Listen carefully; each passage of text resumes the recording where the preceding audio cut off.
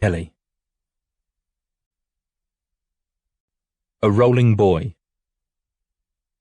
The silver car tumbles end over end 5 times before resting on its roof at the crossroads. A traffic light shifts from red to green, detecting nothing wrong with this arrival, and the headlights glare through the rain and the wheels keep spinning, flicking their spray at no one in the empty street. All is quiet. A kebab shop, yellow haze. The stark whiteness of an off-license, and the spatter of residential windows glinting like fairy lights. Faces peeking through the curtains. There's a scent of sparks from the fireworks behind the terraces, and from the car's roof where it scrapes along the road. The car sits steaming in the cold, the upside-down world reflected in the wet tarmac. It was the wetness that made the tyres slip. Tyres, illegal, 2 bald beige threads. And it was the Jägermeister he'd brought to the party, and the pills still fizzing inside his stomach. The car's wheels begin to slow, like a worn-out clock. Nothing moves, but everything speaks. The car speaks. The signs speak. It all speaks, so quiet, so gentle.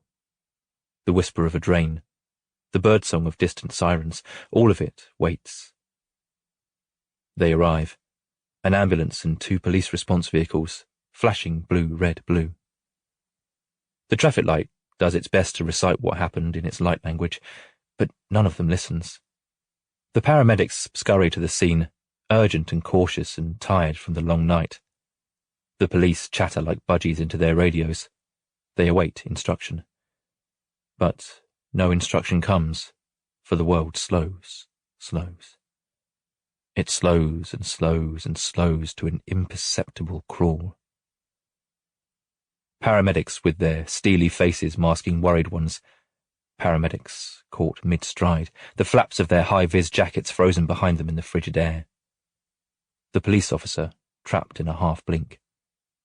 The rain, suspended in space, a billion glass beads reflecting the scene. I pass through all of it. Through these hanging raindrops, through the emergency team, and I relish the weight of my body and the crunch of windscreen glass beneath my bare feet. I tread towards the car, over these fragments scattered like the diamonds of some careless jeweller. A sign reading 30 leans mockingly beside the driver's side door. And when the driver, 29, the man who is still a boy, Samuel Preston, sees me through the side window, his eyes are wide. His eyes are wide because he knows who I am and why I've come. Everyone knows at the end. He'd planned on proposing to his girlfriend this New Year's Day. Now he's sprawled on the upside-down ceiling, all crushed and crooked, strapped awkwardly in his upside-down seat, legs mangled somewhere above the steering wheel. Arms broken, neck broken, the column cracked, its wires kinked. I kneel down, open his door. His friends are unconscious, one in the front passenger seat, one in the back. Samuel tries to move, but I hush him. I lean into the car, holding his head on my lap, and I stroke his hair, and he's scared, and I tell him, it's okay now. It's okay. He tells me he can't move, and I say, I know. It's okay. He says, is this it? This can't be it, can it? And I don't answer because he already knows. And when he asks if this has to happen, I say, yes, it's okay. Close your eyes now. He does, and he winces from the pain. I whisper some things. I tell him things a person should only know right before they die, and the pain rushes away and he relaxes, caught in this motionless double world where the light flickers from blue to red, back to blue, minutes in between. He asks, will you tell my girlfriend what happened? I can't, I tell him, but someone will. She's pregnant. I know, it's okay. Close your eyes. Oh God, he says, oh God, I'm going to miss it. I'm going to miss everything. Samuel Preston stares through the shattered windscreen. For 8 seconds he's still. Then he slips the bracelet from his topsy-turvy rearview mirror, wooden beads on elastic. He holds them to his lips as he cries, and he smells them and he remembers. His face is tight and brave. and we rest in the stillness, just he and I. Silent, and the smell of the bracelet is the last thing Samuel Preston ever knows. Samuel Preston, 29 years, 5 months, 4 days. 3 years tumble away like rolling cars, and in the first quiet hours of another January, I wonder. Samuel Preston hasn't left my mind. None of them do. So I wander, skirting the city and slipping through those in-between places, the jigsaw puzzle of concrete, the trees trapped in brickwork troughs. I like to stumble upon these green nooks in a grey town, nooks hiding away, hoping never to be found by developers, and I watch them dissolve into more flats, more houses. A canal runs along the edge of the town, obscured by train tracks and metal fences, little walkways, alleys, underpasses. It's lined with yellow willows whose weeps drape into the water, and there are bramble bushes tangling, and you could almost imagine you were in some paradise. The illusion is shattered by the rumble of a train, or an island of sewage drifting through the reeds, or the power lines peeking over the tops of the trees. It's a paradise, apparent by its own contradictions, all the more precious for its rareness. I wander the path beside the canal, and I pass a teenage couple hand in hand. I don't want to think about who they are or who they'll be. They're a young couple now, and that's enough. There's a man sitting in a green sleeping bag beneath the rail bridge. The arches of the bridge are a patchwork of greys where the council paints over the graffiti, and the graffiti crawls back over the paint, and the paint wipes over the graffiti in an eternal battle where neither opponent will ever meet the other. There's a stink of piss, a musky scent of cannabis. The man in the sleeping bag asks for a cigarette, and I tell him I don't have one. I pass beneath the bridge as the rising sun cuts red and gold through the willows, like a photograph flare in my little oasis. This is the park with the playground at one end and the cemetery at the other, and this is the park where I sit on the bench and watch John Lamb, the old man on his morning walk. He dresses the part with his baggy beige trousers and floppy shoes, his tatty tweed jacket. There was a time he'd come here with his dog, Virgil, a cocker spaniel, and the two of them would stop to greet every other dog who's crossed their path, and John would smile at the owners and say good morning. And sometimes they'd chat about small things, about dogs and rain, and then they'd all be on their way. But Virgil died 2 years ago from old age and from his broken heart for John's wife, who died the winter before. Now John walks alone, and I watch him toddle the long diagonal path through the green, away from the brick wall alley, through the corridor of trees, past the swings and springy jeep towards the main road. His stomach is empty because the bacon was off. His hand is empty with no Virgil leading the way, and his arm feels too light, like it could float away and reach his dog and his wife waiting up there somewhere. He walks past me, this old man, and he doesn't look at me. I watch the waddle in his step, where his knees are stiff so his hips do the work, and I watch the way his fingers clench and unclench. I watch the wisp of white hair on the back of his head, the way it wafts with every step, and I listen to those flappy shoes squeak and creak on the tarmac path. I can taste the staleness in his mouth from the lack of breakfast and no cup of tea. I can feel the socks about his shins, the itch in his crotch, the belt hanging loose around his waist. I can hear the way he tries to ignore the traffic to better remember how this place felt when he was a boy. And as I watch him, this dogless old man, I think of his wife, and I think of bread and butter pudding, and I watch him walk this same walk, alone, week after week after week. A morning man. John will often go a fortnight without anyone speaking to him. He'll visit the shops just to pass people.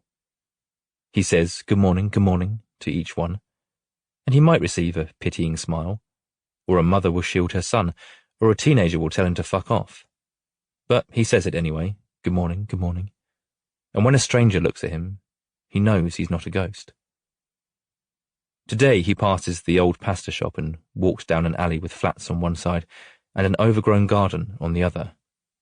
The garden hides behind a wire fence, and sometimes John peers through the fence and watches the resident goat munching on dandelions and brambles.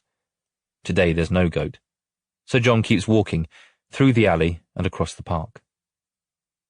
There's a young man on the bench, listening to music in his headphones. Good morning, good morning. John doesn't need anything from the shop, but he's going anyway. If he buys something, he's almost guaranteed a few words. Cash or card? Would you like a receipt? They're empty words, but they're words, and John cherishes them like fossils on the beach. A woman walking her dog. John says, good morning, and the dog sniffs John's knees. He's unsure of the breed. A shaggy little thing. Oh, he says, hello there. You're a handsome boy, aren't you? The woman is in her early 30s. She smiles, and it's a real smile, but she eases her dog away from the old man and disappears down the alley past the goat garden. John's heart knocks against his vest. He checks his watch. He wonders if that lady and her shaggy dog always walk on this path at this time, and if they do, maybe they could pass one another regularly. Regularly enough to say, good morning, and then maybe, how are you? How's the doggy? Lovely day, isn't it? John daydreams a whole scenario in which this woman asks him about his life, and he asks about hers, and eventually she invites him for dinner with her family, a husband and 3 boys, and he visits every week, even at Christmas. John keeps walking. At the shop, he chooses things he knows will soon run out. Bananas, milk, chocolate for later. And when he brings the items to the counter, he says, good morning, chirpy as if it was the first time he'd said it. The young man at the counter walks away from the till. A red light indicates that the till is closed, but John hangs around a bit longer before using the self-service. He walks home without a word, and when he steps through the front door with his bag of shopping, he sees me sitting on his settee with 2 cups of coffee. I say, good morning. John's house is dark even when the windows are bright. Dust floats about, settling on the settee, on the coffee table, on the piano with all the darts trophies. The place is tidy but for the dust. Thought I saw my old English teacher the other day. I watch as he meticulously packs his shopping into the cupboards. He tucks the plastic bag into a drawer beside the fridge. He tidies some bowls and plates from the draining board, and when he's done, he sits beside me and holds his coffee in both hands. Looked exactly like him, but it wasn't him. Yeah, that teacher was a real horrible cunt. Nothing was ever good enough.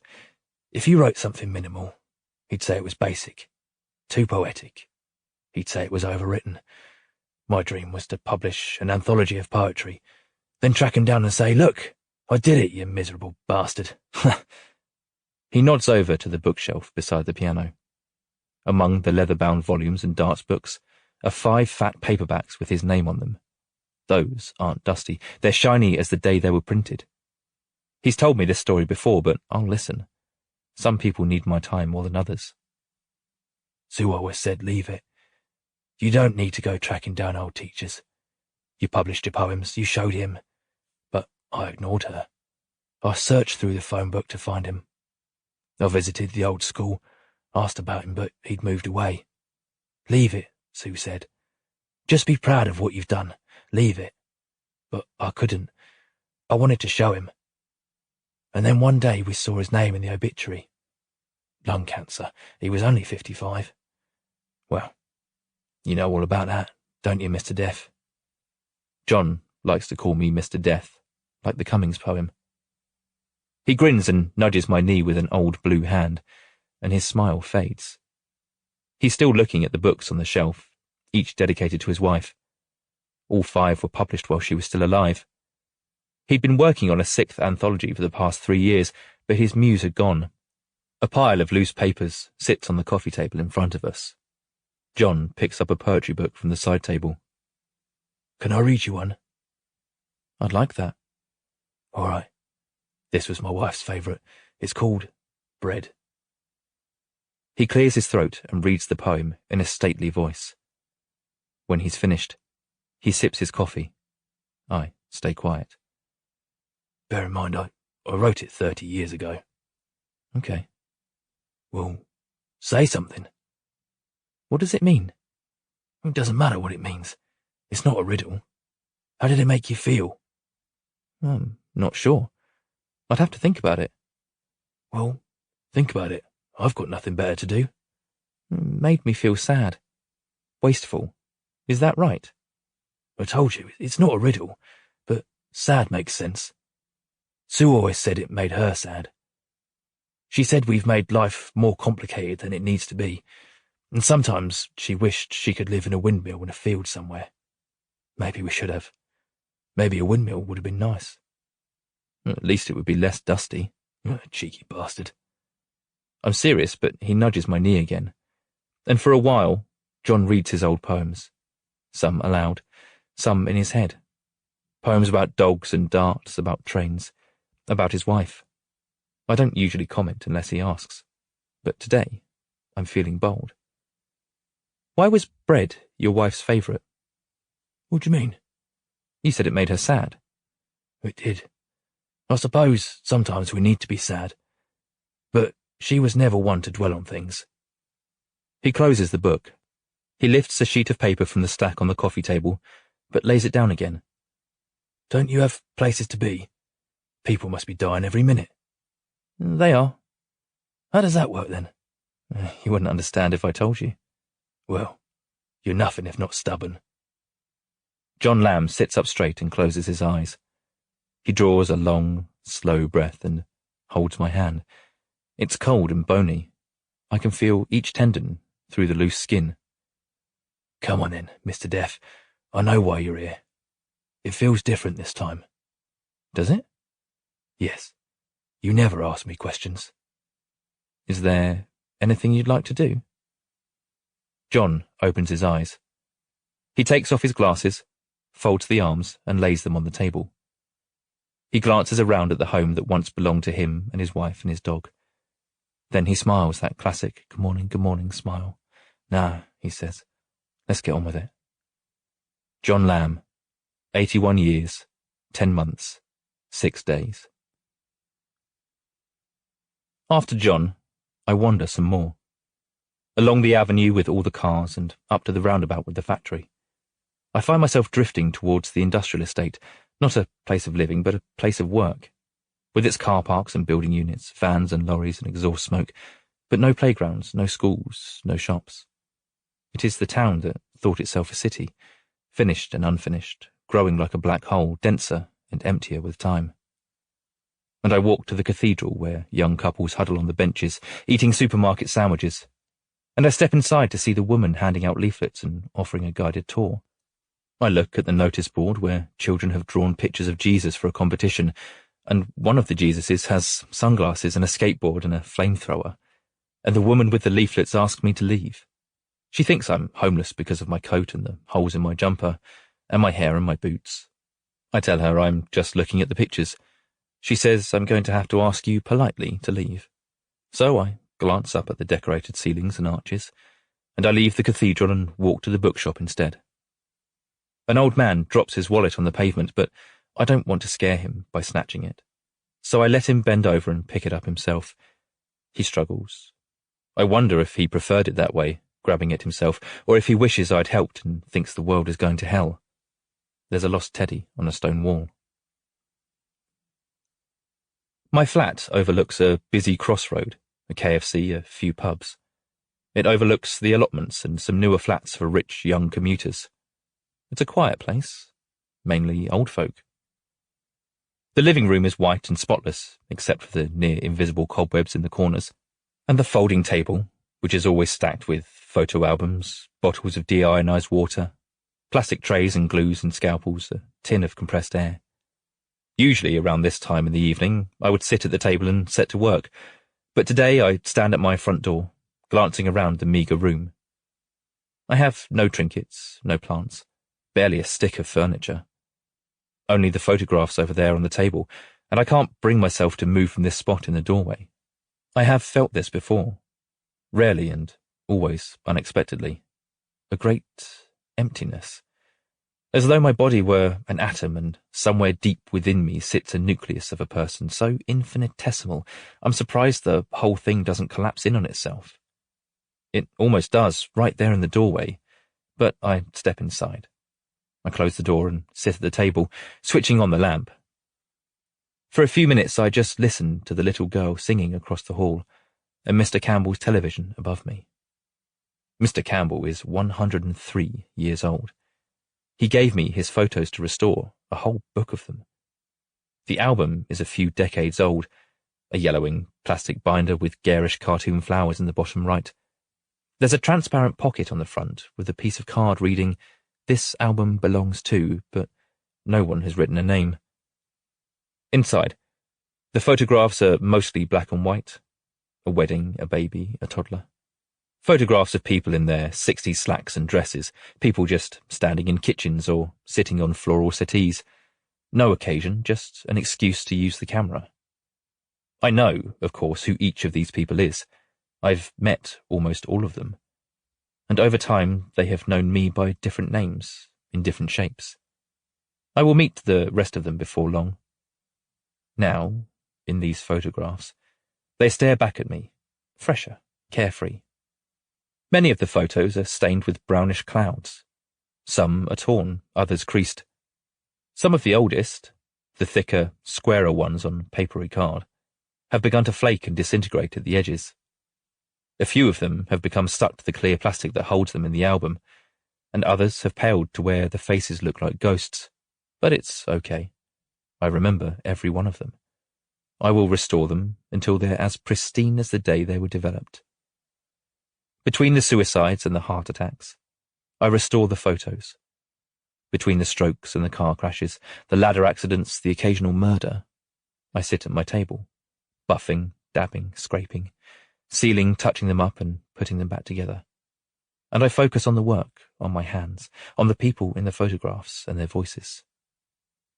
Today, I start by cutting one of the clear pockets from the album with a scalpel. With a gentle touch, I try to tease the photo away from its plastic. Too firm and I'll risk tearing the picture. It's stuck tight, so I fill a plastic tray with deionized water and submerge the photo. It's a picture of Mr. Campbell, Ronnie Campbell, and his sister Lily Bennett. They're both in their 20s, playing Battleship on a flock carpet. Ron won 3 times in a row, and Lily wouldn't speak to him for the rest of the night. The plastic comes away from the photograph with a little help from the scalpel.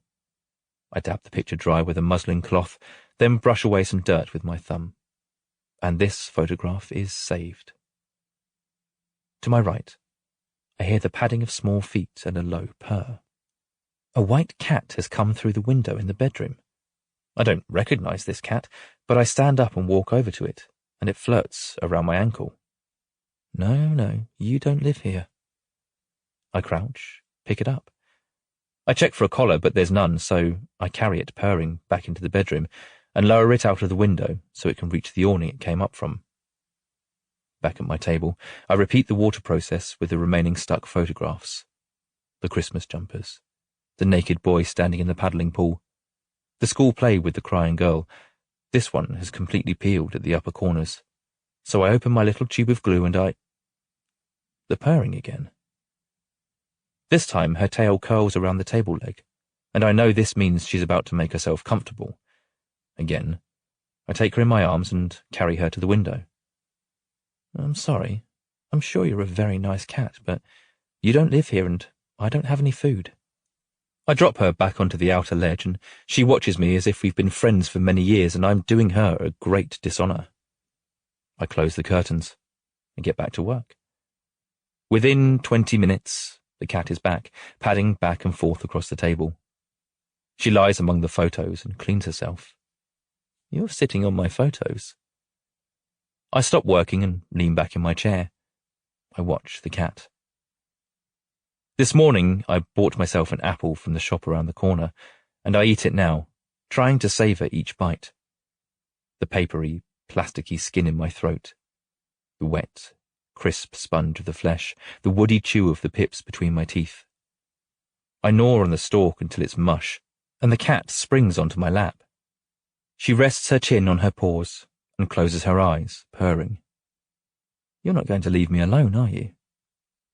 I gently push her off, wipe my hands on my jumper, and walk out my door to the one across the hall. When Dahlia answers the door, she's wearing pajamas and rubber gloves, She looks concerned to see me, as if the only reason I'd knock would be an emergency. The building is on fire or there's a murderer running around. Do you have any cat food? Cat food? Maybe. Why? A cat has come through my window. She's hungry. I step aside and we both look into the open doorway of my flat, at the white cat licking herself on the carpet. Dahlia says, "Okay, wait there." She starts rummaging through the kitchen cupboards, first the top ones, then the bottom ones, including the one under the sink. She takes out all the bottles of bleach and boxes of washing powder, cans of fly spray. She places them all around her on the floor. I'm sure there are biscuits here somewhere. We used to have a cat, but he got squished the day we moved in. I appreciate you looking. Mum, what are you doing? Looking for cat food. Their flat is much like mine, except its layout is a mirror image and it's full of ornaments and framed photos. The television is on, but no one's watching. The floor is strewn with toys, magazines, colouring books and a 1-year-old pulling cushions off the sofa. You're the man who lives over there, aren't you? I look down at the 7-year-old girl. Her skin is paler than her mother's, her hair fairer.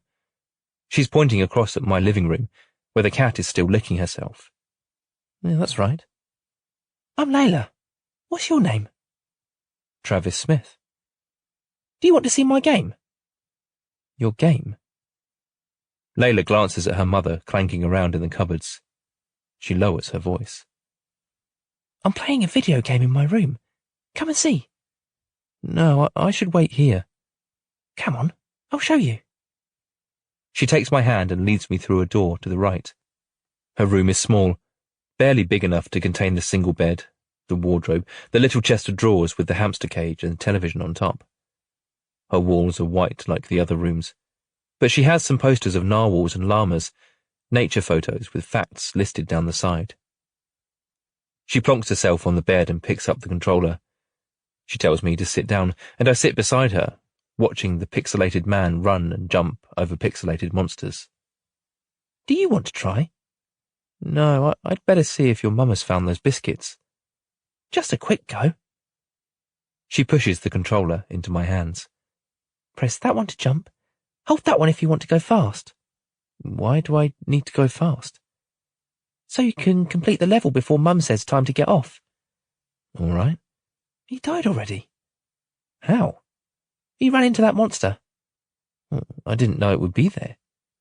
Well, that's the point of the game. You've got to watch out for them. It's all right. You've got 2 more lives. Dahlia comes into the room with a yellow box of cat biscuits. She says she's not sure how old they are, and I tell her they look fine, thank you. Layla looks at me. How come you've got a cat but no cat food? It's not my cat. She just keeps coming in. Right. Time to get off, Stinks. Get your jammies on. We haven't done this level yet. I don't care. Jammies on now. Can't we just finish this level? No. You've got school. Brooke's mum lets her stay up till 9. Well, I'm not Brooke's mum. Please, Mum. We're nearly done. Dahlia looks at me as if for help, and I look at Layla. It's okay with me, but only if it's okay with your mum. She glances between us, trying to decide what a good mum would do. 5 minutes. I mean it. Then bed. Layla whoops and grabs the controller from my hands. She tells me she'll show me how to do it. Dahlia shakes her head and leaves us alone. Now, Layla takes her time, collecting every coin, stomping every monster. She explores every hidden area, every power-up.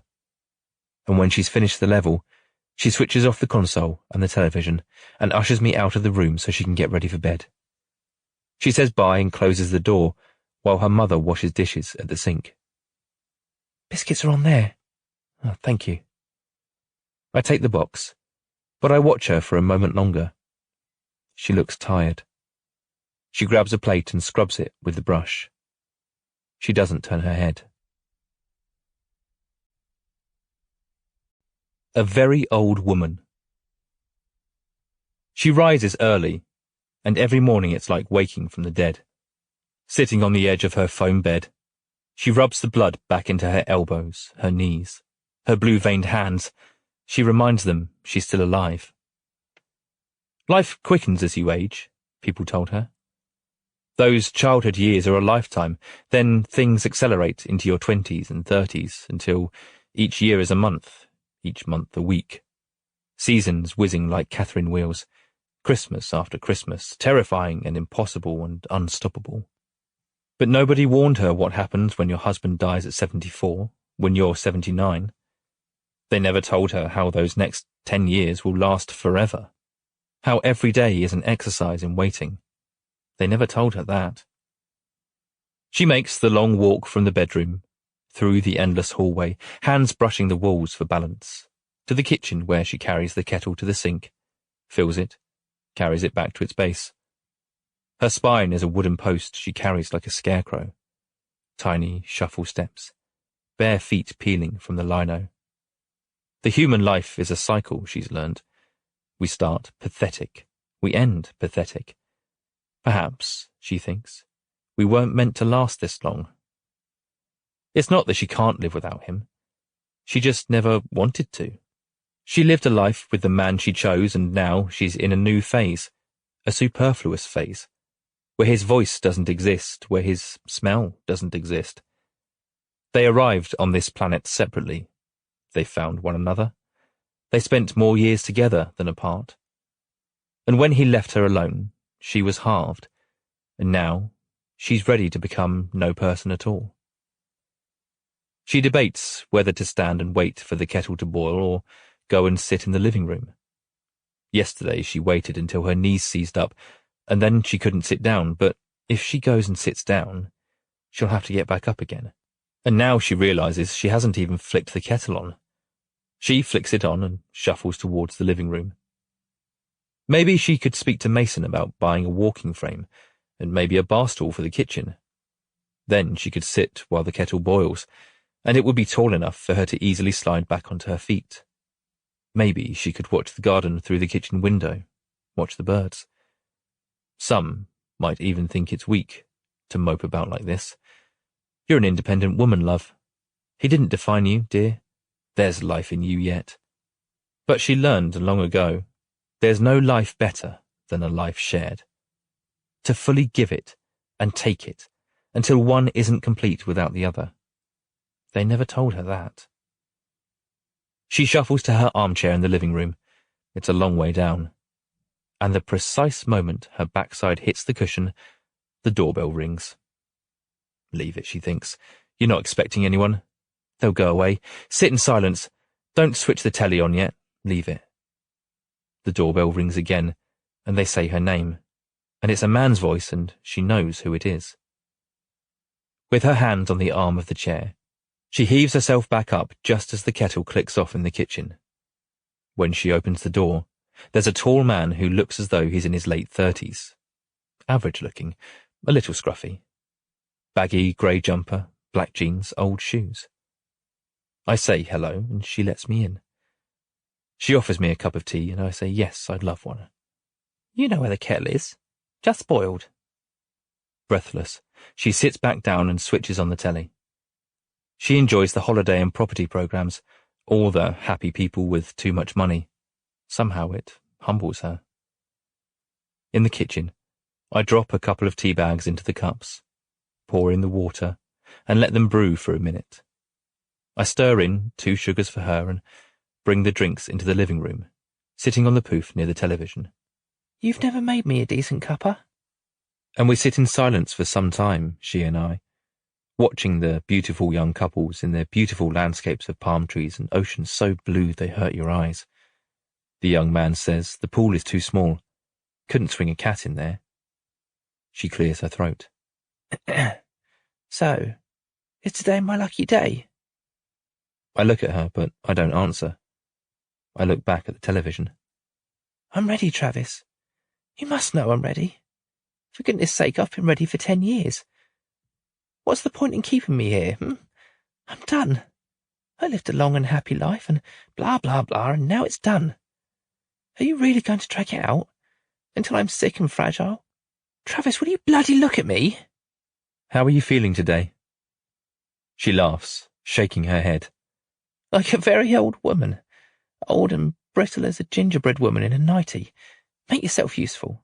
Go and fetch the biscuits, will you? I do as I'm told, grabbing the red tub from the cupboard next to the fridge, resting it on her lap. She opens it, the sweet wheaty whiff of malted milks and custard creams, a couple of old digestives. She never cared much for digestives, but she stares at them now. She doesn't move. You know, when Nicholas died, I wasn't sad. I mean, I was sad, of course, but it's not tragic, is it? Not in the same way that a young person dying is tragic. Old people are supposed to die. We all know you're coming for us, but Nicholas, he wasn't ready. I think he would have liked to die after me, so I'd never be on my own. I didn't think I was ready either, but when you took him, I knew I was. There's a certain dignity to it, isn't there? Bowing out while you still have all your faculties, while you still know who you are. I expected you'd come for me before long. Now she looks at me, glossy-eyed. You don't know what it's like, Travis. You think you do, but you don't. To lose someone important and to live all those years without them. I know she's not just talking about Nicholas. Is it even your decision? Do you choose who stays and who leaves? Do you choose when and how? Or are you just a servant, just a force of nature? I sip my tea, and when she realizes I won't answer, she takes a custard cream from the tub and dips it, watching the young couple drink margaritas on the balcony. Around the corner from a closed-down pub lies a strip of houses where the front doors open directly onto the road. A ditch runs behind the houses, alongside the little gardens, murky water flowing from a corrugated pipe. Each house is a different colour, a grimy duck egg, a dripping grey-white, an exposed brick, a flaky pastel yellow. I knock at the brick one. Inside, the children race up and down the stairs, squabbling over a superhero mask, while the mum tries to sleep and the dad dismantles his motorbike at the kitchen table. He yells for the kids to shut the fuck up. They don't, so he says it again and puts a bit more throat into it. He can't even think straight. He was counting bolts, and now he doesn't know what goes where or why he's even dismantling this bike in the first place. This man, this dad, was the world's best dad for his first and second child, but somewhere around the third and fourth, he grew too accustomed to it. He grew so accustomed to being a father, he forgot himself, and a numbness crept through his muscles and his face, until his life was a viscous liquid in which he could barely keep afloat. And now, he couldn't love those children if he tried. Of course he loves them. He would protect them with his life. But he doesn't love them the way those kids love that superhero mask. He doesn't feel it. He can't look at these children and feel excited or proud or thankful. He's too close, like trying to read the words of a page your nose is touching. Maybe if he could live somewhere else for 6 months, he'd come back and see them anew, but he'll never have those 6 months, and he won't feel a thing until exactly 1 year after the youngest leaves home, his motorbike still in bits in the kitchen. The little girl is crying now, and the boys give her the mask, and the house is quiet for the first time since dawn. Now the dad hears a knocking at the door. He answers it. He sees me. A flicker of confusion. Am I a delivery driver?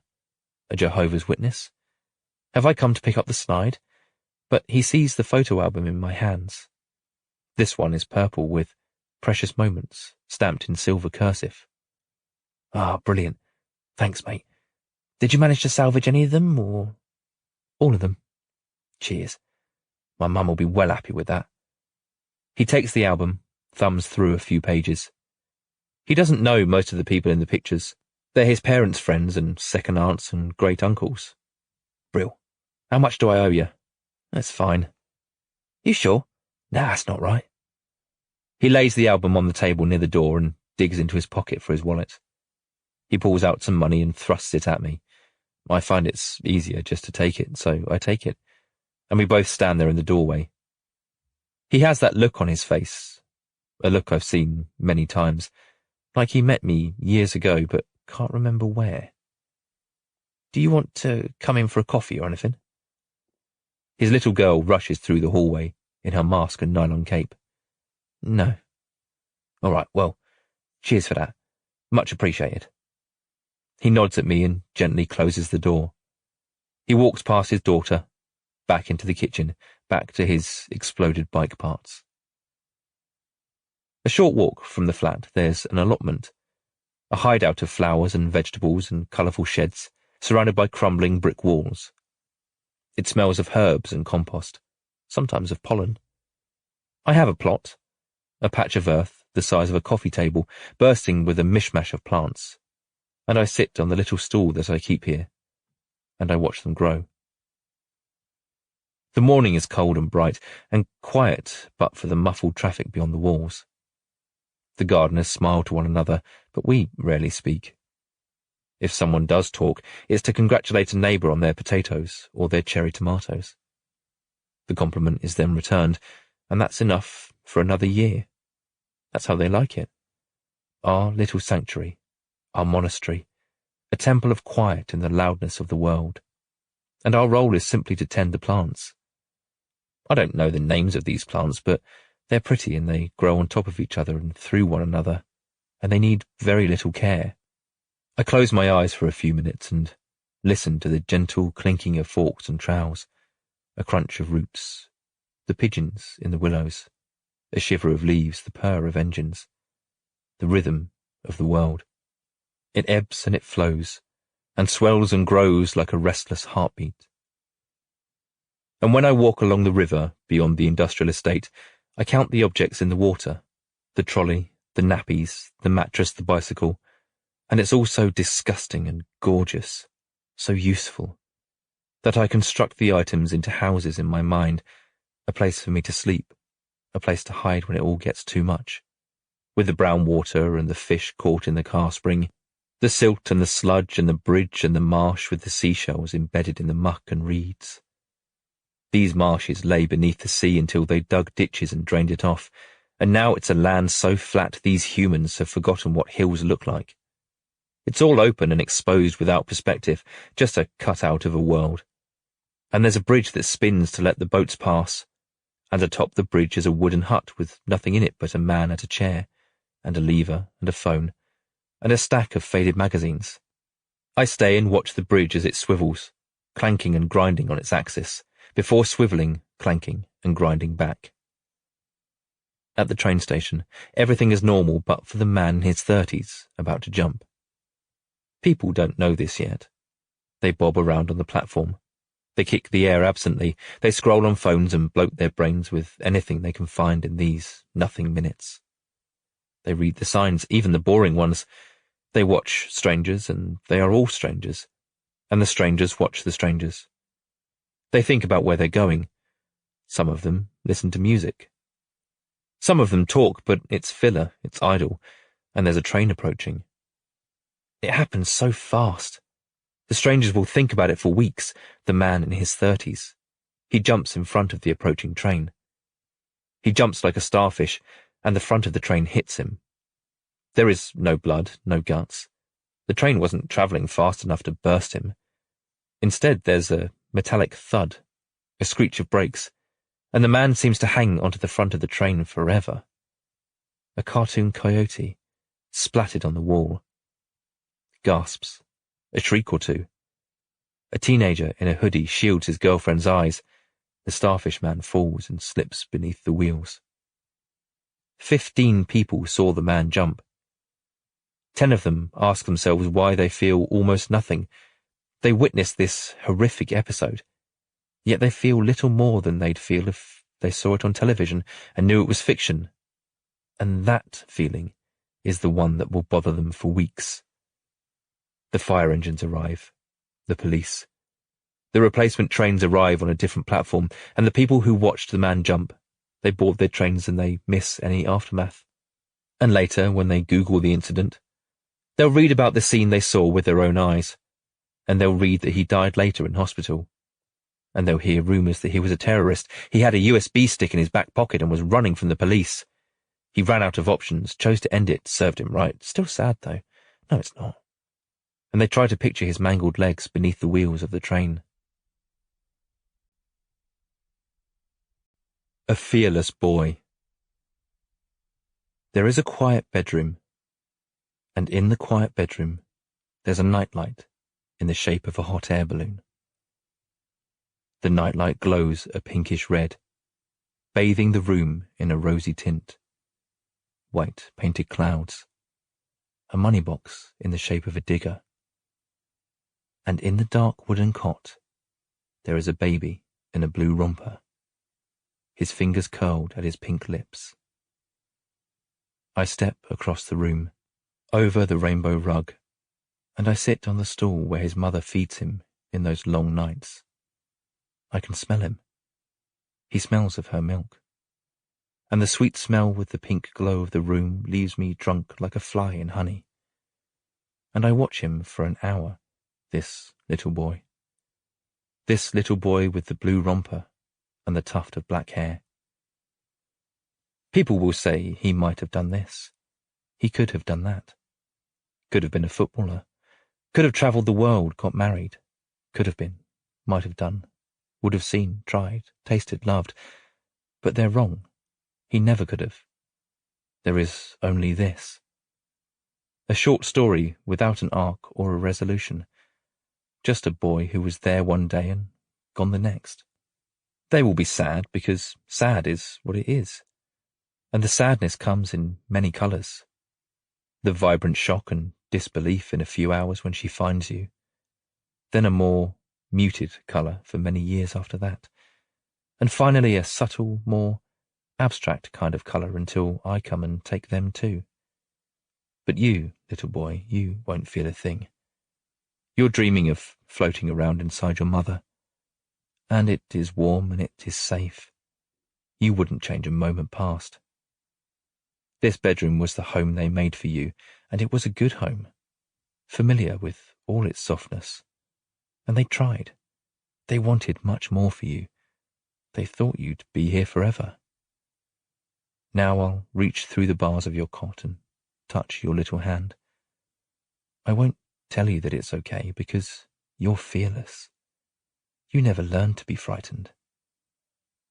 And as your breathing slows, and your mouth dries, and your fingers run cold, I'll recite a bedtime story I thought you might like. Noah Finch, 0 years, 5 months, 29 days. Some nights, when my head is loud, I wander the streets like a stray cat, and I try to dampen the noise by humming. I'm inside everything, everyone, everywhere, between it and through it, every seed in every pod, every fragment of gravel, that blade of grass leaning against that blade of grass, and I squeeze my eyes shut and I walk like that, fists clenched, the beauty of everything, the handprint on the window, the porch with the flickering light. I am tired and awake, and I think about the little family across the hall, the midwife and her girls, and I think about the rotten bodies, stiffening, then loosening, bloating blue, their skin taut and papery, gums receding to reveal the longer teeth, the longer hair, the longer fingernails, and I can feel the man farting as his wife spoons him, and she calls him a smelly bugger, but doesn't let go, and how about the baby who, at this very moment, almost chokes on the tiny plastic shoe, but doesn't, and no one notices, so nothing matters, or the woman praying to God that her husband dies, or the vinyl record buried in the garden with all the little glass bottles, and the woman who dances after hours in the hall with the mirrored walls. No, no, hum, hum, hum. And I'll walk and walk until the sun screams over the rooftops, long shadows, and she brushes her teeth and spits in the toilet because the sink is blocked, and he measures his penis with his phone, then measures his phone, and I walk and walk and walk and walk.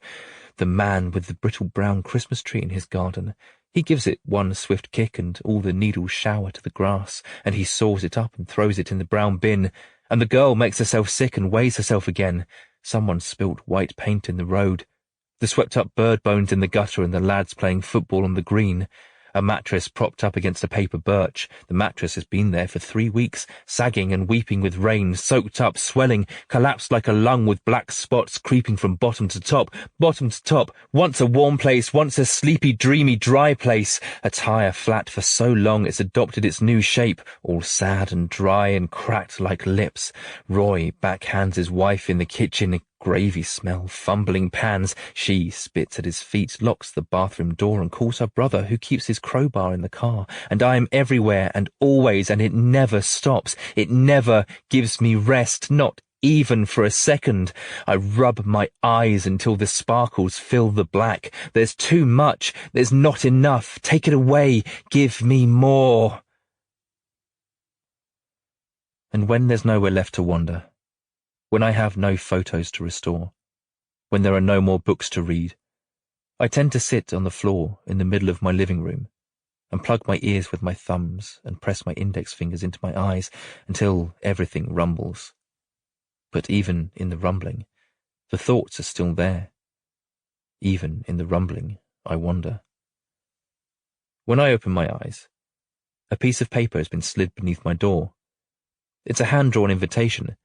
Come to my 8th birthday, with a time and a date and a location, right across the hall.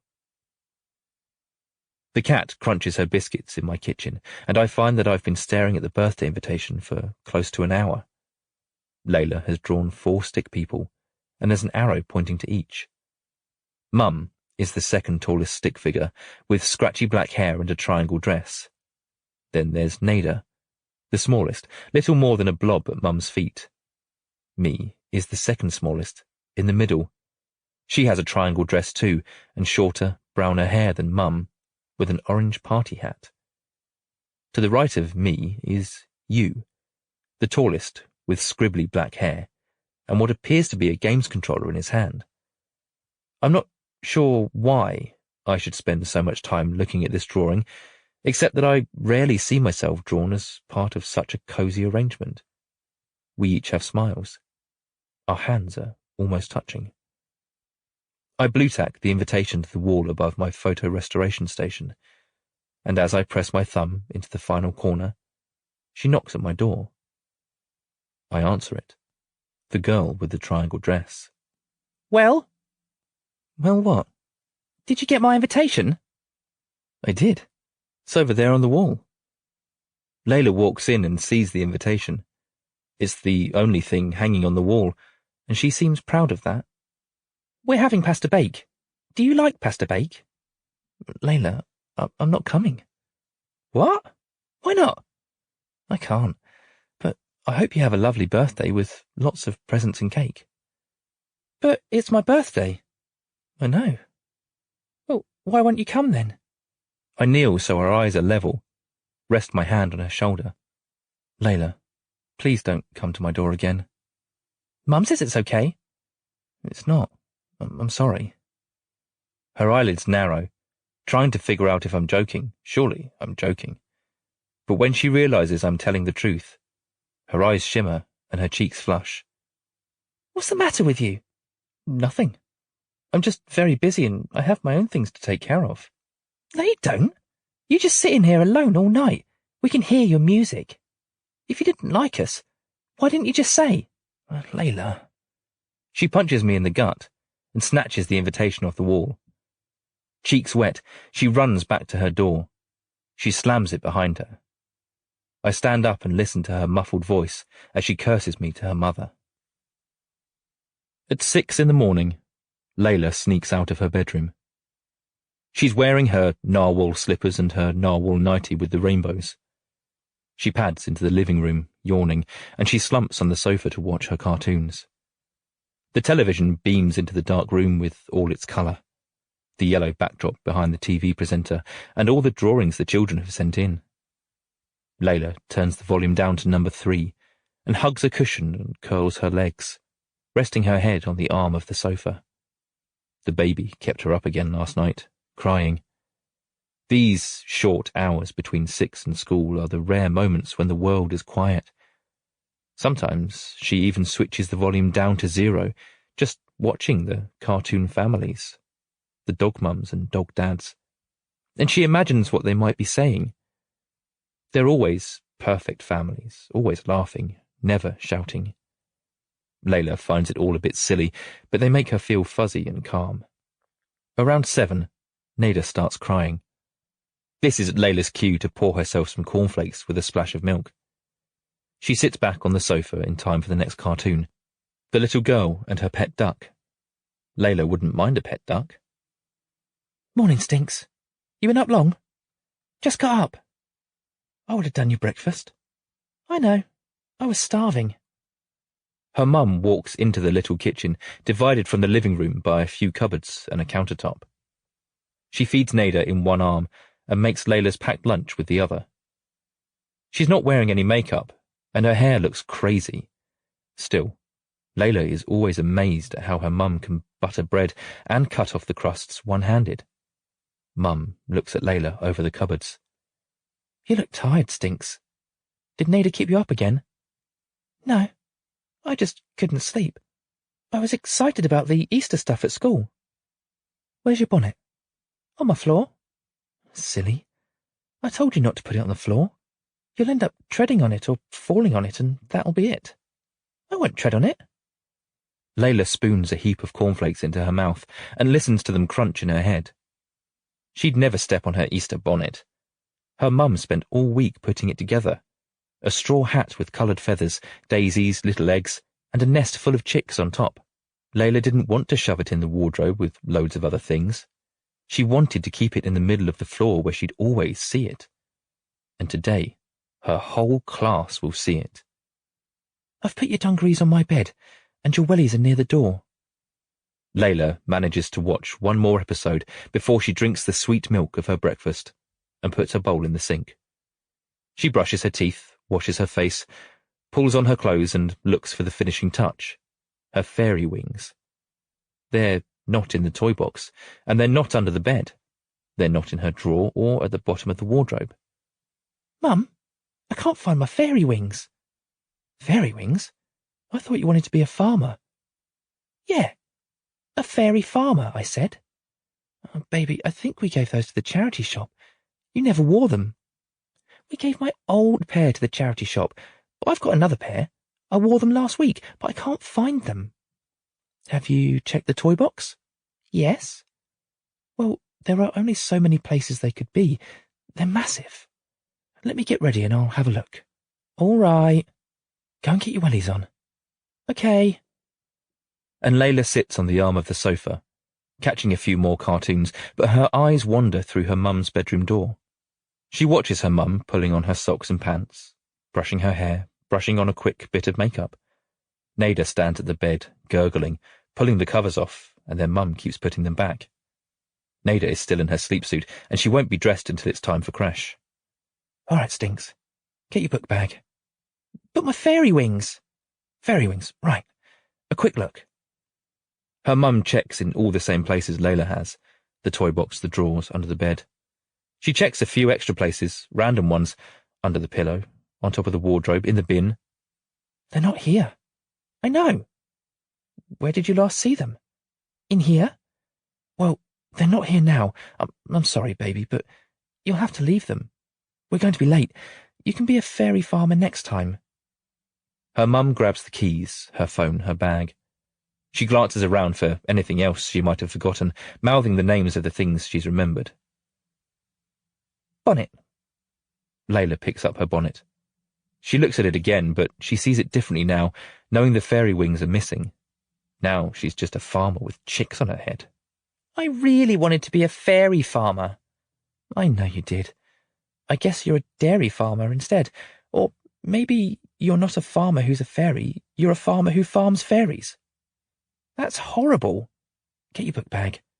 Why are they farming fairies? We have to go. Where's your lunch bag and your book bag? My book bag is broken. The zip winged off. Oh, you'll just have to carry it as best you can. Come on. Layla learnt the art of saying okay in a tone that means that's not okay, and she says it now as she grabs her book bag and her mum nudges her through the door. They walk down the stairs, the baby in her mother's arms, and into the car park where the little car waits. Mum straps Nada into the baby seat in the front, while Layla straps herself in the back with her bonnet on her lap. A rumble of thunder, and her mum glances at the sky. You haven't got your coat. Are you going to be all right without your coat? Yeah. We don't even go outside when it's raining. Oh, wait there. I'll get it. It's okay, Mum. Layla's mum locks the car and rushes back into the flat. From where Layla is sitting, she can see Nada in her baby seat. Nada is enjoying a lovely sleep now, after keeping everyone up all night. Layla knows some siblings at school who are friends, like the siblings in the cartoons, but she can't imagine ever being friends with Nada. She's annoying and useless, and pretty stupid even for a baby. She doesn't walk properly, she mainly shuffles herself along on her bum and pulls herself up using table legs or chair legs or human legs. Looking at her now, Layla feels nothing. Her mum comes back, breathless. She hasn't brought Layla's coat. Sorry, babies. My phone rang. Her hair is a mess again, and she slides into the car just as the clouds burst. The rain is loud on the car's roof. Oh, that was lucky. Just missed it. Got everything? Yes. Got my purse. Got the baby. Let's go. She starts the car, backs out of the car park, and straight into a queue of traffic. At the old flat, they could walk to school. But when they moved, Layla's mum gave her the choice of moving schools or staying put. She chose to stay put, and she's felt guilty about it ever since. The journey always makes her want to cry. The congestion, her mum's swearing, the clock ticking away. But today, Layla's mum turns off the main street. Where are we going? I think we can miss all that traffic if we go this way. Is it a shortcut? Not really, but at least we'll be moving. Layla looks out of the rainy window. A few unfamiliar turns, and the town dissolves into fields and winding roads with ditches on both sides. No traffic in sight. Just a mum, a baby, and a non-fairy farmer.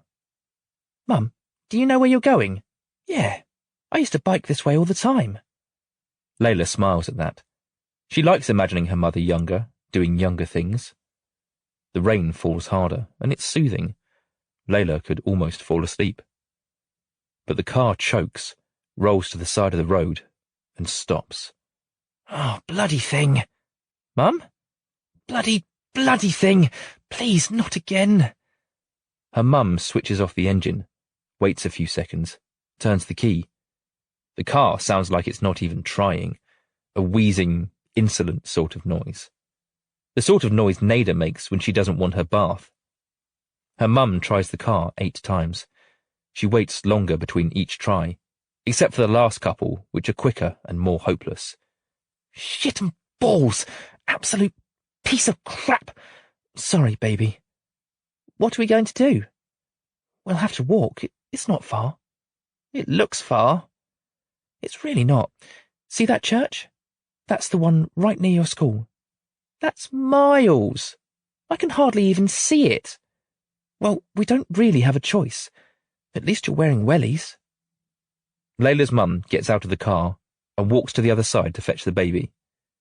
She pulls Nada's canopy over the car seat, unclips it so it's a carry cot, then opens the child-locked door for Layla.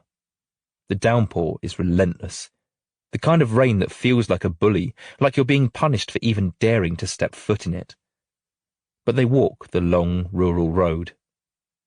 Out here in the open fields, the world feels like it goes on forever. The road disappears over the horizon in both directions, and the sky is metal grey. My bonnet's getting wet. Give it here. Mum rests the bonnet gently on top of Nada, below the canopy. Nada wakes and starts grumbling. She doesn't like the bonnet. Mum hushes her, says it'll only be a few minutes. It's still getting wet. The eggs are falling off. There's nothing I can do, is there? What do you want me to do? I don't know. Where's your book bag? In the car. Oh, for God's sake, Layla. I'll run back and get it. Leave it. You'll have to say you forgot it. You've got your lunch, yeah? Oh, we're so bloody late. So bloody late. Why didn't I bring an umbrella? I could see it was going to rain. You didn't know the car would break down? No, that's right. I didn't know the car would break down. Nada's grumbling builds to a full tantrum, and Mum hands the bonnet back to Layla. Mum, it's getting all— I know, all right, Layla, I know. I need you to be a big girl here. I know the bonnet is getting wet, but there's nothing I can do. I can't pull a brolly out my arse. You'll have to try and fix it when you get to school. Stop crying. I mean it. Stop crying. Right now. We haven't got time. Your bloody book bag as well, for God's sake. I'm going to be late for work. I said stop crying, Layla. Layla stands as still as she can, concentrating on holding back the tears. Her mum stomps off through the sheets of rain. Layla looks at her bonnet, all sticky with wet glue, the feathers all crooked and clumped, the chicks sitting in a pond. The rain slows. Layla stops crying. She follows her mother. Now Dahlia stops walking. She rests the car seat on the road and holds her face in her hands. Mum? I'm okay. Mum, I'm sorry about being annoying. It's okay about the bonnet. I'll fix it when I get to school. Maybe Brooke will let me borrow some feathers. And I remember where the fairy wings are now. I left them at Brooke's. I'm sorry for moaning. She crouches to Layla's height. She holds her little cheeks in both hands. I don't want you to say sorry. I'm sorry. I just wanted you to have a good day, and it's turned into a nightmare, hasn't it? I will have a good day. At those words, Layla watches her mum's lip wobble. She looks like she might cry. But she holds it together, and she smiles and tells Layla she's a good kid. Then she pulls her phone from her bag. What are you doing? Calling Nada's dad. Why? He can pick us up. Dahlia puts the phone to her ear. I thought you didn't like talking to him. Well, sometimes I have to. Hello? Solomon, the car— Yeah. Again. I don't know, it made a funny noise and just stopped and it won't start again. I don't think it's the battery. It might be— Yeah. I did. Yeah. Sorry, I know you're at work. Yeah. Yeah, so if you drive to the flat and then go the way I go to school, but take the first left down Mason Avenue and just keep going down that road and you'll see us. First left. Okay. Thanks, Solomon. See you in a bit. Layla's mum puts her phone in her pocket. She kisses Layla's head and picks up the car seat. Come on, she says. Let's go and wait in the car. Mother runs with Fawn in tow. An acre of woodlands near the garden centre roundabout. A windy night. Harder to hear the cars, but the mother knows only one thing. Find the next home. This one lasted us well, but you've outgrown it, love. I'll find you a new one if it ends me. She peeks her head from the brambles, almost gets her skull taken off by an articulated lorry. Big yellow lights and a whoosh. Fawn waits. Mother bolts to the roundabout. Fawn follows. 3 cars pass, each of them lighting up the scene, the mother and the fawn like a Christmas card, but for their white, glowing eyes and stark shadows. They stand still, as if camouflaged, but they're not. After the 4th car, she bolts again. Fawn follows, lolloping down the bank of the road, through a strip of overgrown footpath, along the outskirts of a barley field, towards the copse she'd scouted 2 nights ago. Fawn watches the barley shimmer in the breeze. The copse on the horizon, black against the brownish clouds. This copse will be their new home. Fawn thinks about the acre he grew up in, and he thinks about his mother. She's all he's ever known. He liked it better before he knew about cars and lorries. The mother contemplates moving through the barley, or towing the perimeter of the field. On the perimeter, they're exposed. In the barley, monsters might lurk. She raises her head, pricks up her ears, waits, deathly still. She creeps along the right edge of the field, and Fawn follows. She listens to the traffic behind them, and to the rustle of the barley. She feels Fawn brush against her back legs. She doesn't take her eyes from the copse. They make it halfway across the field before there are lights again, not from a car or a lorry, but something she's never seen. A hulking, 100-eyed creature with rumbling turbine mouth chewing up the field. It has spider arms, and it breathes smoke, and it's heading towards them. Again, the mother stops. Fawn stops. If they stay still, perhaps the spider won't see them.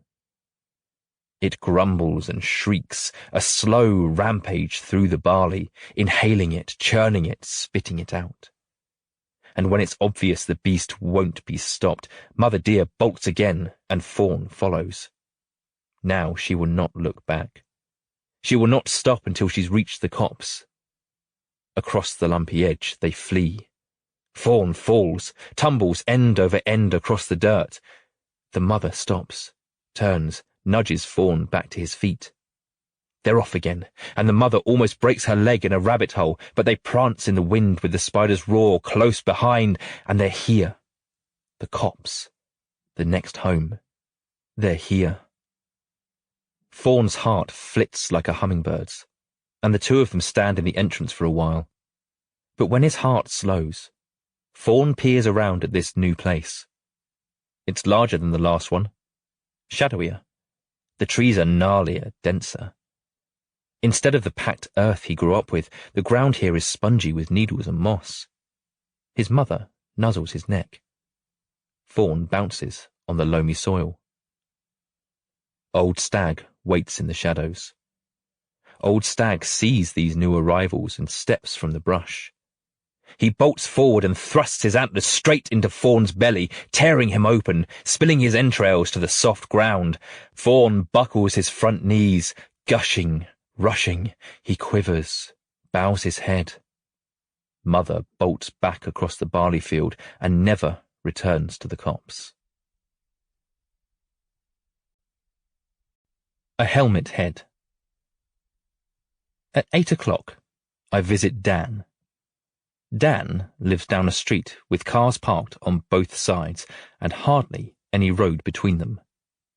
He's 38 but looks 50, and when he slumps to the door, his face brightens to see me.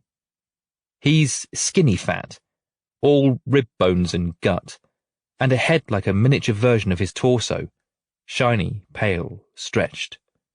Running shorts, red vest. He steps aside, ushering me in with one hand clutching an energy drink, and a smile like he's inviting me into a 5-star hotel.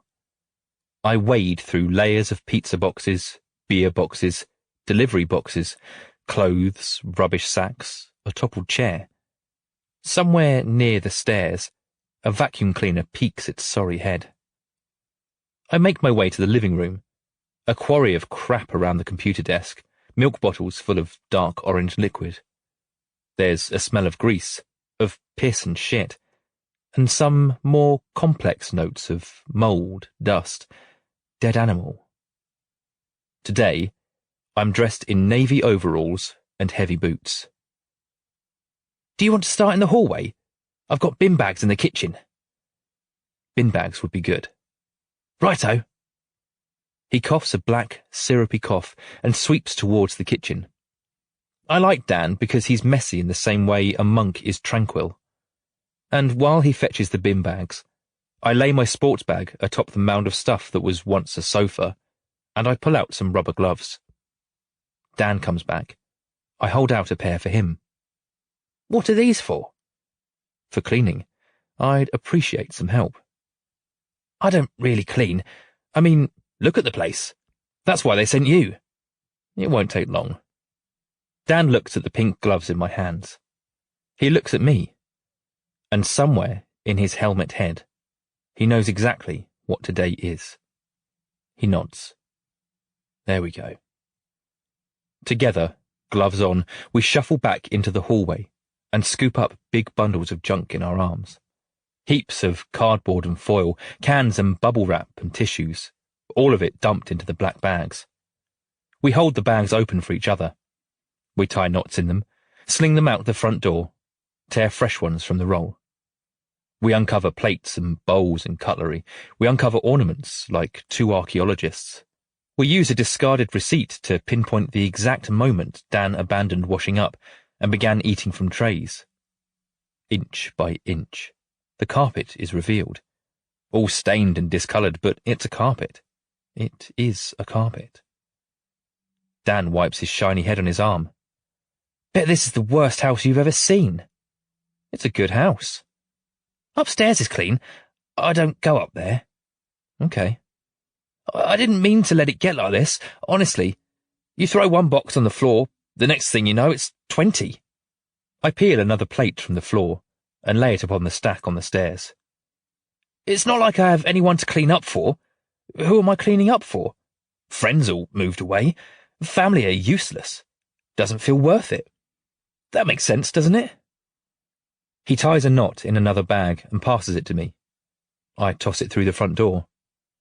And we stand in the hallway, marvelling at our good work. It still stinks. It's still dirty and crusted with grime. There's a brown shoreline on the wall where the rubbish reached, but the place is clear. There are 3 other rooms filled to the light switches, but this one is done. Dan can walk without wading, and I can see it's unfamiliar to him. His face turns pink and he bites his index finger. He tells me he knows who I am. He tells me he knows why I'm here. He says he's not ready and he'll try harder. He knows he hasn't looked after himself. He just needs a friend, he says. Just one good friend. He's not ready. He's not ready. But the rot in his lungs is like a tree, with its roots all green and dusty with spores and lichen. And as he panics about what's going to happen next, he coughs and sits on the stairs beside the plates.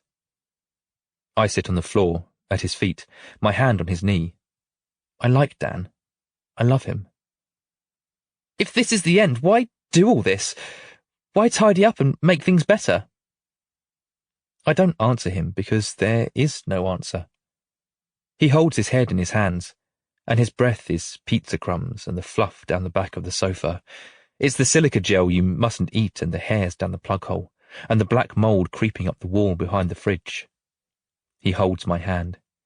He squeezes it as he sobs, and when they find him, they'll say, poor bloke. Looks like he was trying to turn his life around. Stinks of shit. Poor bloke. It's bad for you, breathing all that in. Dan Harper, 38 years, 1 month, 12 days. In the birthing ward, Dahlia remembers the technique her old art teacher taught her. To see the world in shapes and colours, values, he called them, light to dark. The details fade from the white room. A mother cries on the bed, but all Dahlia sees is the blue rectangle of the mattress, the figure splayed on top with her legs in an M. A red shape says something. He says it again and again, and Dahlia looks at him. This red shape, the father, he says something in Polish, and his voice is sharp with universal worry. He's asking about his wife. Dahlia feels a panic attack brewing in her chest. The other 2 midwives mill about at the mother's legs, but Dahlia stays at the head, trying to offer comfort. The baby is in distress. The heart rate is slowing. Dahlia believes the baby's shoulder is stuck behind the mother's pelvic bone. She relays this to the father in English, hoping some of the tone might carry over in that same universal language. The obstetrician will be here soon, she says. Dahlia doesn't realise she's trembling until the mother grabs her hand firm. A mother in pain. She's been in labour for 3 hours and she's frightened for her child. And the whoosh, whoosh, whoosh of the ultrasound, with the crying of the mother and the jabbering of the father, and the murmuring of the midwives with their feet shuffling on the tacky floor. It surrounds Dahlia's head like a sparkling shadow where there's no air and no exit. The mother releases her grip on Dahlia's hand and grabs her arm instead. She says some words, but all Dahlia sees is a round pale mask with a black mouth hole. And Dahlia disappears. She tumbles back, to her first delivery, 5 years ago. A simple hour of pushing and a healthy baby at the end. She'd been so confident then, it was simple. But later that year, one bad birth was enough to ruin her. Now, every time an infant's heart rate drops, Dahlia sees that same purple baby they pulled out. The same agony on the mother's face, contorted in a way Dahlia never knew a person's face could contort. Eyes so distended that it was like the mother was peering into some extra dimension where all the dead babies are kept. And Dahlia sees all this now, in this room with these Polish parents. She can see the baby in that fleshy tunnel, stuck, believing this is what life is. 9 months of comfort, then you're squeezed into a tube and you die. The baby will die. It's happening again. One of the other midwives says her name. Dahlia blinks. They're saying, put pressure on the mother's abdomen. We'll try to ease the baby around the bone. Dahlia does as she's told, pressing with her palm just below the mother's popped-out belly button. She can feel the baby. She can feel its shoulder. The mother cries out. The whoosh, whoosh, whoosh of the ultrasound slows to a whoomp, whoomp, whoomp, whoomp. The father starts jabbering again, louder now. He knows something's wrong and he demands answers he won't understand. Now the obstetrician arrives. No sooner does he walk through the curtain than his hands are inside the woman, feeling where the baby is, figuring out what's blocked where. Dahlia bolts straight back to the mother's side. The mother is delirious, her face dripping with tears and snot. She stops speaking, her head rolls back, and Dahlia knows this woman has given up. She, like Dahlia, knows the baby will die.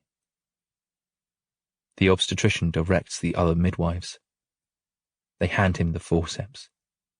The mother stares at the ceiling.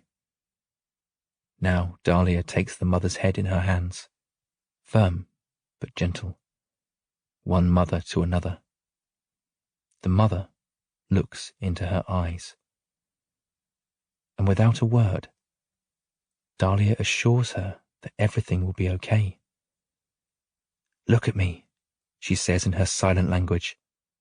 Everything will be okay. Everything will be fine. The baby will live. And the mother nods. Now the shapes and colours sharpen, and Dahlia sees the room more clearly than she ever has. Every dial on every piece of equipment, every laminated poster on every wall, each thread on the doctor's coat, every hair on the mother's leg. In this moment, Dahlia has never seen the world in such definition. And she watches the boy emerge with the forceps, long-headed, slicked with rhubarb and custard, and very much alive.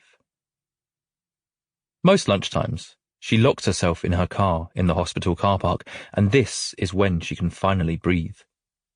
In this airlock, she can breathe. She doesn't switch on the radio. She doesn't eat anything. She just sits and stares at the hedge outside the windscreen. And her mind is all hush and rush, all white noise and disjointed thoughts. But she doesn't fight it. She lets it all happen, just a passenger, a listener. Her breathing slows. Her hands stop trembling. She thinks about the happy mother with her suckling baby. And, by 1 o'clock, she's ready to go back inside and do it all again. In a quiet nook of a lifeless galaxy, 2 planets collide. From a safe distance, they appear to be unmoving, 2 bubbles sealed together by a halo of blue light. It is a silent and awesome spectacle, a rare feat of nature witnessed by no one. Great slow ripples warp across the surface of each planet as rocks and plasma and dust are ejected into the void. This debris will become new moons and rings, but not yet. At ground level, the planets blast open. They quake with pressure and heat and vast clouds of ash. The smaller of the 2 planets, the one doing the colliding, it cracks and breaks apart like a robin's egg. The 2 atmospheres haze and blur with beams of white, enough to blind any creature who might be watching. But nobody watches. An event so epic and insignificant is not meant to be watched. It is destructive and it is creative. and it is happening now. And even on a Friday or Saturday night, by 11 o'clock the streets are silent. The bars are bright and expectant, cocktails waiting to be shaken, pumps prepped for pulling, desserts at the ready, and it all waits, they all wait. These young business owners with their big dreams, but they brought those big dreams to the wrong town. If only they'd have gone further north or south. At this very moment, those cities brim with bustlers from bar to bar, bustlers dressed and giggling for the crazy golf and the themed restaurants, while the cars go slow for the pedestrians. But here, there is nothing. The residents are tucked sweetly in their beds, no one willing to make the first move. Why would I explore a town so dead? And the bars with their faux industrial fittings, their plumbing pipe lights, their hammered metal bar stools and beer bottle chandeliers. They close down, only to be replaced by new ones the following month, refurbished by the next naive entrepreneur, and this is how the town sustains itself, feeding on the dreams of strangers. But there are glimmers of life, for those who look for them. Here is a bar, dank and loud, with its inner walls coated in peeling black paint like a burnt-down house. A sticky dance floor with a DJ booth. Missing toilet seats, missing locks, the funk of bile and sugar. And the humans, these lively humans who dance like mayflies to the same old songs week after week. I stand at the bar, watching them drink their triple vodkas with bitter lemon. The girl with the pink dreadlocks woven into her mousy hair, the girl with the spike-studded boots. The guy with a jigsaw puzzle tattooed on his neck. They drink and push and laugh and hug. They take photos. They flutter in the strobe. Without them, it's just brick and cobwebs. Travis? It's Travis, isn't it? I turn to see a woman in a black dress and flat black shoes. Hello. Yes, it is. Dahlia, from the flat. I say hello and ask if she's out with friends. She says yes and waves over to her friends to show she's not lying. They're standing at a tall round table near the dance floor, and one of them waves. Dahlia points her can of Guinness at me. You on the vodka? Water. Right. Driving? Sensible. Yes. I've never seen you out before. Oh, I don't get out much. No? Oh. She sips her drink and raises her eyebrows, already running out of things to say. We watch the young dancers, the ones who bob their heads, the ones flailing every limb, the ones standing coolly at the side. A jarring transition to another song crashes from the speakers, and some of them cheer and some of them groan. I hope I didn't upset your daughter the other day. Layla? What do you... Oh, you mean the birthday invitation? Yeah, I asked her not to. I knew it'd be weird. Sorry about that. No, it's fine. I think she's worried you're lonely. I don't know if you are. Her words linger, but I stay quiet. And we stand with our drinks, and she glances over at her friends again, chatting among themselves. I sip my water. It's cold, and the bass pulses through the plastic into my fingertips. Dahlia's friends call her over. Anyway, have a nice night. You too. Fluorescent drinks tumble inside her. Secluded bars. The stout has gone to her head, and her new friend for the night is called Ant. And Ant buys her even more drinks, and she thinks he's funny, and the drinks tumble. They tumble. A tumbling blur of people who seem to know what they are doing, loud talking but distant. Bright colours smooshing past her face. The floor, the toilets, the floor. The floor, the toilets, the floor. In the cubicle, she says she'll try it, but not too much. But not so little they'll think she's a wimp. She sniffs it right up. Plywood wall, graffiti. Smudgy telephone numbers. Are you all right, darling? Fine, I'm fine, fine. The bar is a boat, undulating. Fancy word. This is the... Back into the... What? Ant asks her to buy him a drink, but she lies and says she's run out of money. So he gives her some things, and she gets them, and there is something. There's chewing gum stuck under here. We'll get the cleaners to get rid of it. Well, you should. It's disgusting. Oscillating, spinning, around and around. Be careful, her friend says. Looks a bit rapey. Ant and Charlotte and the other. Are you all right? Yes. The other one. Name is Ant. Everyone calls him Spider. She doesn't call him Spider. She calls him Ant. And around until they're outside. Until they're all outside in the freezing night. And the happy people go home, and the sad people stay out for as long as we possibly can. Do you want to get a blah blah blah la la? Del? Dahlia? Some food? Do you want to get a kebab? I already said yes. No, you didn't. Fresh air. Taxis. Snow. Hot vomit in the cold snow. That's it, darling. Bring it up, girl. All those wonderful, colourful drinks. Brown, sweet and sour. Ant goes home. Charlotte has gone. They asked if she'd be okay, and she just walks. And the fresh air rushes into her brain, soothes it. Phew. God. Need to get home. Where is home? What is home? Shit. Okay. Concentrate.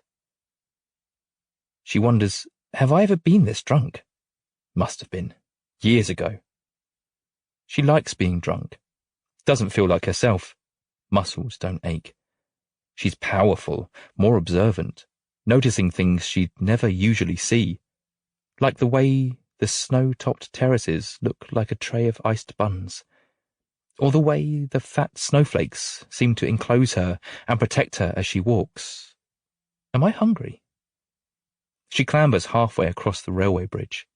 She peers over the water, the buildings, the orange lights. She vomits again over the brick wall, liquid steaming in the bitter air, and she imagines she's a dragon breathing fire. Throat croaking, roaring. And she feels lighter now, having purged herself. She closes her eyes and breathes the sharp air, and she totters again to the flat.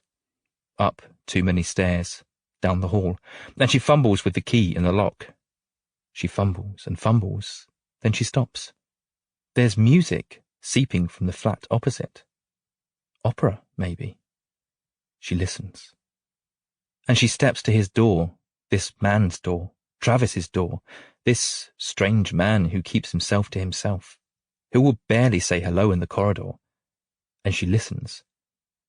She's not sure why she's here. Is he handsome? He's kind of plain, isn't he?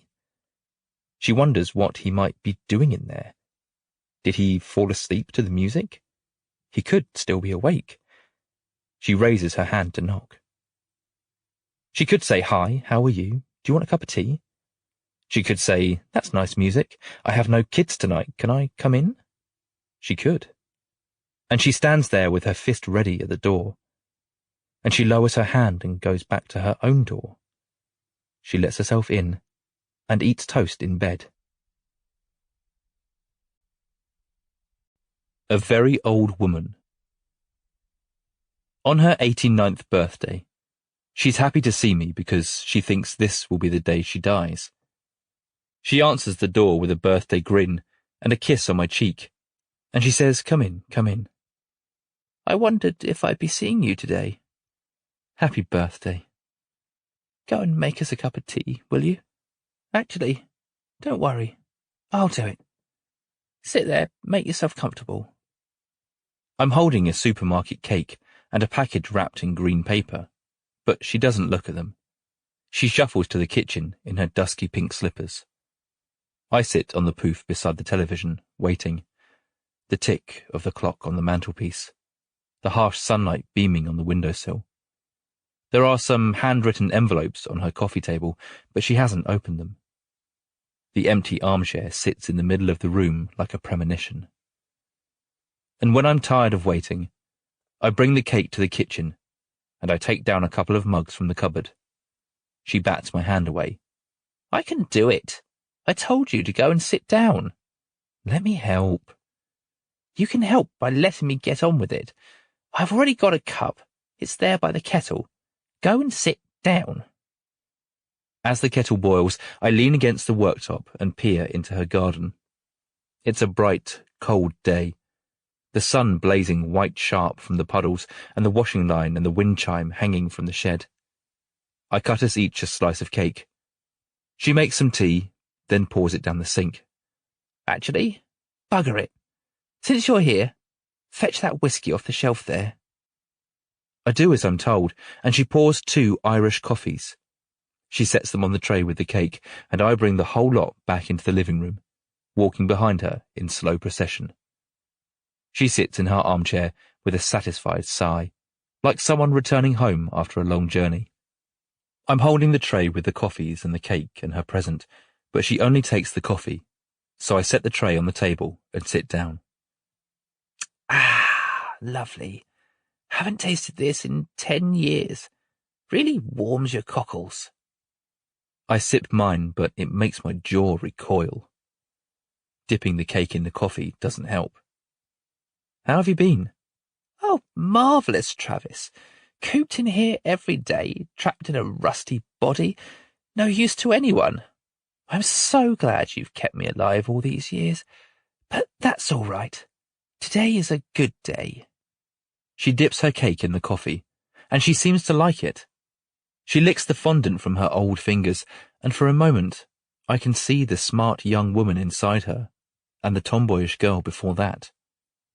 Where shall we do it? I can die right here in this armchair if you'd like. It really makes no odds to me. I could die in bed. But if I die in the chair, they won't have to carry me as far.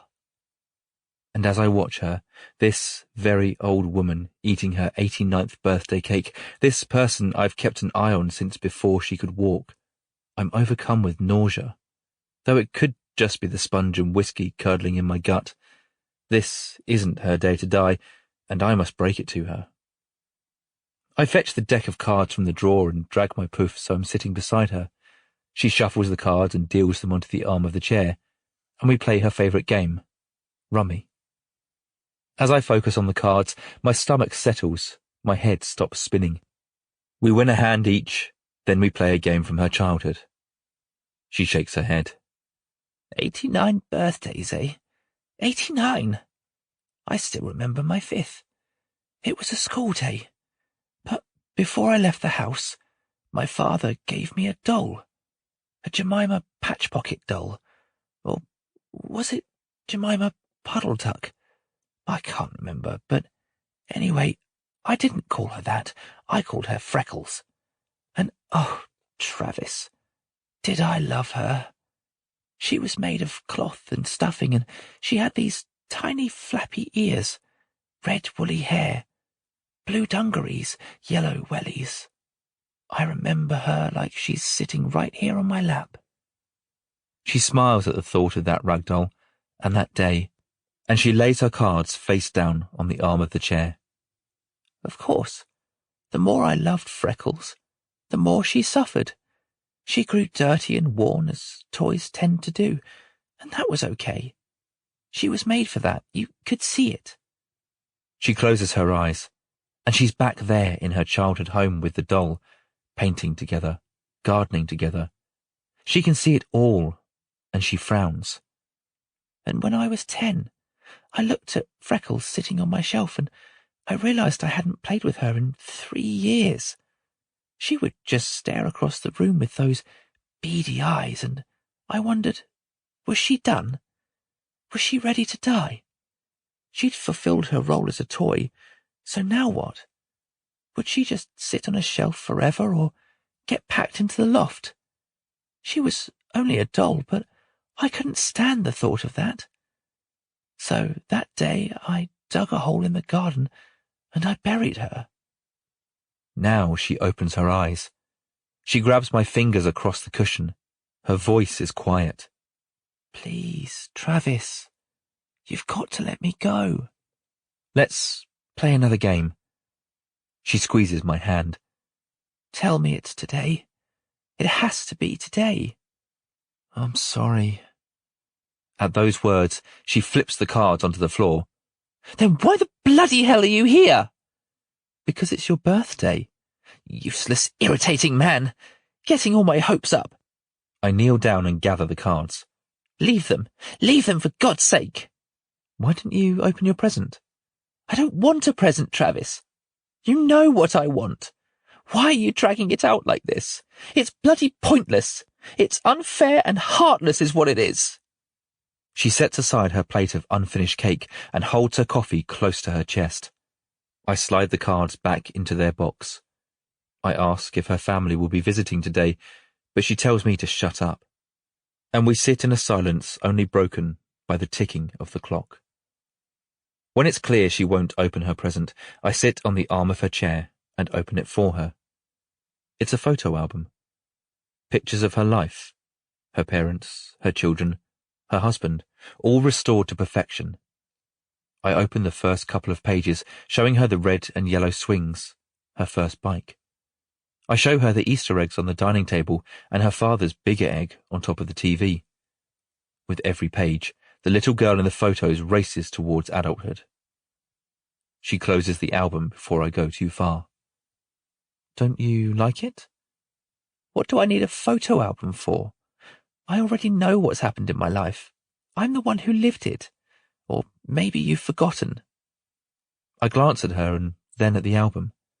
I close it and set it back on the coffee table beside the unopened envelopes. She sips her drink and closes her eyes. I'm sorry if I've upset you. You haven't upset me. You haven't anythinged me. I've just had enough. Is there anything else I can do? Apparently not.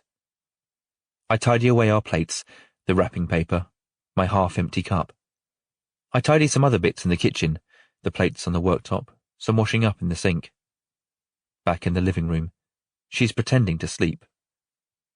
I pull her blanket over her and walk to the front door. Travis? Yes? I don't want to see you again until you're ready to do your job. Do you understand? We are not friends. You are not a guest. The next time I see your face, I want to know what day it is. I take the photo album from the table. She switches on the television, and I leave her alone again. On Saturday mornings, before the world has woken, I wander the town centre. It's quiet, but not in the same way a meadow is quiet. A town's quietness is heavier. Not simply a lack of sound, but a thing to be noticed and appreciated. The world is switched off, on standby, but I can smell the before world, the grease from the takeaways, the sick in the doorway, the perfume in cigarettes. A cold scent of dew from unseen grass, the lingering exhaust fumes of a bus. From the smells alone, someone might think the town is in the full throes of an afternoon. But with my eyes open and my ears unplugged, the smells are an after-image. Invisible past people living their yesterday lives. Hannah Bruce opens the doors of the bookshop. She will die from a heart attack at 91, and her last thought will be how she never went skiing. Jo Cornish stands her A-frame sign outside the hipster pub. Hand-fired pizzas, 2 for 1.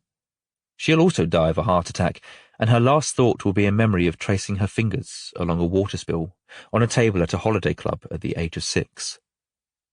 When the pharmacy opens, I buy a packet of pumpkin seeds and sit on the bench around the corner from the bus depot, where the pigeons are waiting. They bob their heads at my ankles in unison, these feathered street dancers, and I pour some seeds onto my palm and sprinkle them across the pavement.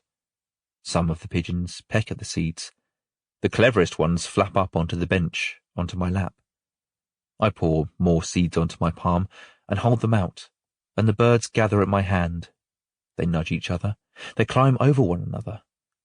Somewhere beyond the shopping centre, beyond the flats, a woman unrolls her garden mat in the allotment. A frothy sky spits over the allotment, but it's not cold. The water has woken the sense of soil and leaves, of slugs and caterpillars. I sit on my camping stool, watching my garden tremble from the droplets falling on it, and from the breeze through the gates. A faint hiss of rain masks the sounds of traffic and birds, until all that remains is a comforting tinnitus everywhere. A handful of gardeners sit around their patches of earth. Some till the soil, others sit in their raincoats and drink mugs of tea. Dahlia from across the hall, she's sitting on a deck chair a few plots away from me, on her phone. She's wearing overalls and a rag tied in her hair. She looks like the photo they'd use on an advert for allotments. When she sees me, I look back at my garden. But soon she's walking over with her chair in her hands. You know you're growing weeds, don't you? Weeds?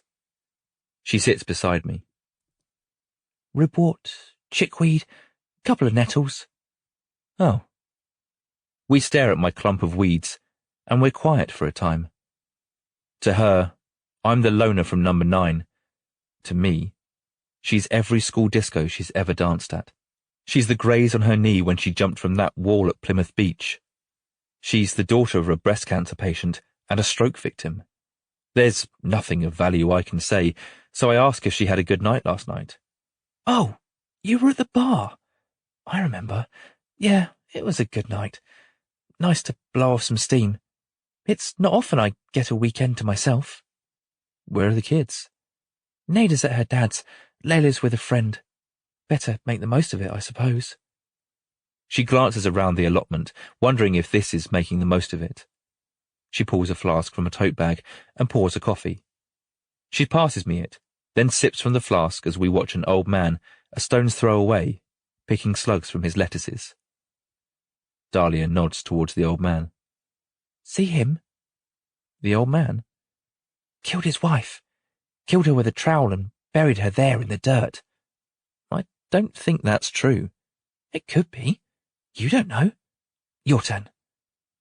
She points to the woman a few plots away, watering some little green shoots. Her name is Chen Xiu, 68 years old, 4 children, 1 grandchild, heart attack. I tell Dahlia I can't think of anything, but she tells me to try. So, I fix my eyes upon Xiu, and I draw a deep breath and recite every detail of her life. The cottage where she grew up, in Wuzhen, and about the calendars her mother used to make. I tell Dahlia about Xiu's chinchillas, and the time she fell off that narrowboat, and her front gate that won't stop squeaking. Dahlia looks at the woman, then back at me. She shakes her head like I haven't quite understood the game, but for the next half an hour, we make up stories about these elderly gardeners. Mine are uncannily elaborate and specific, and Dahlia disagrees with most of them. No, she says. It's not like that, it's like this. We watch the old man picking more slugs, dropping them into his bucket. I tell Dahlia he's a 3-time regional bowls champion, married to a 4-time champion. Dahlia says it's not the lettuces he eats, it's the slugs. We fall quiet for a while, drinking our coffee. She points at my patch of soil. I can help with this if you want. I've seen you sitting here struggling, not knowing what to do. We can rip all this out and start again. Grow some veggies or something. She pops an aspirin from her pocket and swallows it with a gulp from her flask. And she tells me the small details of her life. Her first home, her parents. She talks about hospital dramas, mostly involving the staff rather than the patients. Solomon is okay, just a bit posh. That's Nada's dad. We were hardly together 6 months. Layla's dad, well, he needs a rocket up his arse. I dodged a bullet there. Am I boring you? Not at all. The truth is, she is boring me, and I welcome it. Somehow, when Dahlia speaks, the voices of the world dampen around me. I forget the clamour of everything, everywhere, and focus only on the tune of her words, like a fire blanket over my brain. Layla's dad should be dead, really, the amount he's drunk over the years. Do you know anyone who's died? A few. She glances across the plots, towards the road. My brother died a few years ago. Car crash. Not far from here, actually. You know the crossroads with the kebab shop? I think so. 29 he was. I'm sorry. I try not to think about it. Drives you crazy otherwise. I don't know if it's ever sunk in. My brother is dead. My brother is actually dead. I don't know. I cried when I found out, but I haven't cried since. Like a part of me always knew he'd die young. He had that way about him. You would have liked him, I think." Dahlia taps the rim of her flask with her nail. Thunder rumbles over the allotment. Rain crashes. Glass meteorites. The worm crawls pink-bellied among the forest grass. The grass bends and bounces in the wind and the barrage from above. She dips her tip into the black earth, then retreats again. Vibrating earth. Moist, slippery, curling. Go this way. Home in all directions, but now to find another part of it. New rooms, new strangers who pass by in the night, evacuate and bump in these one-night stands. Fleeting romances before we're on the road again. Rumble sky. Snail huddled in his grotto, dandelion umbrella dripping with collected aromas. The dust wakes. A scrabbling of wings and feet, and the ground disappears with a rush. And she's higher than she ever knew. She's up. Up! She's moving through a thinner place with nothing beneath, no why or where, no who, only this, only now. The pressure shifts, ebbs, the wind rattles. Now there's nothing, no claws, no sound, only the sense of a whooshing from below. And she hits hard ground. She dips, but there's resistance. Slick, craggy. This ground doesn't tremble the way the grass place trembles. It tastes like danger. Louder rumbles, coming, going. She dips again, but it's impenetrable, so she crawls along it with a memory of the grasslands so long ago. But the impenetrable desert is endless. For the first time, the eggs inside her feel more urgent and precious. She crawls on. She knows nothing else. She tries to get back to wet land. On the Monday, Dahlia delivers 3 boys and 4 girls, including a set of boy-girl twins. Textbook births, 0 complications, the kind of day that reminds her why she became a midwife in the first place. And that night, still glowing from the day, Dahlia runs her girls a bath. She runs it warm, but not too warm, and she adds bubbles, but not too many. When Layla steps in, she asks why it's cold. "It's not cold, baby. I can't run it too warm because of Nada." Nada sits at the tap end with her fat belly and fat legs. She splashes in the water with her palms, and she babbles like she believes she's making sense. Dahlia sits on the damp mat, an arm draped over the side of the bath. She shows Nada the pink rubber duck, and it goes straight in her mouth. Layla ignores them both, playing cards with the soap. "So, Layla, you know that man across the hall?" "Who? "Travis. What do you think of him?" "He's okay." "Nada, budge up." "He's a bit strange, isn't he?" "He's okay. I like him." "Huh. That's funny. When he wouldn't come to your party, you said you hated him." Layla shrugs. "Change my mind?" Dahlia dips her fingers into the tepid water. Her bracelets clack against the plastic. "I was thinking of asking if he'd like to come for dinner one night." "He'll say no." "He might." Layla drives her car soap along the edge of the bath and up the tiled wall. She makes engine noises and skidding noises, and Nada watches Layla's lips. "Mum, when Uncle Sam died, do you think it hurt?" "I don't know, baby. I hope not. I like to think it was quick." "Quick? Quick is bad, isn't it?" "Not really. Something like that. It's better to go quick." "That's weird. Nada, God's sake, budge up." Hey. There's plenty of room. "She's on my side." "No, she's not. Don't be mean." The car soap crashes into the shampoo and conditioner bottles, and they all go plopping into the bath. A fleck of bubbles lands near Nada's eye, and she giggles. Layla tries not to laugh, but she can't hold it in, and suddenly they're friends again. Layla sits with her head on the arm of the sofa, watching television, while Nada sits propped between two cushions so she doesn't fall. Dahlia starts tidying, taking the plates and cutlery to the sink, wiping the worktop. But she stops. Something has caught her eye. Something so simple and obvious, she almost hadn't noticed it. Something so familiar, it's almost invisible. She has 2 children, and they are beautiful. Dahlia lays the cloth beside the sink, and for an undisturbed moment she watches her girls as they stare at the cartoon dogs on the telly. She tries to see them, to truly see them. As if she's woken from a coma, she realizes now she has 2 children and they are real. They are so much a part of her life. She often looks at them the same way she'd look at a sock or a cereal box.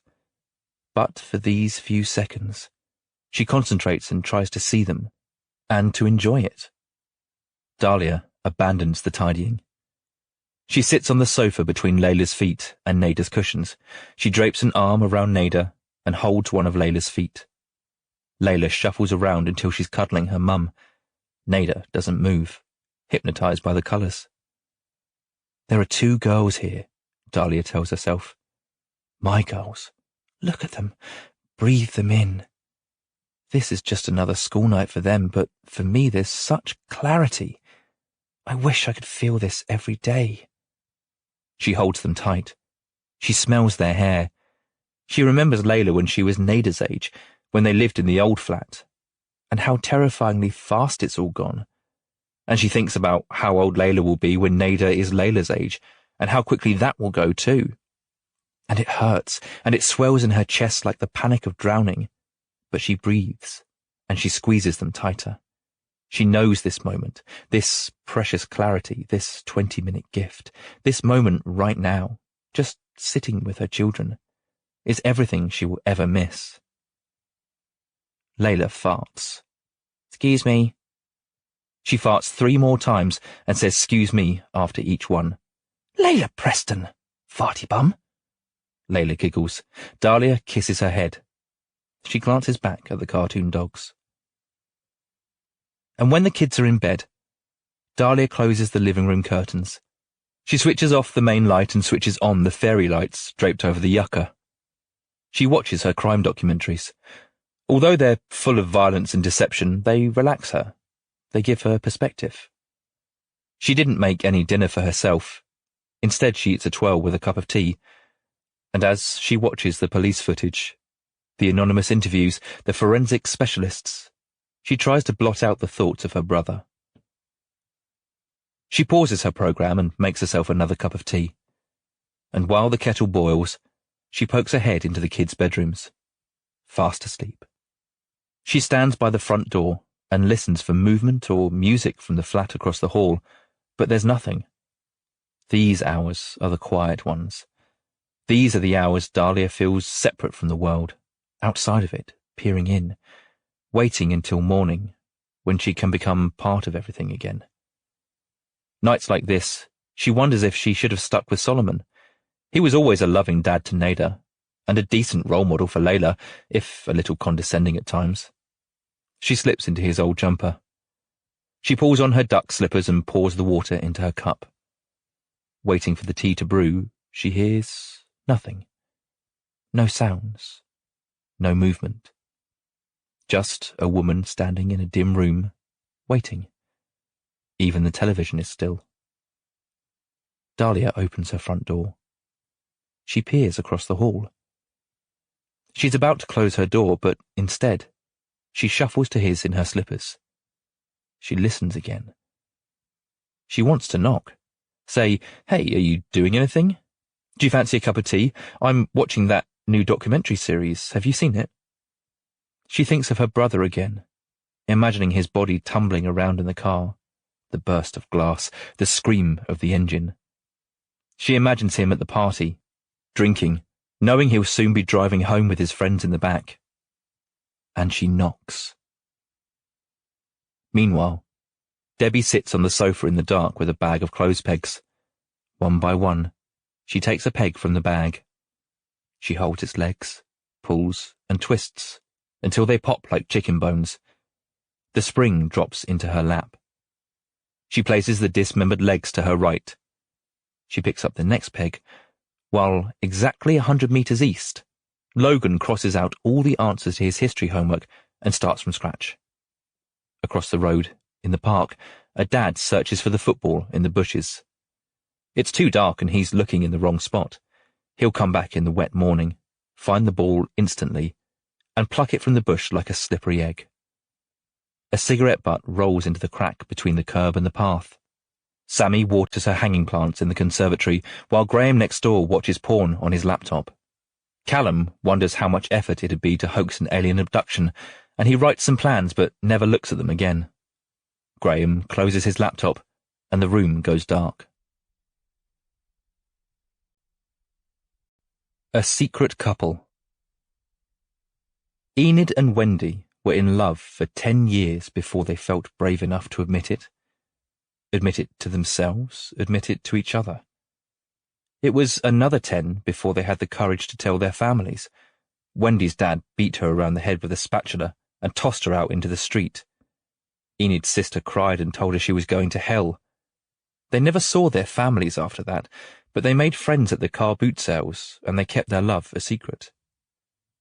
In their 50s, Enid and Wendy tried holding hands in public.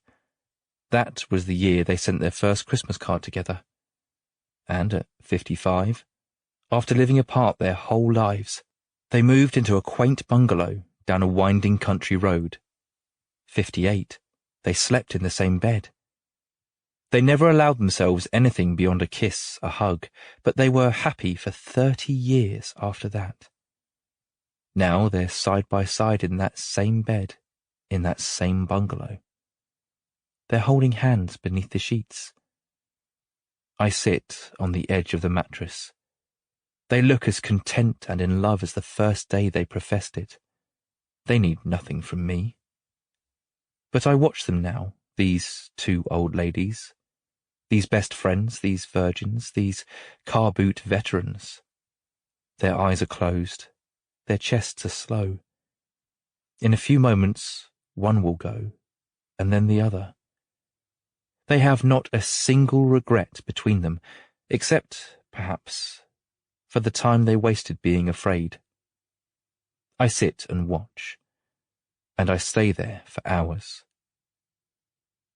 Wendy Lowe, 88 years, 1 month, 22 days. Enid Speck, 88 years, 4 months, 10 days. 7 in the evening, the time Dahlia told me to come. I knock on her door. She answers with a smile and tells me to come in.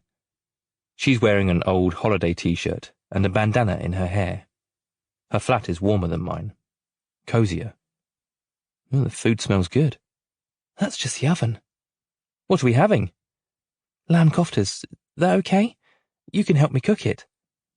I take my shoes off and catch sight of Layla in her bedroom. She's sitting on the edge of her bed with a games controller in her hand, and she waves at me. I wave back. 5 more minutes, Stinks, then pajamas. Okay. I follow Dahlia into the kitchen. She turns some knobs on the oven and passes me a wooden spoon. The meat is there. Stir the sauce into it. You might need to use your hands. She looks different tonight. Less tired. Often she walks as though she's carrying both girls on her shoulders, but now she's light. She hums to the music from the radio, and she dances a half dance from cupboard to cupboard. I wash my hands and pour in the sauce, a thick, reddish paste, and I smush it into the raw meat with my hands. It slides and squelches between my fingers. This thing that once could see and hear and walk. It changes colour, combines with the sauce, becomes something else. When I lift my hands out of the bowl, my fingers are coated. Here, let me pour some soap on those. Dahlia stands in front of me and drizzles some green soap over my red fingers. I wash it all off, the soap and the sauce and the minced-up creature, down the plug hole and around the pipes. Pyjamas, Stinks. That wasn't 5 minutes. No, it was 6. Get them on. Dahlia places an empty plate beside the bowl of lamb. She tells me to roll them into thumb-sized chunks, She tells me the chef on the telly says to squeeze them and leave your finger marks in them so the ridges go all crispy. All right, I'll do that. It's only us eating. Layla had nuggets. I make one kofta to check the size is right. She tells me it's good. Mum, where are my pyjamas? In the drawer, where they always are. And that's when Dahlia's phone beeps. Her eyes flit towards it, but she ignores it, spooning some mint sauce from a jar into a bowl of natural yogurt. The phone beeps again, and she swears at the ceiling. Oh, I know what this is going to be. Yep, fuck's sake. What is it? I'm on call at the hospital. Rachel's called in sick. She glances around at the uncooked dinner, as though she can see it all rotting away in front of her. She swears again. Well, that's okay. You need to go. I can look after the kids. Oh, Travis, I can't ask you to do that. Are you sure? I can ask Lynn downstairs. Oh, I can't believe it. That one bloody night. Are you sure? I hate to ask. I don't even know how long I'll be. No, it's fine. We can do this another time. Oh, God. Thank you. Dahlia washes her hands and pokes her head into Layla's room. She urges Layla to be good, to go straight to sleep. Then she disappears into her own room, closing the door behind her. When she comes back, she's wearing a navy tunic. Nada's asleep. She's been fed, but if she wakes up, there are bottles in the fridge. You can stick it in the microwave for a few seconds, or don't bother. She's not fussy. I completely understand if you want to go home and just check on them every half hour or so. Her hospital clothes look strange in the dim light, like a Halloween costume. I'll stay here until you get back. Okay, well, the remote's over there. Help yourself to anything. Thank you, Travis. I'm so sorry. I promise we'll do this another night. It's fine. Go. She grabs her bag and phone and reminds Layla one last time to behave, and she's gone. When Dahlia leaves, I switch off the rice cooker and wrap the koftas in foil and put them in the fridge. I pull the little poetry book from my pocket and read on the sofa for a while. And while I read, I try not to ask myself how it feels, being here, a stranger in their home, sitting and reading as though I live here. Perhaps this isn't unusual at all. Perhaps I live here, and this is my family. This is a normal, everyday life. Layla pads into the living room. She stands there in a pale yellow nightie and bare feet, shoulders slumped and head hanging, so I'll feel extra sorry for her. She's carrying a narwhal by its horn. Can't sleep. Would you like some water? She reaches out a hand and I take it, and we walk to the kitchen, and I pour her a glass of water. I swap the water for the narwhal. She's half asleep, her eyes closed as she drinks. When she's done, she passes me the glass and says thank you, eyes still closed. She takes her narwhal. Do you feel better now? Yeah, thank you. Head still hanging, she walks back towards the bedroom, but makes a U-turn and goes and sits on the sofa instead. She curls up like a cat, head on the cushion. I sit beside her with my book. We sit like that for half an hour, and she fidgets, and she nudges me with her feet. Eventually, she huffs. Aren't you going to put me back to bed? Do you want me to? It's not up to me. You're the grown-up. I shouldn't really be out of bed this late, should I? I should be asleep, don't you think? I'm only 8. Okay, I'll put you back to bed. Well, I'm not going. She squeezes her narwhal tight, closes her eyes and scrunches herself into a ball, as though this will make her heavier. But I don't move. I keep reading, and when she hears me turn another page, she looks at me and sighs. She sits up. Mum always does this. Does what? Goes to work at night. Oh, she has a very important job, maybe the most important. Layla weaves her fingers between her toes and stares across the room. She wants to talk about it more, but doesn't know how to start. You know she's just tricking you, so you'll babysit. Sometimes Lynn from downstairs comes and looks after us. Or Chris. I like Chris better. He brings games. Did you bring any games? How old are you, anyway? Well, how old do you think I am? 35. 35? Yeah. I like that. Let's go with 35. What are you reading? It's a book of poems about bridges. That sounds boring. Nothing is boring. Some things are. Like what? A brick. I put my book down. I look at the little girl with the mousy hair. A brick isn't boring. You could look at a brick and be mesmerized. Its texture, its shape, all its cracks and blemishes, the cobweb smell, the smooth powder it leaves on your fingers. Maybe, but wondering what it's made of, who made it, when it was made, how it was brought here, how long it's been here, all the things it's seen, all the people who have brushed past it, sat near it, the arguments across the street, that one quiet street unfolding and jittering like a montage, the cars in the driveway, watching the children grow, watching them ditch their bikes for cars, their shorts for suits, watching the children have children of their own, wondering how a single brick can help hold up a house, wondering how long the brick will be here and how it will end. Now she looks at me. Is that a poem? It's really good how you remember it. Layla's eyes flit about my face, and she's not smiling or frowning. She has that same look of a child realizing for the first time that they live on a globe, in space, orbiting a sun, and thinking about what that means. She glances up and down at my simple fraying clothes. She takes my hand and inspects my wrists, my fingers. You're a bit strange, aren't you? I've been told that. You don't have any rings or anything. No. You're plain. I suppose I am. My mum's got a ring with a mayfly on it. What do you think that means? I consider brushing the question away, telling her to go back to bed. Instead, I draw a long breath and put my arm around her. I think it means your mum likes mayflies. She rests her head on the side of my chest, and she yawns. The fridge makes a noise. The tap drips. Somewhere below us, Mr. Northam is polishing his shoes with a black marker pen. Travis? Yes? Are you scared of clowns? Clowns? No, I don't think so. They're the scariest things in the world. I have nightmares about them every day. Why clowns? They're just creepy, with their faces. It's not the sad ones. The sad ones aren't creepy. It's the happy ones. What are they so happy about? You'd have to ask them. No way! I'm not going near one. What are you scared of? Grown-ups don't really get scared. That's not true. Mum's scared of wasps. Everyone's scared of wasps. So what are you scared of?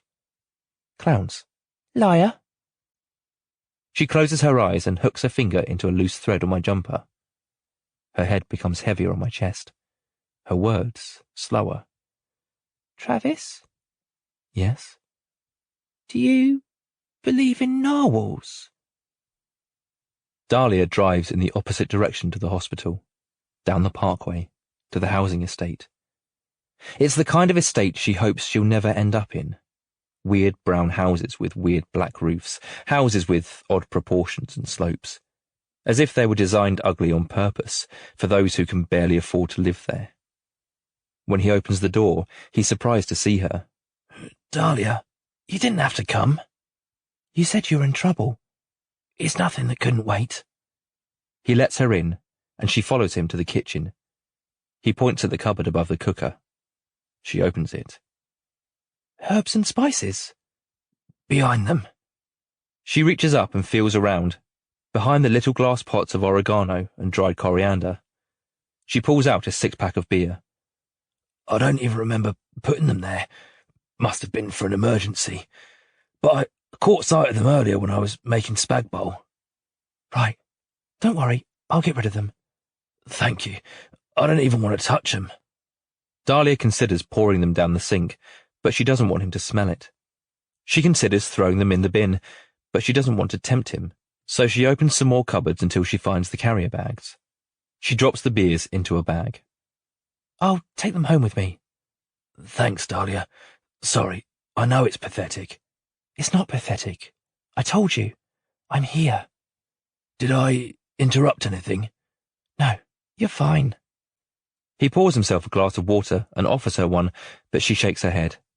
He's looking thinner, but it might be because the beard is gone. He looks healthier around the eyes. His skin is no longer grey. Leaning against the worktop, he sips his water, his eyes darting everywhere except to her. How's Layla? She's good. She misses you. Well, only 3 more weeks and that'll be 6 months sober. Are you still going to your meetings? Got one tomorrow. They helping? Must be. He tells her to wait there, then fetches something from his bedroom. It's a painting of a closed-down pub. Dahlia recognizes the pub but can't place it. It's not the greatest picture. It's wonky, cartoonish. The perspective is wrong, the colours are too obvious. A flat blue sky, a solid brown tree with green spiral boughs. But it's a painting, and he's done it. And his face is so proud it makes her stomach twist. It's really good, Nick. Do you think? Did you paint it at one of your meetings? Yeah, we do all sorts. Embroidery, poetry. I think it's knot tying this week. It's like being back at bloody Scouts. But it keeps your mind occupied, you know? Better than sob stories. Oh, I bet. He props the painting up against the kettle. He looks at it a little longer, trying to see it through Dahlia's eyes. Then he looks back at her. Those sad eyes, the colour of vodka soda lime. He's trying. She can see that. He's trying so hard that she wants to say, forget the 6 months. I can see you've changed. Come home with me. We'll be a family again. But then she remembers last time, and the one before that. No, it has to be 6 months. It's not fair on Layla. Do you need anything else? No, I don't think so. Unless you want to stay for a bit. I can't. The kids are waiting at home. Okay, maybe see you next week then. Okay. He steps towards her, then stops. Then he steps forward again, and he holds her. He doesn't smell of stale drink or fresh drink. He smells like almost nothing, a faint body odour, and Dahlia decides it's a welcome change. He kisses her head. And somehow, as she smells him, as she stands there in his arms, as she holds that bag of beer, she knows he'll be okay. He doesn't need her anymore. He had always weighed on her like a third child, a sick child who couldn't get well, but now, after seeing him beginning to heal, the weight has lifted. She's done all she can. I lay my book down a moment before she walks through the door. She's clutching a bag to her chest. I carry a bag of steaming food. It smells of hot pineapple. Oh, bloody freezing out there. She lays the bag on the kitchen side and spots Layla asleep beside me. Oh, sorry, Travis. I hope I wasn't too long. Has she been a pain? She's been fine. They've both been fine. Dahlia comes in and gathers the sleepy girl in her arms. Layla stirs. I want to stay up, she says. I want to watch telly with you. But her mother tells her it's bedtime. We need some grown-up time. It's not fair. It is fair. Come on. Your breath smells. Did you brush your teeth? You need to brush your teeth. Layla stomps off to the bathroom and brushes her teeth with furious scrubs. Dahlia gingerly lifts foil containers from the bag until Layla stomps back and gives her mother a begrudging hug. Hey, little Miss Grumpy, give me a proper one. Layla sighs, but she gives her mother a cuddle and a kiss on the cheek. She looks at me on the sofa, unsure whether to hug me or not. Good night, Layla. Night. And she slumps off to bed. Dahlia looks at me, smiling a funny kind of smile. I stand up. I'll leave you to your dinner. Don't be silly. I bought some for you. Oh, do you need any help? Go sit at the table. In the corner of the living room is a round breakfast table, draped in magazines, colouring, a box of tissues, a hairbrush and a sock. You can dump all that crap on the sofa. I do as she says, while Dahlia uncorks a bottle of wine from the fridge. She plates up the rice and chow mein and chicken balls. She brings the food and cutlery to the table, but before she sits down she opens a drawer, pulls out some tea light candles, and lights them at the table. She switches the lamp off, but changes her mind and switches it back on. You didn't have to do this. Well, I wanted to. Thank you. She pours us each a glass of wine, and we eat in the quiet dark, listening to the swell of rain. From where we're sitting, we can see the street below, the mini car park and the road, the occasional bus with its yellow headlights illuminating the rain like sparks. Dahlia looks at me in the reflection of the window pane. You're really good with her, you know? With Layla? Yeah. She can be a handful. She gets moody a lot. But she's really taken to you. I think she might have a little crush. Don't worry, it's normal. I had a crush on one of my teachers when I was her age. It's sweet, really. She eats some chicken and peers down into the road again. How was the hospital? Huh? Oh, it was okay, just normal. Must be quite stressful sometimes. Yeah, usually. There's all the crying and screaming. There's all the blood. It's tough, but then the baby comes out and it's all forgotten. And there's calm. Just a family with their new baby. There's nothing better. She tells me stories of her strangest deliveries, and I try to fix my attention only on her. Not Lynn in the flat below. Not the fox in the car park nosing beneath the van. Not all the voices everywhere. Just Dahlia, here, now. Travis, do you have any children? No. Ever wanted any? I wouldn't be a good dad. I like wandering. I tend to disappear and grow obsessed with small things. That doesn't answer my question. She's teasing, twisting the fork into her noodles like they're the folds of my brain. You looked pretty natural with Layla on the sofa there. She's a good kid. She is. We've slipped into those in-between hours that feel like neither today nor tomorrow, and now we're two people washing dishes, laughing at nothing in the dark with our bellies full of noodles and wine. Honestly, I'm standing there in front of this new family, and this is supposed to be a beautiful moment, right? Their first child, and all I can see is this bollock hanging out of his shorts. Which one was it? Which bollock? I don't bloody know. The left one, I guess. I was trying not to look, but it was staring back at me. Rain falls harder now, hushing, and it helps me forget.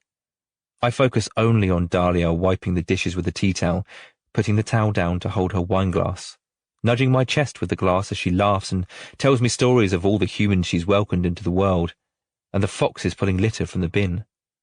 Dahlia kisses me. It's been a long time since someone touched their face to mine, but I let it happen.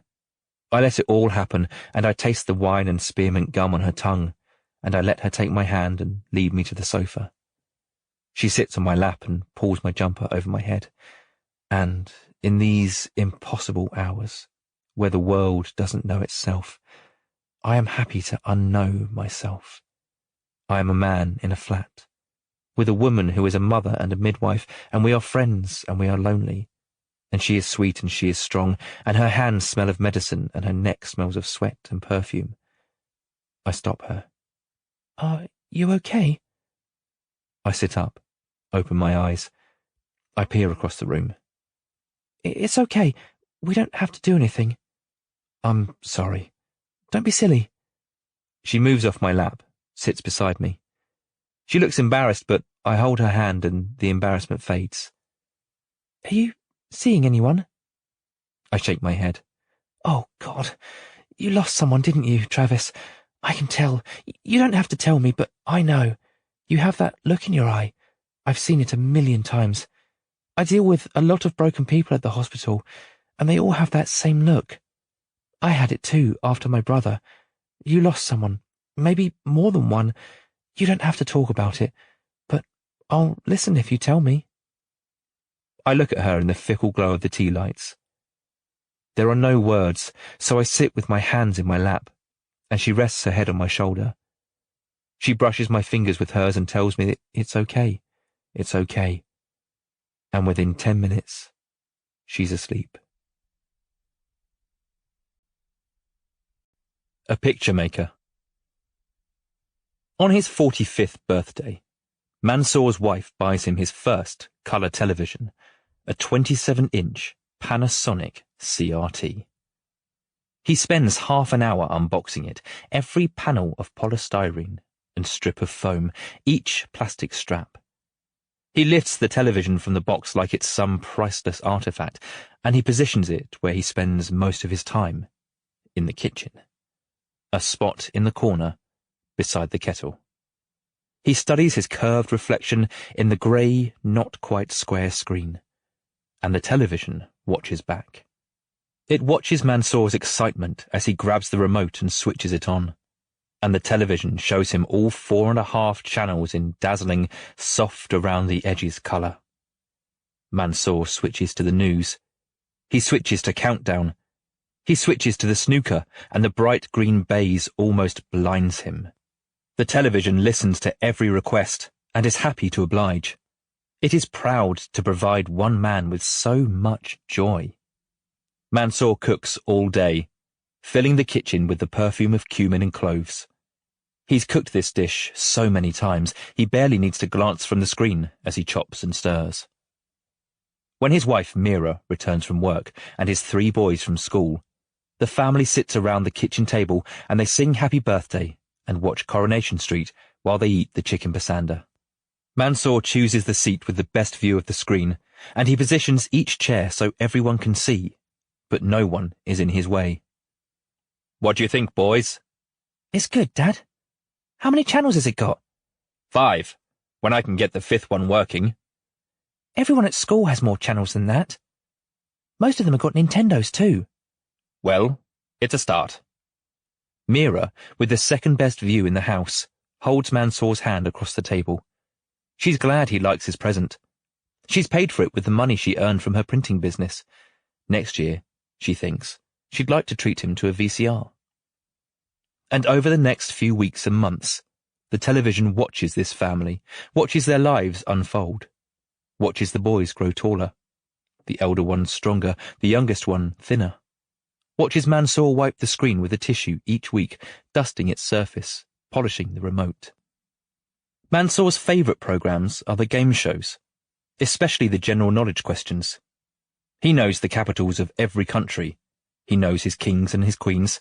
He knows his collective nouns and Olympic gold medalists. The 2 elder boys show little interest, but the youngest, Krish, loves watching soaps. The bickering, the backstabbing, the affairs. He even loves the adverts, the silly songs, the cheesy characters. And when the television is 4 months old, Mira discovers the cancer in her left breast.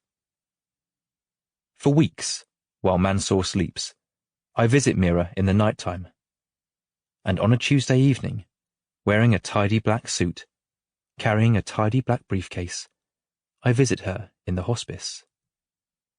It's a peaceful place, air-conditioned and full of big, leafy plants that climb the walls, and milky light trickling from the windows. Mira sits in bed, crocheting beside a table full of cards and flowers and books. She's made the place her own, with doilies pinned to the walls, a reed diffuser, her mother's ornate vanity screen.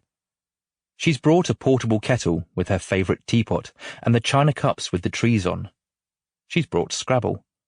It looks like the perfect place to die. I sit to her left, laying my case on the bed, pulling out some paperwork while Mansour watches from the other side. He looks sicker than his wife does. "Is all this really necessary? Look at her, she's fine." Oh, hush, Mans. Mansour thinks I'm a solicitor, but Mira knows I am more than that. She pours me a cup of green tea from the pot, and the 3 of us spend the next couple of hours discussing her finances, her will, her assets, her beneficiaries, her printing company. Would everything go to Mansour? If so, Mansour should write a will too. And who would look after the children if Mansour dies? Should we set up a trust fund for them? Mansour smacks his palm on the bed. It doesn't have quite the impact he'd hoped for. "Now stop. You're talking as though she's definitely going to die." I am. We both will. Rubbish. Look at where I am, you fool. I want to be prepared. I make notes and file them away in my briefcase. More than once, Mira rubs my papers between her fingers and makes the same printing joke. 70 gram, uncoated. Aren't I at least worth 80? 70 is standard. Oh, I'm joking, you miserable so-and-so. She nudges my arm and pours me another tea. We speak a little longer until Mira tells Mansour she's tired. He knows what this means. He nods. kisses his wife's hand and says goodbye, reluctantly leaving her side. Mansour and I don't speak a word as we walk down the corridor, but he stops. I stop too. He looks at the ground, then eyes me with that same look they all have. He has a question. He wants to ask if she'll be all right, if she'll live, but the words feel so bizarre. Why would I, Mr. Smith, solicitor, know the fate of his wife? So he stops looking at me, and he shakes my hand and drives home. I head back to Mira's side. That's when she and I stop talking about death, and we talk about more interesting things. Her childhood, her parents back in Jaipur. We talk about her boys, about how she met Mansour, about their enormous wedding of every colour, about her job, about her raspberry and chocolate muffin recipe and the school fetes where she'd sell them and all the other parents would grow jealous. I write none of this down, but I listen and I learn. She tells me to come closer. I lean forward. Closer, she says, and I sit on the edge of her bed. Now she reaches out and brushes my cheek with her thumb. I lean into her touch. She doesn't look ill, just a little thinner. I close my eyes and imagine I'm her fourth son, her eldest, come to visit his mother. You're a sweet man. Thank you, Mira. You should find someone. It's not that simple. No, it never is. But everyone should have someone. Even you. Especially you. Her floaty home language, the words drifting like water. She's annoyed to die, she says. Far too busy. It's an interruption, like switching off a film halfway through. The film still exists. Other people will get to see it. But you are robbed of the proper ending. She knows she'll die, she says. But Mansour won't believe it, and that worries her. That worries her more than dying. Her warmth leaves me as she leans towards the bedside table. She opens the drawer and pulls out a small piece of cloth, laying it in my hands. I printed you something. What is it? Ashka Chakra. She sits back against her pillow, and I brush my fingers over this beige cloth, this wheel shape printed in royal blue. She tells me it's a symbol of transformation. The spokes, she says, represent 12 causal links. Ignorance, thirst, birth, death. It's beautiful. I fold up the thing and put it in my pocket. And I look at her, this mother in the hospice. Her dark eyes roam my face, and although she's dying, she looks concerned for me. She holds my hands. Then she smiles, as though she's thought of something, as if everything is beautiful and nothing hurts, and she closes her eyes. She is peaceful. Mira Gupta, 44 years, 6 months, 19 days. Summer is slow to arrive and quick to leave. But for 3 weeks the streets bake, the roads sizzle with glittering mirages, and the sky is an oppressive blue, unbroken. People walk about in vests and shirts and flip-flops, and the beer gardens overflow with families and regulars, and the sports watchers and the pub crawlers. Every avenue billows with barbecue smoke, and every cul-de-sac clashes with the tinny beat of stereos and radios, the swish and patter of soapy water across a car's gleaming roof. Last year there was barely a summer, someone says. I'm making the most of it. Do you kids want the paddling pool out? Hosepipe ban. Get us some chicken thighs while you're there. You're supposed to wait for the coals to turn white.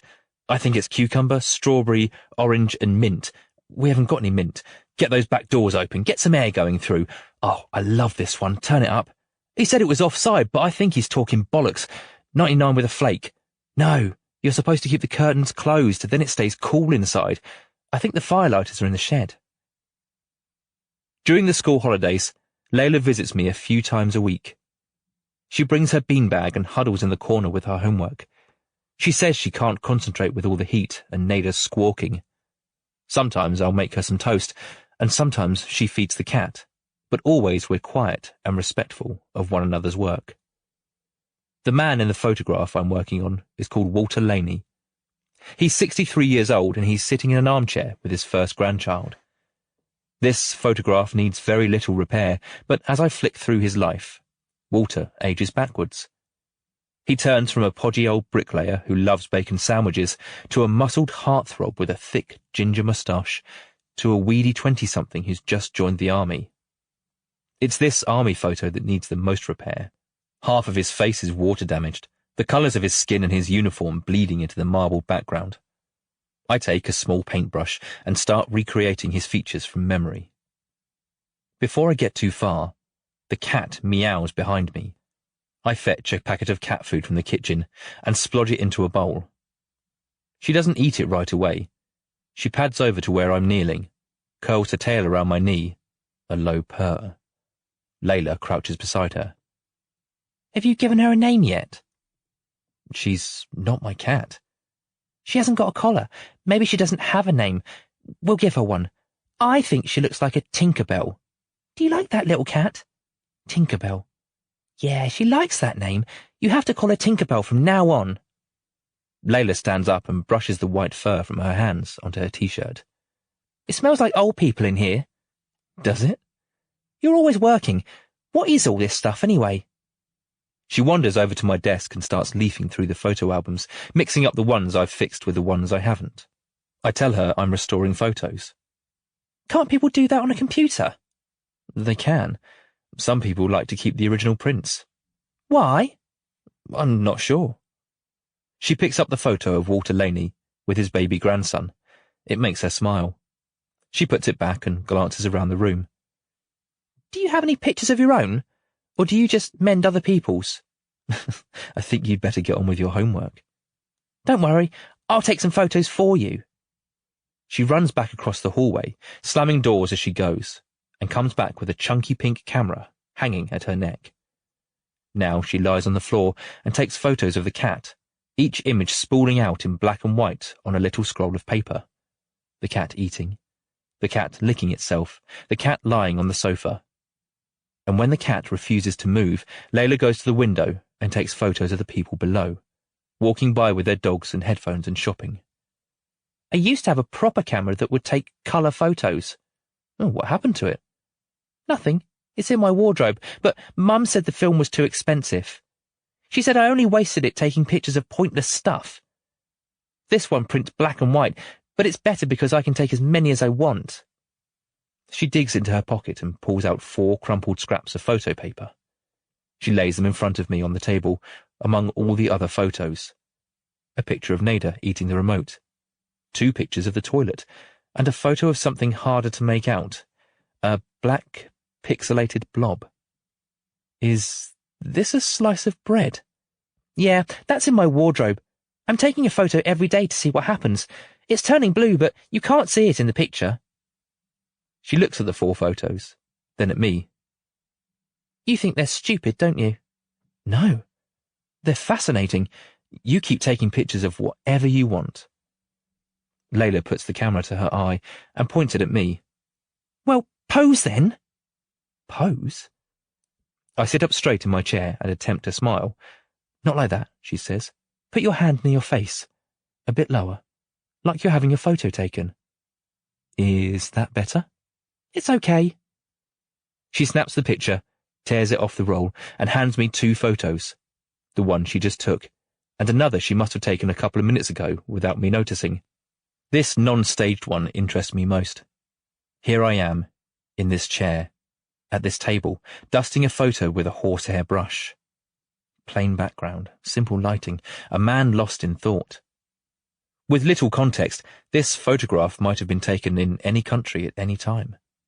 She tells me to keep them. Can I see any others? No way, I don't show anyone. You're lucky I've shown you these. I throw most of them away. Why? I don't need them. Then why take the picture? She scoops the 4 photos from the table and stuffs them back in her pocket. She takes some more pictures of the cat. When she's sure her mum and sister are asleep, Layla opens her top drawer full of socks and pants. Beneath the socks and pants lie almost 100 miniature photographs. Some are expensive colour film, others are cheap black and white paper.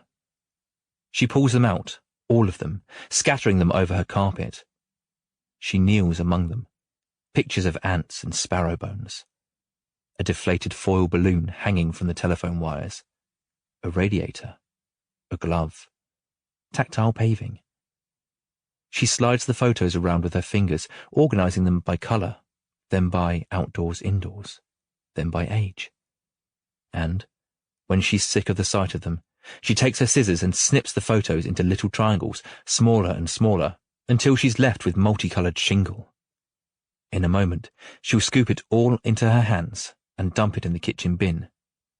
But first, she'll take a photo of the shingle on the carpet. She'll look at it for a while, this one monocolour photo, then bury it beneath her socks and pants, and begin the collection again. And in the summer the sewers bake like furnaces, and the air smells of shit, and I wander the path that is patchwork from all the times the council tore it up for the cables and pipes beneath.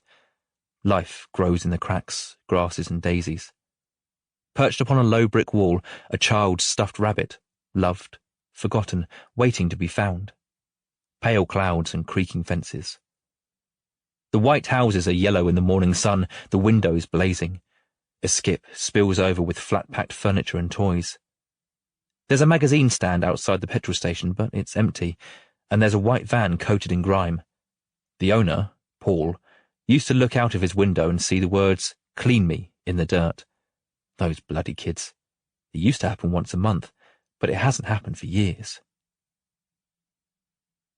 On a muggy Sunday, we sit around Dahlia's breakfast table and play Monopoly.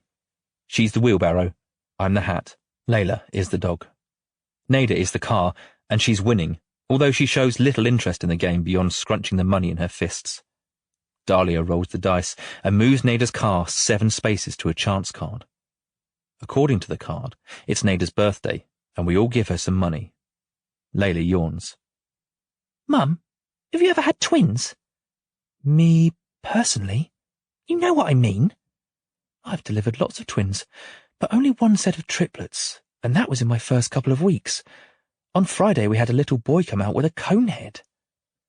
Dahlia mimes the shape of his head upon Layla's. A cone? Yeah, he'll be okay. It'll go back to normal. How? They just do. Your bones are very soft when you're a baby. Are Nada's soft? A little bit. We all watch Nada as she chews on a wad of colourful cash. Layla snatches it from her mouth, and Nada cries. You're ruining the money! Layla, that wasn't nice. But she's ruining the money! It doesn't matter. We hardly ever play. Your turn, Travis. I roll the dice, double ones, and I move my top hat and roll again. Dahlia places a hand on mine and asks if I'm okay. I say I'm okay, but when does it end? When does the game end? Layla says it doesn't. You just keep going round and round until everyone gets bored. Dahlia says that'll be in about 5 minutes. And, sure enough, within 5 minutes we all agree that Nada has won, and we congratulate her, and she receives it graciously. Dahlia packs up the game, then starts dinner, and I ask if I can help.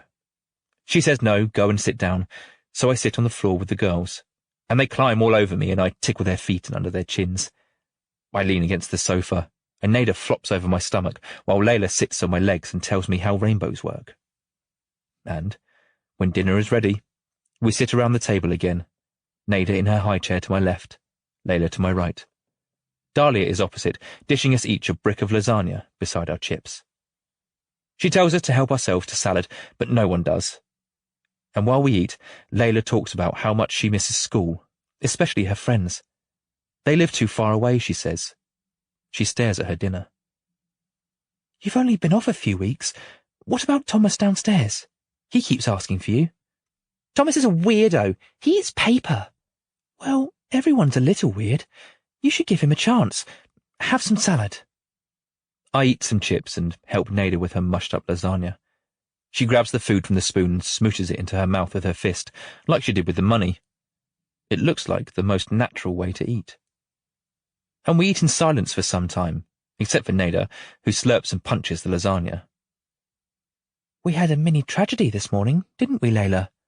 A big tragedy. I'm sorry. A big tragedy. Would you like to tell Travis what happened? Rolly died. Rolly, your hamster? Yes, he died. And would you like to tell Travis how you felt when he died? Angry. And why were you angry? Because I don't see why he died when I didn't even do anything wrong. I fed him every day, cleaned out his cage all the time, gave him water, put him in his ball. Stupid hamster. I try to explain to her why she shouldn't feel angry, but I can't word it right. Dahlia looks at me, but I don't speak. Layla prods her chips with her fork. They don't last forever, baby. What's the point then? You enjoyed having him, didn't you? Yeah. Then that should be enough. Eat some salad, please, or it'll get thrown away. Layla grabs the tongs and heaps too much salad beside her chips. She chews on some lettuce like a donkey with a mouthful of straw. Next weekend we'll go and get another hamster, okay? I don't want another one. There's no point. I'll love it, and then it will die like Rolly. Dahlia looks at me again. Then she looks away, abandoning the idea that I could be of any use. I clear my throat. So, where is Rolly now? Still in his cage. Mum put a piece of toilet paper over him. She said we're going to throw him in the bin. Layla nearly cries as she says that. The injustice of it. The word bin comes out like something from a Greek tragedy. Dahlia peers at me from beneath an embarrassed hand. She shrugs as if to say, what else was I supposed to do with it? I rest my hand on Layla's. I've got a better idea. Let's take Rolly and bury him at the allotment. That's what I said, but Mum won't let me. She doesn't want to mess up her flowers. Well, that's all right. You can bury him in mine. I've got a little piece of garden that needs a reason to exist. Layla looks at her mum, wide-eyed, nodding. Dahlia smiles. You'd better say thank you. Thank you, Travis. You can come and visit him whenever you like. Can we make a tombstone? We can make something. That afternoon, Dahlia invites me to the park with the girls. Orange-green trees, Earl Grey sky, swings, a climbing frame, a zipline. Dahlia pushes Nada on the baby swings while I fetch the zipline for Layla. She bounces along, her legs swinging beneath the round rubber seat. When she reaches the end, I help her drag it back to the starting spot. She tells me to push, so I give her a little nudge. She says no, harder than that, so I hold her shoulders, running, until she almost goes flying off the end. She squeals, giggling. That's better, she says. I drag it back to the start, and this time Dahlia records it on her phone. And when Layla is bored of the zipline, she tries the monkey bars, and when she's bored of those, she asks her mum for her camera and starts taking photos of leaves, twigs, a coil of dog shit near the bushes. Dahlia and I stand close by, watching Nada toddling about on the wood chippings. Dahlia rests her head on my shoulder. She rests it there like she does it all the time. When Nada grows grouchy, we walk to the allotments and bury the hamster in my patch of earth. It's a drab scene. Rusty wheelbarrows, graffitied sheds, and wild grass bunched around the fence posts. Layla rests a pebble upon the mound, and she cries. Glossy-eyed, she turns to her mother, but instead she walks to me and holds me tight, weeping into my jumper. Dahlia watches us. I hesitate, but I put my arms around the little girl. And as I hold her, as the white sky spits at us, something inside me breaks, and I know I've been a fool. How could I let this happen? Day by day, this little family have sunk their roots into my skin. They've crept up on me like a diagnosis, and there's no hiding it. I have fallen for them. Dahlia says it's time to go. Layla wipes her eyes on my jumper and smiles at me, and I savour it. A timekeeper. At the end of each day, Mike writes a little X in his squared notebook. He's survived another 24 hours, but he's not so sure about his wife. She's in bed now, pale, rattling with phlegm. And although she insists she's fine, it's just a cold, Mike tells her to rest. 4 times a day, he pulls on his orange hazmat suit, and he brings her toast and soup and cups of orange juice, and she says, "Thank you, you didn't have to. I'm fine, but thank you." 4 times a day, he leaves her in the room full of germs, and he strips out of his hazmat and steps into a shower so hot it nearly peels his skin. And between these visits, Mike cycles on his exercise bike. He scrubs the kitchen and the living room from skirting board to coving, behind every unit of furniture, beneath the sofa, behind the oven. He checks the electrical sockets, the fire extinguishers. He performs an inventory of the first aid kits, the one under the sink, the one in the downstairs toilet, and the one in the upstairs bathroom. He makes notes. He ticks things off his lists. He checks his watch. His wife, Tina, once found Mike's habits sweet.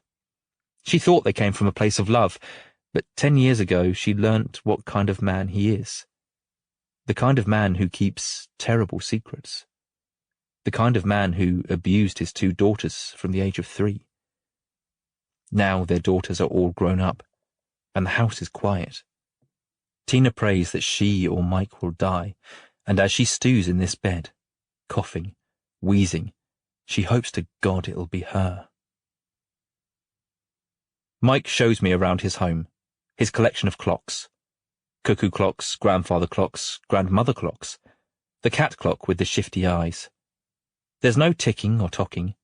Each of them is stopped at a different time. That one's from Romania, he says, pointing to a walnut clock on the wall, with a pendulum hanging inside a glass case. He stands looking at this one for a while, the intricate carving, the floral details. Then he asks if I'd like a drink. I say no, so we sit in the armchairs of the living room. The armchairs are wrapped in plastic. The coffee table is wrapped in plastic, and its corners are taped up with foam. In Mike's house, every pointy object, every banister, door, cabinet, is softened with foam and sponge and bubble wrap. Mike himself sits wearing his red bike helmet and knee pads. He catches me looking at the helmet. He taps it with his knuckles. "You should get one. 60% of accidents in the home involve head injuries. Not that you need to worry about that, I suppose." He's a slim man, athletic. We can hear his wife coughing upstairs, a hacking, bubbling cough. Mike nods. "I knew this was coming. She's been rough." "She sounds rough." "Do you want to see her?" "Not yet." He nods again, hands on his knee pads. Now that he's given me a tour of his clocks, he's run out of things to say. He's always been quiet. His wife coughs again. "You will take her gently, won't you?" "Actually, Mike, I'm here for you." "For me? That can't be right. I'm fit as a fiddle." "No one lasts forever." "I'm 61 years and 40 days old, and there's nothing in this house that could hurt me. I'm clean, I'm careful. I have smoke alarms and fire extinguishers, 2 for general fires, 2 for electrical. I have first aid kits. I won't even go upstairs and see Tina without gloves and a surgical mask. You've got nothing on me." "Well, you've got me there, Mike." He looks uneasy now. He checks the pulse behind his ears, then checks again at his wrist. He clears his throat, tries not to appear worried. "So, how much do you know about me? About my life?" "Everything. Every little thing." "Yeah? What did I have for breakfast this morning?" "A boiled egg." "And yesterday?" "A boiled egg." "What do you know about my daughters?" "Everything, Mike. I know who you are." "So that's it, is it? You think I deserve to die, so that's why you're here?" "I'm here because it's your time." "So you don't care?" "That's right." "Oh, shit. I bet you've reserved a special place in hell for people like me." "Mike, I'm not here to decide what you do or don't deserve." "Then why are you here?" "I've already told you." Now Mike stands up. His helmet wobbles on his head, and he tightens the strap. He points at me. "I've had enough of you already. I want you out of this house." "Mike." "I mean it. I don't have to sit here and listen to this in my own home. Come on, out." "Mike, it's 11 o'clock. Time for your sandwich." "I'm not bloody hungry." He's standing there looking at me, His slender arms folded across a tight, fuzzy chest. He's trembling, getting himself all worked up. Mike closes his eyes and checks his pulse, counting, breathing, slow and deep, in and out, in and out. He stays like that for a full minute. Then he walks to the kitchen, opens the serving hatch, and watches me through it. "You're an irritating sort of man, aren't you? Has anyone told you that?" "A few." "Do you want a sandwich?" "Sure, I'll have a sandwich." I stand up and walk to the serving hatch, sitting on one of the bar stools. I watch as he butters the bread and looks in the fridge. "What do you want in it?" "Anything is fine." "I've got eggs, cheese, Marmite." "Marmite is fine." He takes the Marmite from the shelf, then butters another 2 slices of bread for himself. He spreads the Marmite, cuts the sandwiches diagonally, then passes me mine through the hatch. I hold the plate, but he doesn't let go. He looks at the floor. "I'm not ready to die." "Few people are." "Is there anything I can do?" "Sit and eat your sandwich with me." He lets go of my plate and I set it down in front of me. Mike walks out of the kitchen and back into the living room and sits beside me at the breakfast bar. He takes a big bite of his sandwich, chewing as he talks. "You think I'm evil, don't you? It's all right. You don't have to answer. I am. I've done awful things all my life. Abominable things, and I've got no excuses for them. I do deserve to die." He stares at nothing, and he nods. "I wish you would judge me. Shout at me. Tell me I'm going to hell or nowhere, or tell me what you really think. You're supposed to scorn me. You can't just sit there like I'm a normal person." But I do sit and look at him, and I don't say a word. He bites into his sandwich again. He chews it, this hunk of bread and butter and yeast extract. The saltiness, the wheatiness. He grinds it between his molars, his wisdom teeth, and he looks almost happy at the simple, bitter, creamy flavours. And, as he half swallows, the wodge of food slips past his tonsils and lodges itself somewhere down his esophagus. It stays there. Eyes wide, he knows this is it. In an instant, he understands. I watch him. He clutches my shirt, and I watch him. His face turns red, violet. His hands fly to his throat. He stands up and thuds his spine against the wall beside the serving hatch. Bloodshot eyes. Half heave, half wheeze, mucus and fear, the desperate clawing at himself, at me, and I watch from my bar stool, and he sees no smile on my lips, no frown, just me, here, watching. He drops to the carpet. As he falls, his head collides with the corner of the breakfast bar, the corner padded with foam, his skull padded with the helmet, and he's dead within 30 seconds. I stand up and set the Romanian clock to the correct time. Then I finish my sandwich and wash up his plate and mine. And when his wife comes downstairs to find him dead, she'll call her daughters, and when they learn he died by choking, they'll finally be able to breathe. Mike Rudd, 61 years, 1 month, 10 days. The night of Layla's Halloween school disco. She sits on a bar stool in the kitchen, while Dahlia paints her skin a sickly shade of teal. I stand ready with the fake sores and scars. Dahlia paints Layla's arms with a white sponge. She paints her belly, her neck, her face, her ears. Layla smiles the whole time. Patch by patch, her face becomes dead, almost unrecognizable. "Okay, start sticking those things on her arm." I peel one off the cardboard packaging, a cartoonish gash that I stick on Layla's forearm. Dahlia brushes some paint over the edges until it's seamless, and then I stick one on her shin. This one has black stitches. I stick a long, thin one on her cheek. Layla swings her legs beneath the stool, grinning. Anyone would think you were enjoying all the attention, Lay. I dab some fake blood beneath the cuts, let it drip down her skin. Dahlia watches me. She's cherishing this moment, the three of us, so natural, like a family. She thinks it's the beginning of something, but all I hear is the nagging voice inside my head. I shouldn't be here. I cannot allow it. This isn't fair. I ignore the voice, and I ignore Dahlia's gaze, concentrating only on Layla's wounds, making them as disgusting as possible. A trail of blood from her lip, a drizzle from each ear. And, for a few precious moments, I lose myself in this fantasy.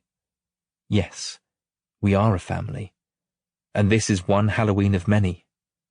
I am Dahlia's husband. Layla and Nada are our girls. We are a happy family doing happy family things. And it aches. We'll give that a few minutes to dry, then you can put your dress on. Does it look good?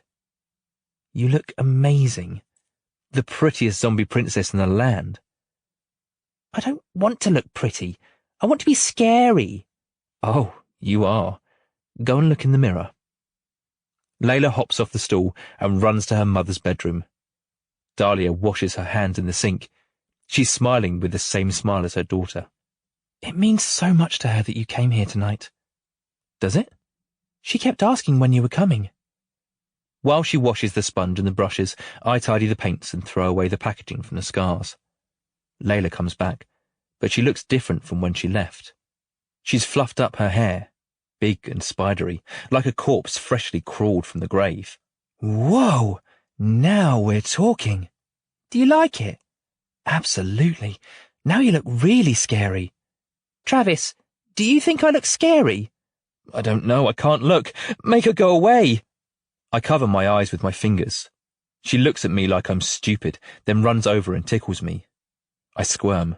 Make her go away, until I sling her over my shoulder and carry her into her bedroom. Where's your dress? On the bed. Get it on so we can get rid of you. We don't want any zombies here. Silly, you're not really scared, are you? I am a little bit. The dress is nylon, all pink and purple and black and white, all ripped and hanging with tatty ribbons. Layla slips it over her head, then messes her hair up again. She's wearing black and white striped leggings, and she perches a silver plastic tiara amongst all the hair. She opens her arms and says, "Ta-da!" It's almost perfect. Almost? What's wrong with it? Come here. She folds her arms, sceptical, but she follows me back into the kitchen. I pass her a carrier bag from the worktop. What is it? Have a look. Layla plunges her hand into the bag and pulls out a big package wrapped in white crepe paper. When she tears the paper away, her zombie face comes alive. Fairy wings! Wow, look at those. What do you say to Travis? Thank you, thank you, thank you, thank you! You'd better go and get your shoes on, or we're going to be late. Your fancy ones are in the wardrobe. Layla skips off to her room. Dahlia turns to me. I'm expecting to see a smile, but there's no smile. It's something else. She rests her hands on my chest and kisses me. And when Layla comes back, she's wearing her fairy wings and her sparkly silver slippers and a camera around her neck, and she's never looked happier. They both pull on their coats. I pull on my shoes. Dahlia asks me where the hell I think I'm going. She says she'll be 10 minutes, and she expects a cup of tea to be waiting when she gets back. She's late, but a cup of tea waits for her on the coffee table. Without a word, she closes the door and walks over and sits beside me on the sofa. She drapes her legs over mine, rests her head on my shoulder, and kisses my jaw. We sit like that for a while, and I think about Layla. I hope she has a good time tonight. Oh, Travis, you should have seen her. She was so proud walking into that disco hall. Most of the other kids are wearing little masks or whatever, but she's gone all out. You did a great job with the makeup. Well, I practiced on my brother a lot when we were kids. We'd raid my mum's dressing table and see what we could find. Layla will be raiding mine soon. Do you mind if I wear your jumper? She points to my jumper draped over the arm of the chair. I pass it to her, and she slips into it and rests her head on my chest, fiddling with my shirt buttons. We stare at the switched-off television and our tiny reflection in its surface. You never talk about your childhood. I know. She fidgets a little, and I know it's from all the questions she's deciding whether or not to ask. She asks a few, some she's asked before, where I grew up, if I went to university, how long I've lived in this town. I invent stories that seem to satisfy her, or I give one-word answers when I can't think of a suitable lie. Sometimes she tries to tease information from me by talking about herself. Layla's dad is a bit useless. I mean, he's not that bad. I feel for him. But he hasn't seen her in a while. She used to care, but I think she's grown out of it. On the rare times when he did see her, he'd ring me after a few hours saying, "She's bored. Can you come and get her?" And I'm like, kids get bored. How about you be a dad and do something with her? Dahlia pulls off her socks and rests her feet in my lap. She sighs, and I'm not sure if it's frustration at my lack of conversation, or at Layla's dad, or if she's feeling relaxed, or some combination of the three. She switches on the television and cradles her cup of tea in both hands. I like you being here. Well, that's good. I like being here. You make me feel calm. And we watch the television, wordless, for an hour or so, watching the gardeners transform a rundown patch of grass into a Japanese-inspired landscape complete with koi pond, miniature bridge, sand area, little wooden statues of fishermen, wind chimes hanging from the gutter of the summer house. Dahlia tells me she's been thinking about time and how quickly it goes. The other day I was looking at a photo of Layla. I could have sworn the photo was taken a few months ago, and I realised it's been 3 years. 3 years! And it hit me. Since that photo was taken, she's grown lankier, and she's got all her adult teeth, and she doesn't muddle up her words. And every day, every single day, is one less day of her childhood. She glances over at the bedroom, where the toddler is napping. Nada, too. It feels like yesterday since I was pushing her out of me. Now she's walking and babbling. She's starting to become an actual person. And how long do I actually spend looking at her each day? Savouring her? Taking it all in? 1 hour? That seems generous. We're always too busy getting ready for school or cooking or washing or sleeping. It's crazy. Sometimes I do the maths in my head. I had Layla when I was 26. I'm 34 now, and it feels like it's flown by, but in that same stretch of time, I'll be 42, then 50. She'll be 24. Just like that, she'll almost be the age I was when I had her. How long does it seem since you were Layla's age? It feels forever ago. Those first years are a lifetime in themselves, but the 10 after that were quicker, and my 20s were quicker still. Each year just gets faster and faster. So, although I'm 34 now, it won't feel like another 34 years before I reach 68. And 68 sounds like the beginning of the end, doesn't it? That's basically 70. What can you do at 70? Nothing. I get obsessed with it sometimes. I torture myself with it. I know it's stupid. I can't help it. It's not stupid. On the television, the gardeners reveal the new garden to the homeowners. The husband laughs and the wife cries, and they walk around their new garden, not quite able to believe it belongs to them. Dahlia sits up. You know, sometimes I look at her, at Layla. I look at her face, but I'm not seeing it. I want to appreciate every moment, I really do, but it's hard. It's like trying to taste your own tongue. You're too used to it. Do I sound like an idiot? Does any of this make any sense? I glance at a photograph of Layla in a silver frame beside the television. It's from last Halloween. She's a fairy witch carrying a plastic cauldron. Yes, it makes sense. She moves her head towards me again, sleepy eyes. She kisses my shoulder. And it sneaks up on me. This sensation. A sensation of deepest comfort. Here we are, doing small things. Nothing, really. Just talking, watching television. And yet in the nothingness there is a life more real than any wedding or christening or birthday party. In these tiny moments, when the spectacle is stripped away, when there is no reason for the day, what's left appears to be something true, something fundamental to being a person.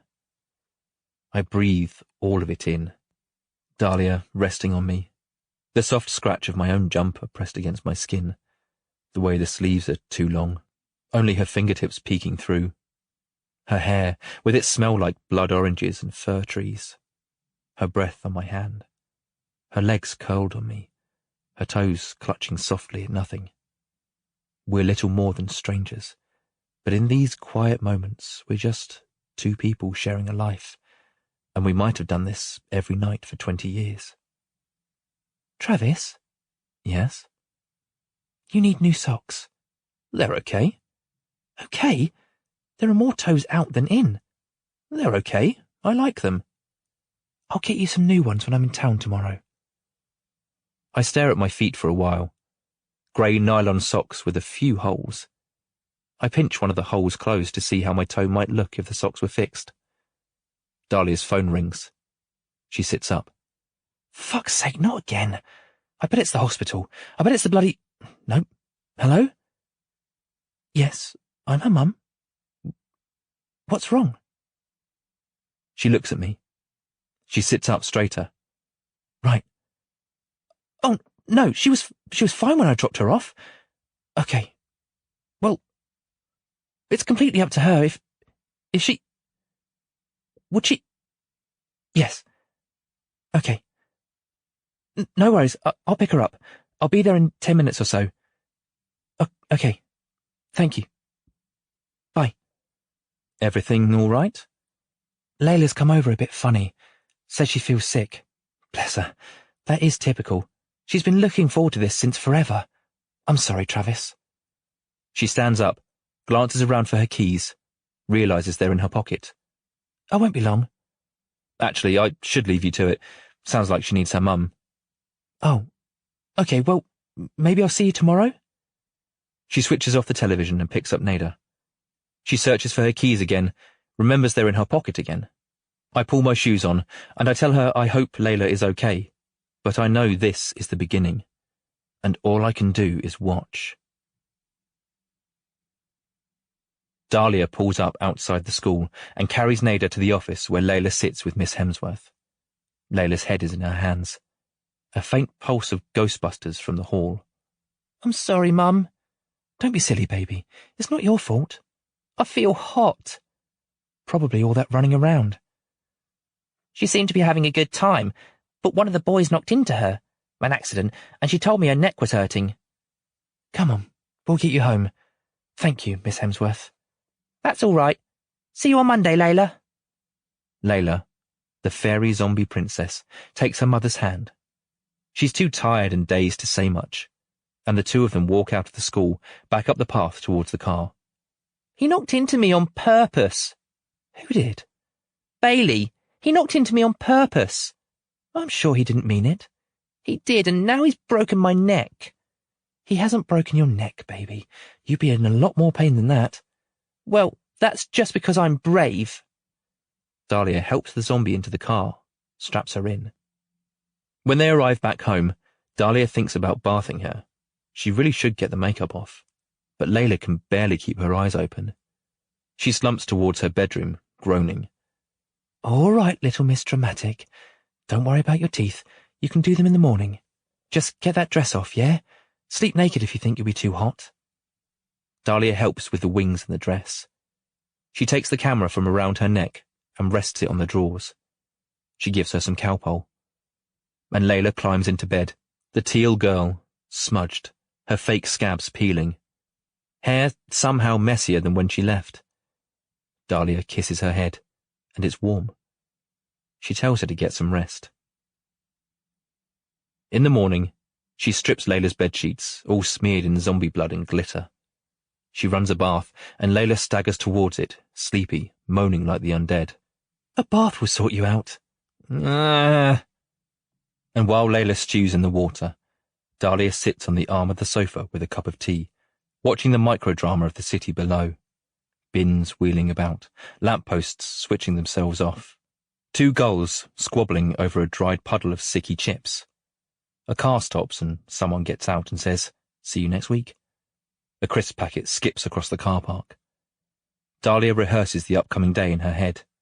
Feeding Nada, putting the washing away, cooking dinner, maybe pasta, something easy. Yeah, pasta, cheese and beans. She sips her tea and pokes her head into the bathroom. You all right, Stinks? Just sleepy. We'll have a lazy day today. Okay. Layla sits in the greenish soup up to her neck, her face still zombified. She can barely keep her eyes open. Make sure you wash everywhere, all right? Okay. Do you want some toast? Okay. Mum? Yeah? Will you wash my face, please? Course I will. Dahlia rests her mug on the sink and kneels beside the poorly girl. You're really not feeling good, are you? Layla shakes her head. The little room is humid and smells sickly sweet, like lychees, and Dahlia wets a flannel under the tap. Layla sits in the bubbles, eyes closed, shoulders hunched, swaying. Dahlia dabs the paint with the flannel. What? Nothing. You've got a little rash on your cheeks. A rash? It's just a bit blotchy. Does it hurt? Maybe your skin didn't like the paint. Get the rash off! I can't, baby. We'll have to put some cream on it. I shouldn't have let you sleep in the paint. Silly mummy. Do I have to go to the hospital? No. We'll just have a lazy day. Dahlia washes Layla's hair, her shoulders. She talks to Layla about her work, like the baby born with a full head of hair, or the boy who weed all over his dad. It doesn't make Layla laugh. She nods. She keeps her eyes shut. The sun rises through the little window, impossibly bright, a blazing rectangle on the opposite wall. The room sweats around the mother and daughter, quiet but for the trickles and plops of bathwater. Dahlia lathers Layla's arm. She washes the paint and soap away, revealing the rash beneath. This one is coarser, redder. She washes the other arm. Another rash, from wrist to shoulder. Dahlia dunks the flannel and washes Layla more quickly now, frantic. Her tummy, her back. Rashes everywhere the paint touched. Layla, stand up. She stands up, groaning. Her legs are dark red, scaled like leather. Can I lie on the sofa? We didn't paint your legs. I'm restoring photos at my table, but I feel you, Dahlia, rushing about your flat. I feel the tightness in your chest, your dry tongue sitting in your mouth.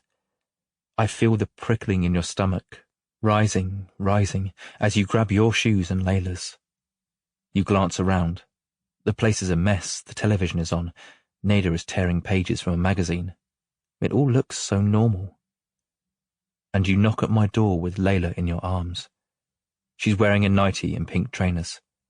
Damp hair, head lolling. You ask if I can look after Nada, and I don't ask what's wrong, but you tell me anyway. Layla's got a rash. You lift her sleeves and show me. Maybe she's got an allergy, you say. You're taking her to the hospital. Do you want me to come with you? No, we'll manage. Actually, yeah. Do you mind?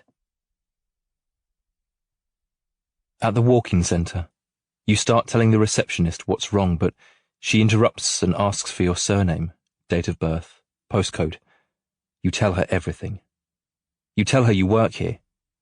She tells you to take a seat.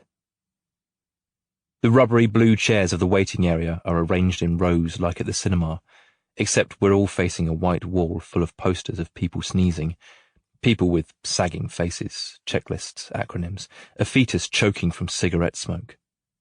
Layla sleeps on your lap while Nada sits on mine, fiddling with a thread of wool on my jumper. Nada is as unaware of Layla's condition as everyone else in this room. The old man reading the magazine. The woman with her teenage daughter. No one looks ill or injured, but they are. I want to hold your hand. You look at me. Your smile is forced yet somehow real, and I put my arm around you. We sit in the waiting area, this cinema, waiting for the film to start. It starts with a name. Layla Preston? The doctor suspects it's meningitis. Meningitis. And the word is sharp and absurd, and you knew it. You knew it would be meningitis. And he asks if there's any reason you didn't bring Layla in sooner. You mention something about Halloween, and you stumble over your words. I want to help you. I want to finish your sentences, explain it all away, but I don't. She was wearing makeup. You didn't see the rash.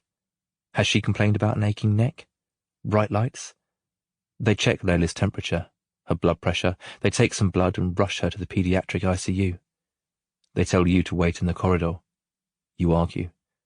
You can see her when she's in a more stable condition. We sit on a couple of those same rubbery chairs in a nook in the corridor, and there's a boy on a bed outside a ward. He's attached to a drip. He's asleep. You're shaking. Your knees bounce like the cams of an engine. Your whole body is rattling, rumbling. You're ready to bolt to your car and lock yourself inside. Nada is restless, grumbling, wriggling in my arms. You pinch your eyelids and whisper for her to shut up, please shut up. And I want to help, say something of comfort, but there is nothing but cliches. She's going to be okay. You don't know that.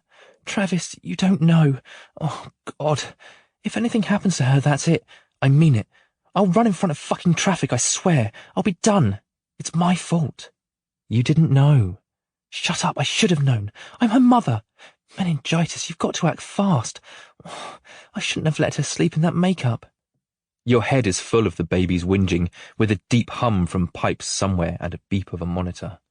You can hear the slapping of footsteps, the rolling squeak of a lift, the bleating of a phone. There's a murmuring from two nurses, a shiff of swinging doors, the heaving waves of your own blood in your ears. You stand up. You need air. For half an hour, Dahlia leaves me with Nada and locks herself in her car, as she's done on so many lunchtimes. She rests her head against the steering wheel, eyes closed, listening to her breath, smelling the cold plasticky scents of the car, listening to the rumble of other cars parking and leaving, the thud of doors, garbled voices. The cool steering wheel against her forehead, warming up. Her close breath. The firm seat, her feet on the plastic mat, some grit beneath her soles. Pay attention to it. An itch on the side of her hand, a bird singing an unfamiliar hoo-caw, a gurgle in her stomach. So much to pay attention to, so much. There's really no need to ever leave this car, to ever open her eyes again. Someone outside says, which entrance is it? Another one says, how should I know? The worst part, she finds, is the waiting. The hours pass like a dizzy tide, and sometimes a doctor will update her. It's bacterial meningitis, not viral meningitis. What does that mean? Well, it means a few things. We've put her on antibiotics. She's resting, but you're welcome to see her. And when Dahlia sees her in the hospital bed, she doesn't move. She was expecting tubes and wires, maybe an oxygen mask, but there's none of that. Just a girl in a bed. And somehow this is worse. The girl is unconscious, arms at her sides on the white sheets. Dahlia approaches, tentative, as if she's frightened of waking her or breaking her. She sits on the chair beside the bed, and I stand with Nada in my arms. But Dahlia grabs my cuff and gives it a gentle tug, and I sit on the chair beside her, and the three of us watch the girl's chest inflate and deflate. Disinfectant and cigarettes. Blue curtained booth. Pale yellow light. She watches her all night, even though I tell her to go home and rest. If anything happens, if she wakes, I'll let you know. I can't leave her, she says, and she doesn't. She sits at the bedside, bloodshot eyes, cheeks sagging with exhaustion, and the tears that won't come. Go, I tell her. She doesn't answer. Nada's dad picked her up an hour ago, and everything is quieter. The soft shuffle of the ward. Beeps and murmurs, beeps and murmurs. She tries ringing Layla's dad again, but he won't answer. And as she watches Layla's little body, she's counting the breaths, waiting for the last one. Her mind is only noise. It's all past and future, for all the things she should have done, and all the things that will happen because she didn't do them. Sometimes she mutters words, but they're fragments. Wishes for the girl and curses for herself. Why didn't I? And please, she's got to. I ask if she wants me to leave, and she answers before I finish the sentence. I look at Layla. I want to feel what her mother feels. Doctors come and go. Dahlia knows most of them. Some are sympathetic, others are coldly professional. Dahlia tries to listen to their words, but all she hears is the tone. Is she going to die? When will she wake up? Spinal cord and vital organs, nasogastric tubes, little blue wristband. Now the girl looks like a patient. Dahlia stares at her daughter. In many ways, she still looks like the baby who would toddle from sofa to table, who would muddle her words, who would say "wumph" instead of first. She still has those small pink lips and round cheeks. She still has a big baby forehead and fingernails the size of chocolate chips. The years are weeks. Weeks since she wore her last nappy, wore her first school uniform. Now she's here, a story cut short like a book dropped in the bath. The pages soggy and blurred, but not unreadable. What happens next? Please, please let the pages dry. Sometimes we look at the sleeping girl, but most of the time we look at our hands, at the walls, at the ceiling. Dahlia draws a long breath and says, "Thank you, Travis." I say, "For what?" She says, "Just for being here. You didn't have to be here, but I appreciate it. Layla appreciates it. I don't know what I'd have done." And when Layla's dad finally arrives, he stands at the curtains. He can't move. He turns away, then turns towards her again. But where Dahlia was silent, he cries, red, puckered face, fingers to his mouth. His crying is all teeth and spit. He sits on the bed and kisses his daughter's hand 51 times while Dahlia weeps without a sound. She didn't know he'd cry. Seeing him cry, she knows it's real. She stands and strokes his back, but she doesn't take her eyes off the girl. I leave the parents alone. She tells him about Layla's condition and what the doctors have said. He nods and almost cries again, but he holds it together. She tells him about the Halloween disco and the makeup. She says she'll never forgive herself. He tells her it's not her fault, but they're just words. After that, they don't speak for an hour. She watches Nick out of the corner of her eye. He scratches the dry spot in his arm. He wraps his fingers on his knees. He checks the time every 5.5 minutes. Nick, I just feel so fucking useless. Our daughter is falling apart and I'm supposed to just sit here and watch? Why aren't they doing anything? I'm sure they are. I can't stand it. I can't stand the quiet. She pulls her phone from her pocket and plays a song, but it's too depressing. So she chooses a more upbeat folk rock track called Glory Hallelujah, and this doesn't feel appropriate either, but it's better than the silence. In the early hours, Nick and Dahlia sit alone in the curtain booth, watching their daughter fight for her life. She's still unconscious, her hair damp with sweat, her skin blotchier. Nick tells Dahlia to get some rest. He'll stay. She rejects it, then asks if he's sure, and when he says yes, she looks at Layla again. You'll ring me if anything happens? Of course I will. I mean it, Nick. I will. She stands up. She brushes some hair away from Layla's face. Outside, it's bitter, and the sky is black. Dahlia smokes 2 cigarettes outside the brightness of the entrance. Then she goes home. She stands in the dark of the flat. For 10 minutes, she stands. It's quiet enough to hear the radiators, and she stands in Layla's doorway. She considers crawling into Layla's bed, but she doesn't because it would feel like defeat. Instead, she sits on the kitchen floor with her back against the cupboards, and she falls asleep with her phone in her hands. Starlings roost in the hospital roof, and the sun rises orange over the car park. The air is wet, though it's not raining, and it hasn't rained and it won't rain for days. A nurse cries in her car. A man on a ladder washes the windows at the entrance. A baby girl is born. An old man pisses into a cup while another old man dies, his organs yielding to the cancer.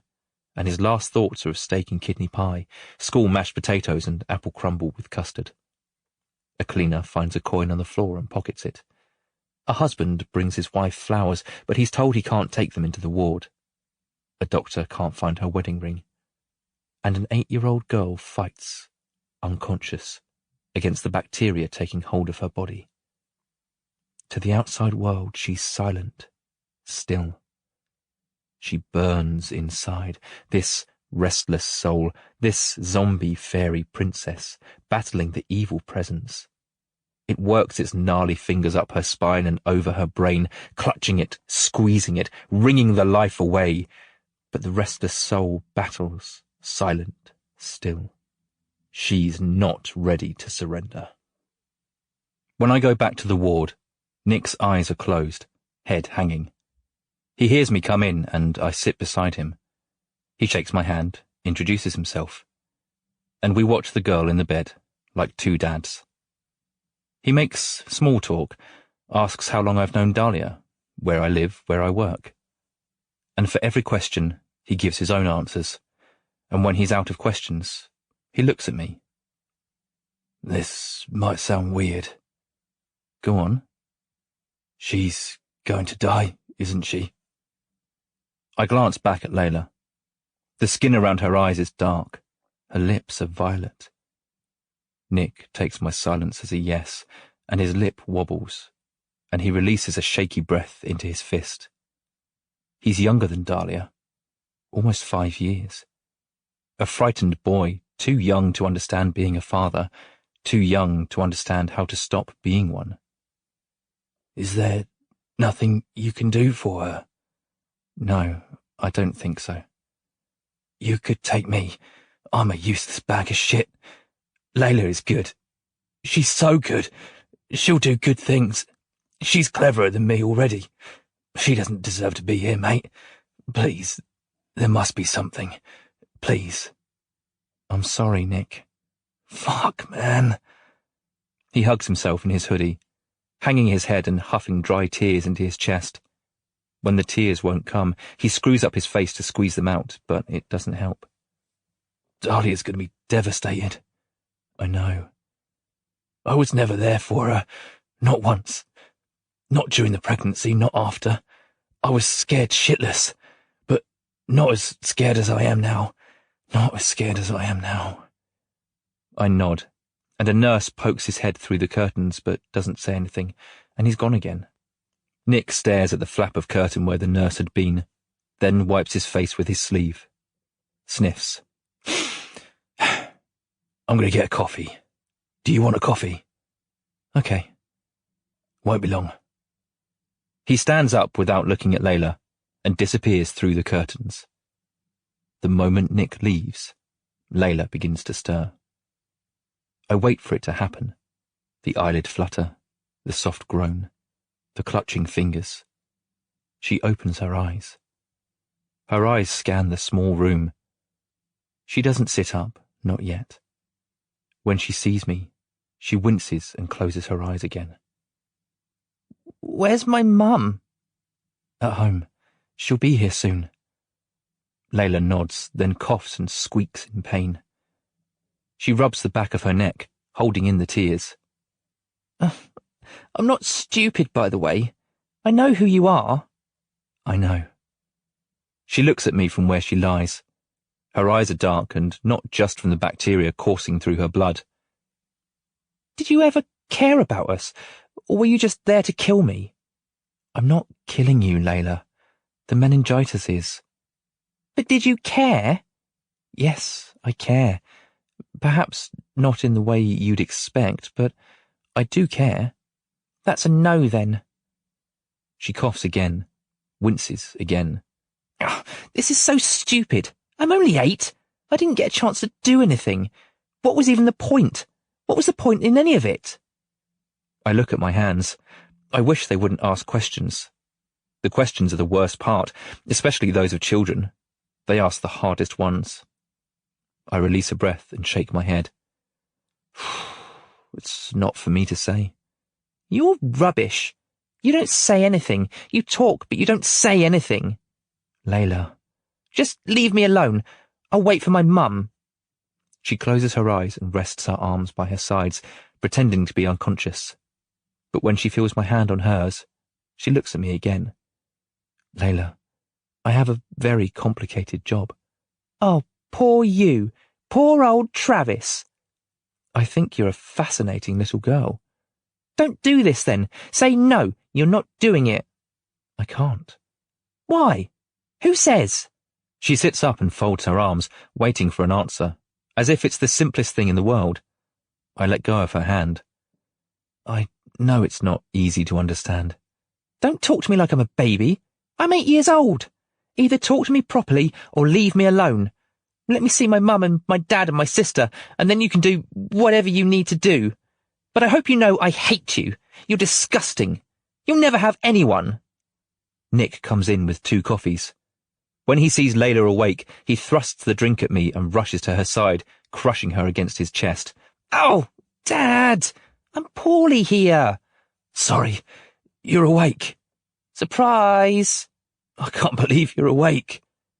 Nick scampers into the corridor, calling for doctors and nurses. And he comes back, holding and kissing her hand. She laughs. I'm going to ring your mum. Tell her to bring Spike. Who's Spike? My narwhal. Okay. Hello? Yeah, it's me. She seems all right. She's talking. Sure. Here she is. Hello? Mum, don't cry. I'm okay. Yeah. Dad and Travis. Yeah. Okay, but can you bring Spike? Okay. Yeah. Okay. See you soon. Love you too. Bye. Bye. Layla passes her dad his phone, and I pass him his coffee. He clutches it, trembling. Layla rests a hand on his knee. You can go now, Travis. My dad's here. Travis can stay, can't he? No, it's fine. I have some things to do. Okay, well, thanks for being here, mate. Nurses arrive. I stand up and watch the father and daughter holding hands. Neither of them sees me. I am witnessing this silent scene as if through a window. And despite all the pain he's enduring, I wonder if I'd like to feel it. Dahlia rushes to Layla, bundling her up in her arms. She cries and says, "You're awake, you're awake. I'm so sorry, Layla, I'm so sorry. I should have brought you here sooner. I didn't know you were ill. I'm so stupid." Layla says, "No, Mum, you didn't know. I'm okay." She lies. I'm okay. I'll be okay. They sit on the bed, Dahlia to her left, Nick to her right. They stroke her hands and her hair like it's the first time they've noticed they have a daughter. Layla smiles, brave. She thinks they're both a bit crazy. Where's Nada? She's with her dad, baby. Oh. Now Layla's bravery falters, and she almost cries. What's wrong? I wanted you to bring Nada. You'll see her soon. This isn't really a place for babies. She'd be bored and make lots of noise. But what if I never see her again? Of course you'll see her again. But what if I don't? What if I die? Now, look at me. You're not going to die. They've got you on antibiotics. You're awake. You're getting better, baby, I promise. Dahlia pulls Spike the narwhal from her bag and passes it to her. Layla nods and wipes her eyes on the back of her hand. She stares at the turquoise stuffed toy. I'm always so mean to Nada. Come on, no you're not. I am. Always telling her to shut up. Always calling her annoying and stuff. But she's not. She's not annoying. She's the best sister in the world. I'm so sorry, Mum. Tell her I'm sorry. There's a panic in her voice now, as though she can see her little life slipping away and she needs to tie up the loose ends. I'm a bad sister. No, Layla, you're not. One time I pushed her over on purpose. We all do things we're not proud of. No, this was different. I was proud of it. I wanted to see her fall over. This is why I've got ill. Because I was a bad person. If I could take it back, I would. Even if it meant I'd still be here in hospital, I'd take it back. She's a good sister. She didn't do anything wrong. I want her to have Spike. Now, that's enough. I don't want to hear any more talk like that, okay? In a few days you'll be out of here, and everything will be back to normal. Dahlia's mind flickers with images of Layla's future. Perhaps she'll be a botanist, or a forensic scientist. Maybe she'll have some boring job in an office, but she'll practice art in her spare time, and her husband will be an artist too. Dahlia sees weddings and Christmases and a 21st birthday, driving lessons, college, pregnancy. The images flicker and flutter, blinding, until they stop. What, she wonders, would it be like to lose a child? How could a mother live with that? A mother has one job, to protect her child, and I'm failing. If she dies, it's over. I'm done. She's been in hospital for 2 days when the doctor asks Dahlia and Nick for another word, in his office this time. He explains that, although Layla seems better, he's still very concerned about her condition. These moments of lucidity are a symptom of the bacteria, he says. Although she's awake, she's suffering from severe inflammation around the brain and spinal cord. They will continue with the antibiotics and introduce steroids to reduce the inflammation. If she doesn't show signs of recovery within a day or two, she's in danger of hearing loss, even brain damage. Nick says, can she die? There is a possibility that if she doesn't respond to the medication, the infection could lead to death, but we're doing everything we can to prevent things getting that far. Dahlia asks when Layla will be discharged. Not just yet, the doctor says. While the doctor recites statistics and strategies to the worried parents, I visit Layla again. Her skin is still blotchy, but she looks more alert. I sit on the chair beside her, and she pretends she can't see me. She flicks the horn of her narwhal. She traces her fingers around its eyeballs. I've brought you something. Whatever it is, I don't want it. I lay a shoebox on her lap, and she stares at it. She'd love to resist, but curiosity gets the better of her. And when she lifts the lid, she smiles, then cries. She grabs a handful of photographs from the box, some printed on cheap paper, others on full-colour film, but all of them taken by her. All the ones she didn't snip to pieces. I didn't look at them, I promise. I'd forgotten about most of these. I'll leave you to look at them. No, look at them with me. She pats the space beside her on the bed, and I sit. She tips the box upside down so they all fall on her lap, and she studies some colour ones first. An orange peel at the side of the road, a ladybird on her palm, a bowl of cornflakes. She picks up a photo of Nada gnawing on a chicken nugget. This one she studies for some time. The stark white light, Nada's shiny eyes, her shadow on the wall. It was the last photo Layla took with her colour camera. She looks at it until her hand starts to shake. Travis, I don't want to die. I know. She puts the photo to one side and picks up another. Moment by moment, she rewinds her short life until she reaches the first photograph she ever took. 2 years ago, the Christmas she got the camera. It's a picture of Dahlia, heavily pregnant, a glare of fairy lights in the background. I don't even remember it. Well, that's what photos are for. Thank you for bringing them. She scoops up all the pictures and drops them back into the box. She places the lid on top, passes the box back to me. She doesn't look angry anymore. Travis, tell me what happens when I die. What do you think happens? I don't know. They taught us about heaven in school, and I always thought it was stupid. But now I'm in hospital, heaven seems like a pretty good idea. And what does that mean to you, heaven? Everybody being happy, somewhere nice. That'd be good. I bet it's warm and everyone's friendly all the time. But I don't think I'll get in. I was always nasty to my sister. They don't let nasty people in. She picks up her narwhal and flips his flippers up and down. She makes some whooshing noises like waves. I reach out and touch the narwhal's soft back. Flannel texture. Layla, do you remember where you got him? Where I got Spike? The fair. Hook-a-duck. That's right. You were allowed to choose anything with a red tag, do you remember? You were so happy when you saw him. Then you lost him, I didn't lose him. You were walking back to the car with your mum, and you shouted, "Wait, I haven't got my narwhal." That didn't happen. I would never leave him. You walked back to the fairground, back into the crowd. Your mum told you to retrace your steps, and that's when you realised you'd left him on the Ferris wheel. The man gave him back to you, and he said, "Don't worry, narwhals ride free." That's right. Narwhals ride free. I brushed some hair behind her ear.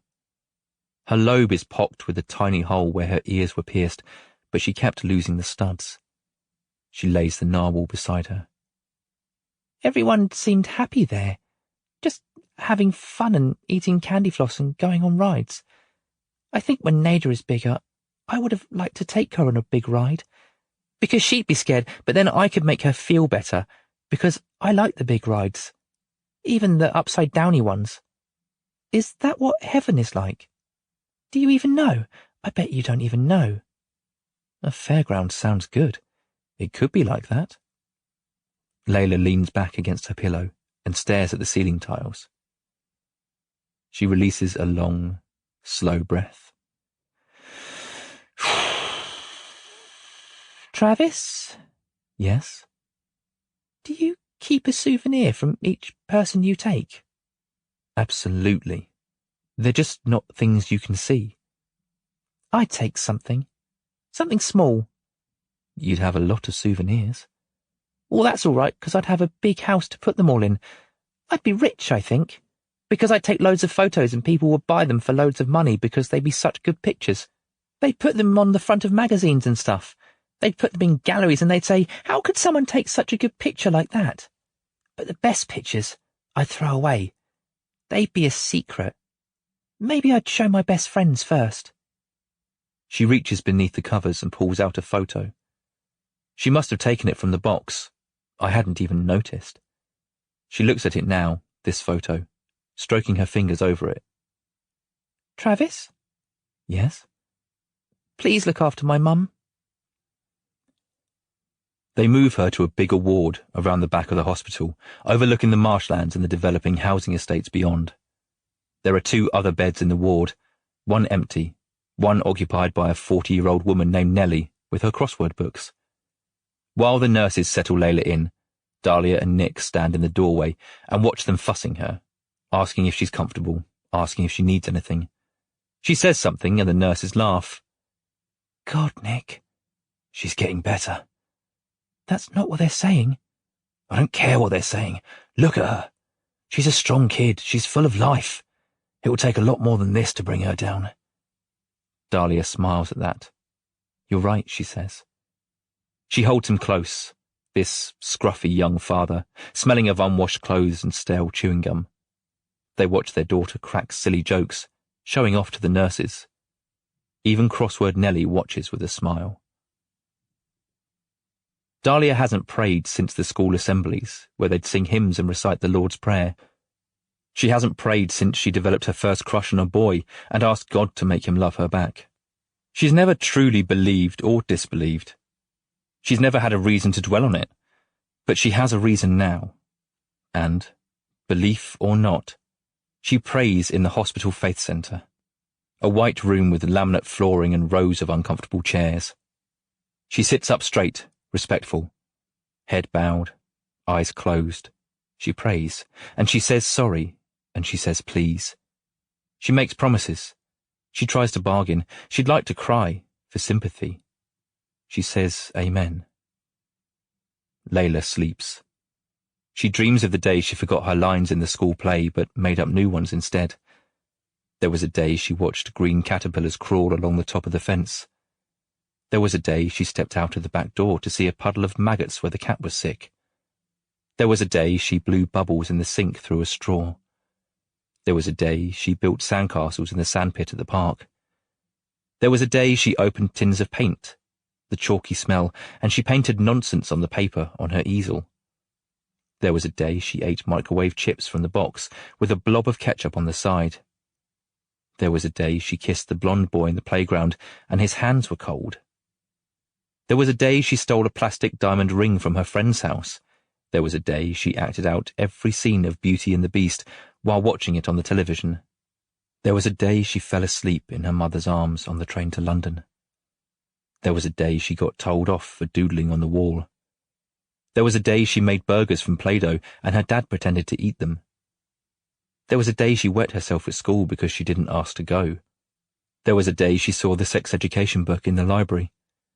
There was a day she played the keyboard but spent most of the time choosing different sound effects. There was a day she fell over in the car park and her mum put a zebra plaster on it. There was a day she got meningitis and had to go to hospital. There was a day she got better and a day she got worse. That was the day her parents cried. Her mother sleeps beside her. Nick left to get coffee, but he's been gone for 3 hours. It's dark, and the ward is quiet. There's nothing left to do or say. She's run out of moments, and there is no way of dragging this out any longer. I lean forward in my seat and allow my eyes to wander the child, this pretty thing. She doesn't look much like either of her parents. She's some third mysterious spirit who came for a while and had to leave. I hold her hand. It's warm. I whisper some things. She releases a soft breath. Peaceful. Dreaming, not of fantasies, but of normal days. Shopping and school and baths and dinners. Simple, perfect days. Her fingers loosen in mine. She fades away to somewhere else. And I stand up with the shoebox of photographs, leaving her and her mother to what follows. When she sees Layla dead, she cries out the words, "Oh no." Nothing words. Just like that. Oh no. Such pathetic words they might have been comical under any other circumstance. She knows, the moment she lays eyes on the child, what she sees. Outside, the world carries on like usual. Cars leave and arrive, leave and arrive. A man checks the time on his phone. The moon is full and white. Nick sees me at the hospital entrance. He's swaying, stinking of drink. He staggers, rests his hands on my chest. "Take my car keys. They're in my pocket." His face is stretched and grey, his mouth the folds beneath his eyes. I reach into his jeans pocket and pull out the keys. He squints up at the bright hospital sign above the doors. "Are they inside?" "Yes." "How is she?" "I think you'd better go in." He nods vigorously. He pats my chest and lurches through the automatic doors. I don't follow him in, but I see him anyway, as he goes through the foyer, into the lift, presses the button, leans against the mirrored wall. He looks like he might fall asleep. The lift doors open, and he makes it to Layla's ward, and Dahlia is there, turning to him, turning on him. "You useless dick, where were you? Where were you?" Pushing him with both hands, and "I tried to ring you about 50 times, you useless dick. Where were you? She's dead. You missed it. She's dead and you weren't even there. I tried to ring you." You weren't even there. I leave them alone. I leave them in the square yellow frame of the ward.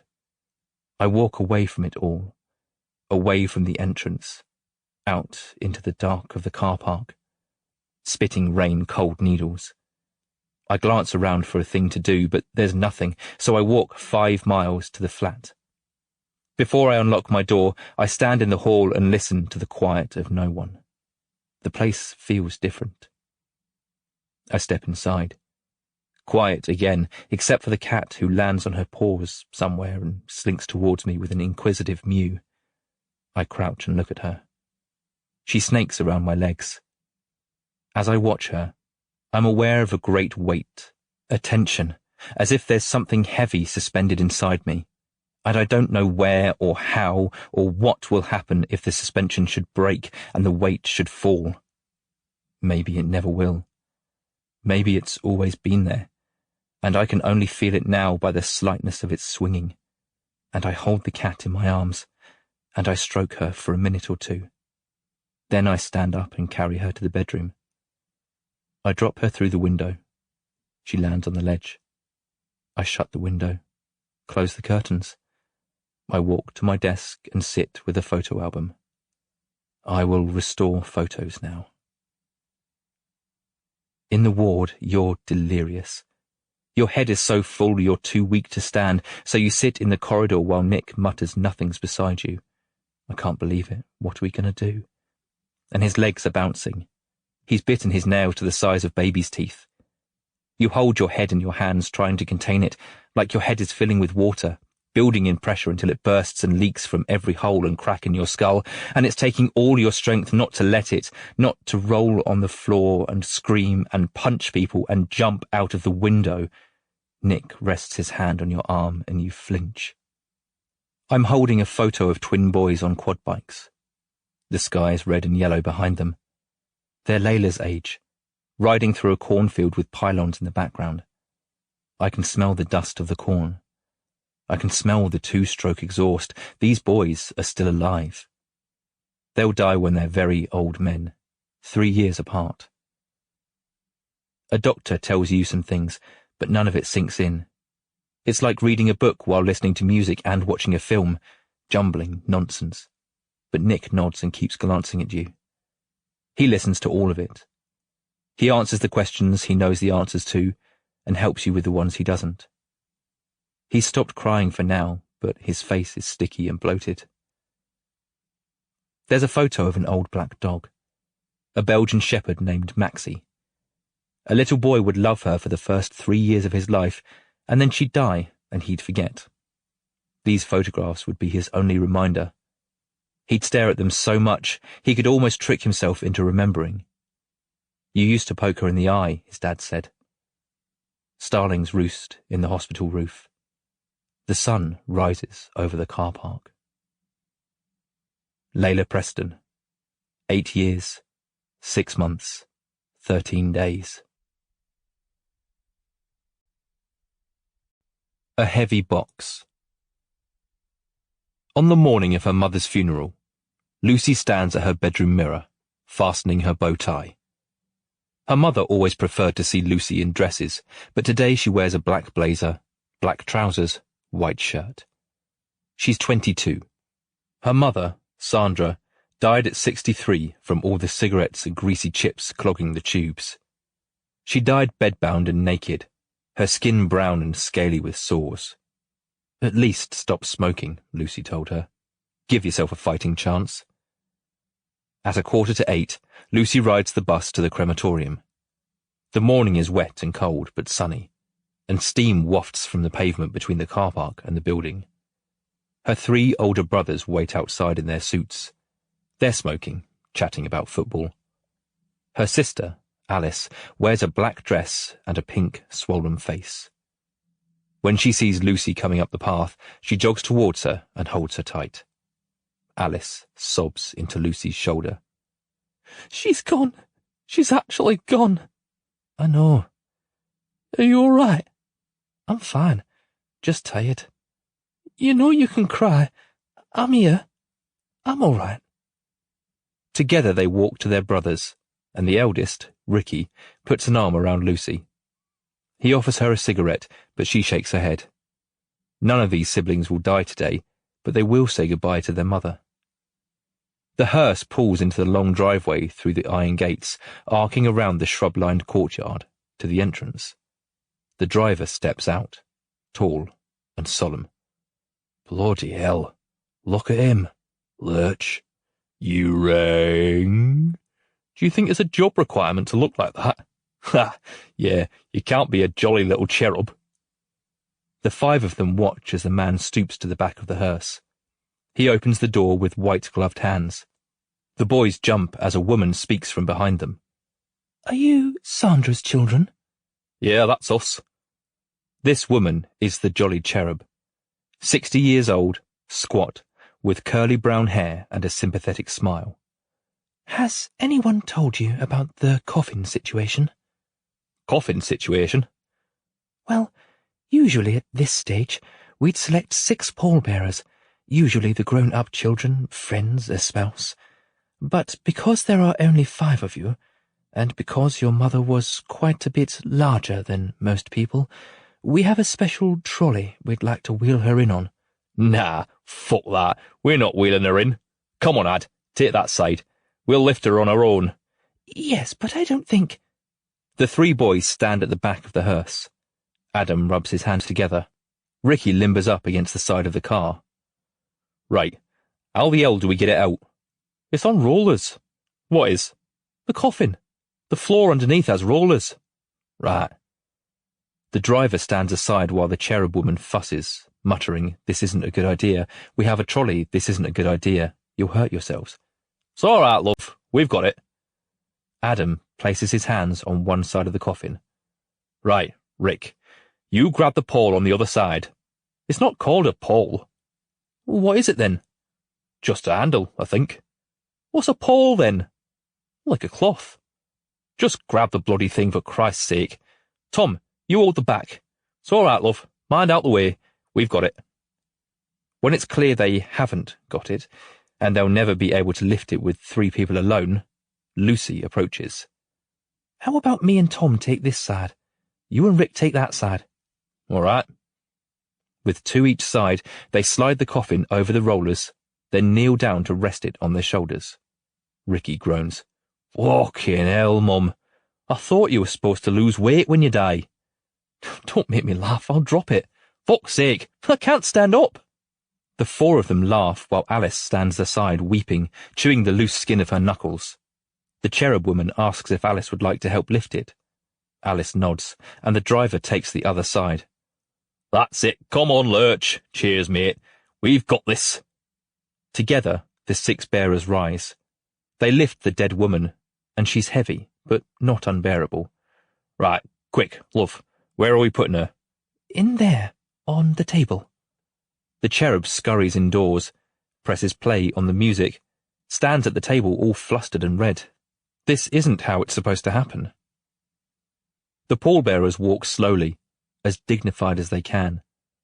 Lucy hears Alice weeping on the other side and wishes she'd shut up. She was the one who'd always give in to Mum's indulgences.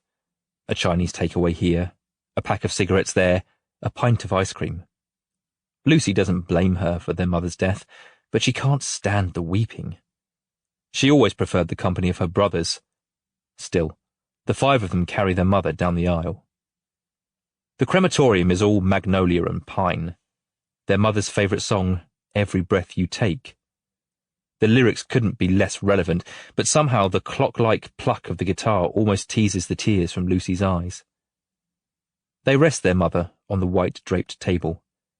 The 5 of them sit in the front row, while the driver walks back down the aisle and closes the doors. The cherub presses stop on the music, and it cuts out with an echoey click. We're here today to celebrate the life of Miss Sandra Elaine Burke. Alice stands at the lectern and gives a speech, all love and kisses, and a poem she wrote herself. After each line, she glances at Lucy to see if it's making her cry. She uses words like embrace and cherish. She uses the word bosom, and Ricky snorts. He holds his nose, trying not to laugh, then holds up an apologetic hand. Alice shakes her head and tries again. And when she held us in her bosom. Now Ricky bursts, and this makes Adam laugh, then Tom and Lucy. Guys, for God's sake, you're really upsetting me. I wrote this specially for Mum. Ricky tries to calm himself. He looks at his knees, sighing a big wobbly sigh, and he wipes his tears on the back of his hand. I'm really sorry, Alice. Go on, love. Maybe just skip that bosom part, because fuck me, I don't think I can handle it. It's a very emotional poem. Alice composes herself. She clears her throat, dabs a finger at the corner of her eye, and checks it for mascara. She scans down the page. When everyone's quiet, she continues. And when she held us in her heart and pressed us to those rosy cheeks. Ricky howls with laughter into the crook of his elbow, and soon they're all in hysterics, all but the cherub and Alice, who folds her paper and gives up. I can't believe you lot. Alice, I'm sorry, love. It's a weird day. I'm all over the place. How can you laugh on the day of your mum's funeral? Because crying won't bring her back, will it? She wouldn't want us all to be sad, would she? Yeah, well, you've made me sad. Alice leaves the lectern and sits back down beside Lucy. She folds her arms. The cherub stands beside the coffin. Do I dare ask if anyone else would like to say a few words? The hall is silent. Then Ricky raises a hand. He says, "Yep, I will," then stands at the lectern. "Well, I haven't written anything. I wasn't going to say anything. I don't have a way with words like Alice. I mean, what is there to say? Mum, God love her, she had a funny old life. She was athletic once, a bloody good swimmer. But then she had us lot. 3 kids by 25, divorced at 28. And she always tried her best. Always.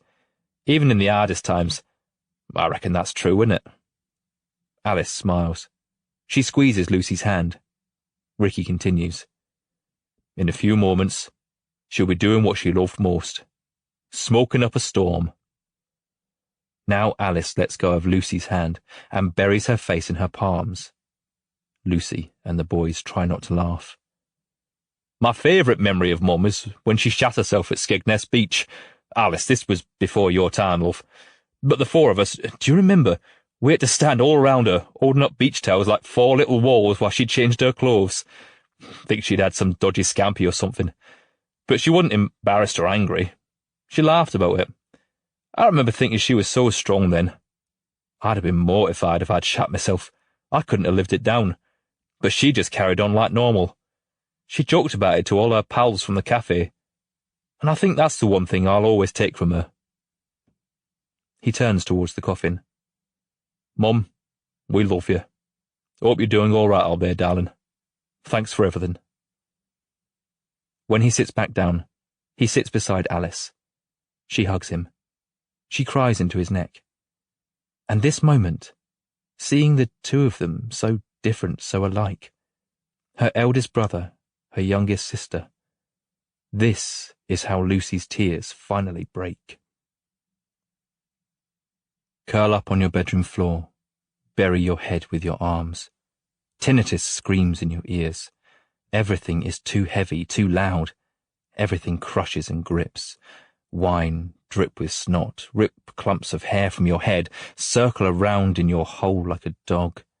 You are outside yourself. This is dull and sharp, and it boom, boom, booms inside your sloshy head. Your chest swells to the size of an oak tree. Disgusting creature, sick fuck, it's over, it's over. There can't be a day beyond this day, nose to the carpet, teeth chomping through salty lips with the iron flow, and fuck, fuck, fuck. Dig your nails into your cheeks, thump that forehead on the boards, wail like a banshee in the night, all contorted and ugly, unnatural and diseased. Grit those gnashers, girl, until your brain pulses. When's it gonna? It's just you in this hole forever, just you in the dark, and nothing will pull you out.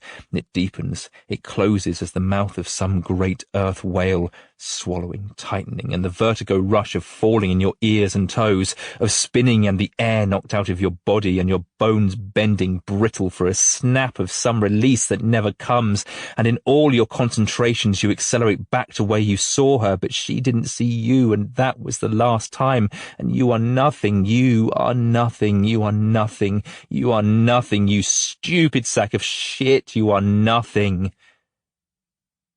In the place where no one goes, in this spot beyond time, the whole inverts, becomes an open mountain spewing its angry innards at the sky, a choking, smoking dust that curls black.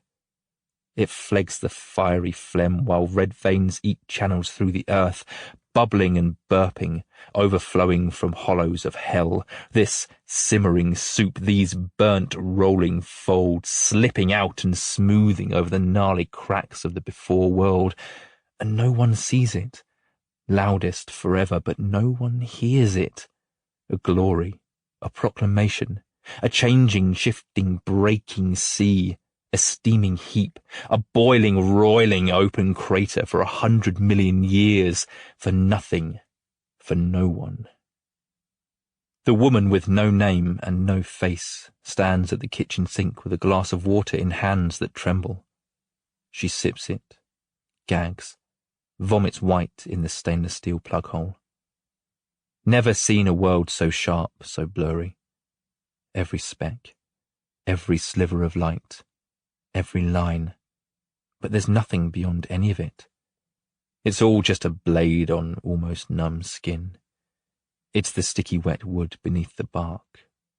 It's scratching fingernails over bumpy brick. It's burning guts and dry heaves. It's this, it's that, it's not that. It's shopping trolley static and cuff caught on the drawer handle, and the public toilet and the ghosts wandering, gawping, wondering why she cries. Who walks and cries? It's cold windows and paper cuts. It's stop hitting yourself, and falling belly first on the cathedral spire, wandered in because where else to go? It's an organ playing gay and disrespectful, pews, children's drawings on stone walls, free guided tour, mausoleum, help me, someone help me, oh God. It's giving birth with the stretch and empty and seeing black hair and a bag of sugar with arms and legs and hating her because how can you do it alone? It's prayer cushion dust, it's history brass plaques, it's gift shop tat, it's toilet again and disinfectant and head deep in the ceramic bowl, choking, faint reflection in the white bowl all warped, reflection in the rounded square of water, spit, spit, spit, bile and water, spit. It's closing your eyes and seeing more than when they're open. It's home. It's a blue elastic band on fingers until the blood stops. It's tiny plastic buttons and suffocating in the sealed duvet cover cave. It's a soft shroud over the body of giving up and being no one. And the lava cools, solidifies, becomes something else. Black rock, baked flesh, molten rivers just below, rushing fire. But for now it's a rock, a rock, a rock, and the rock is fixed on the barren mountain slope. When you left here, you left with a child. You've returned with nothing. Where is she then? Where's Layla? Failure. You are a failure. You had a job, and you failed.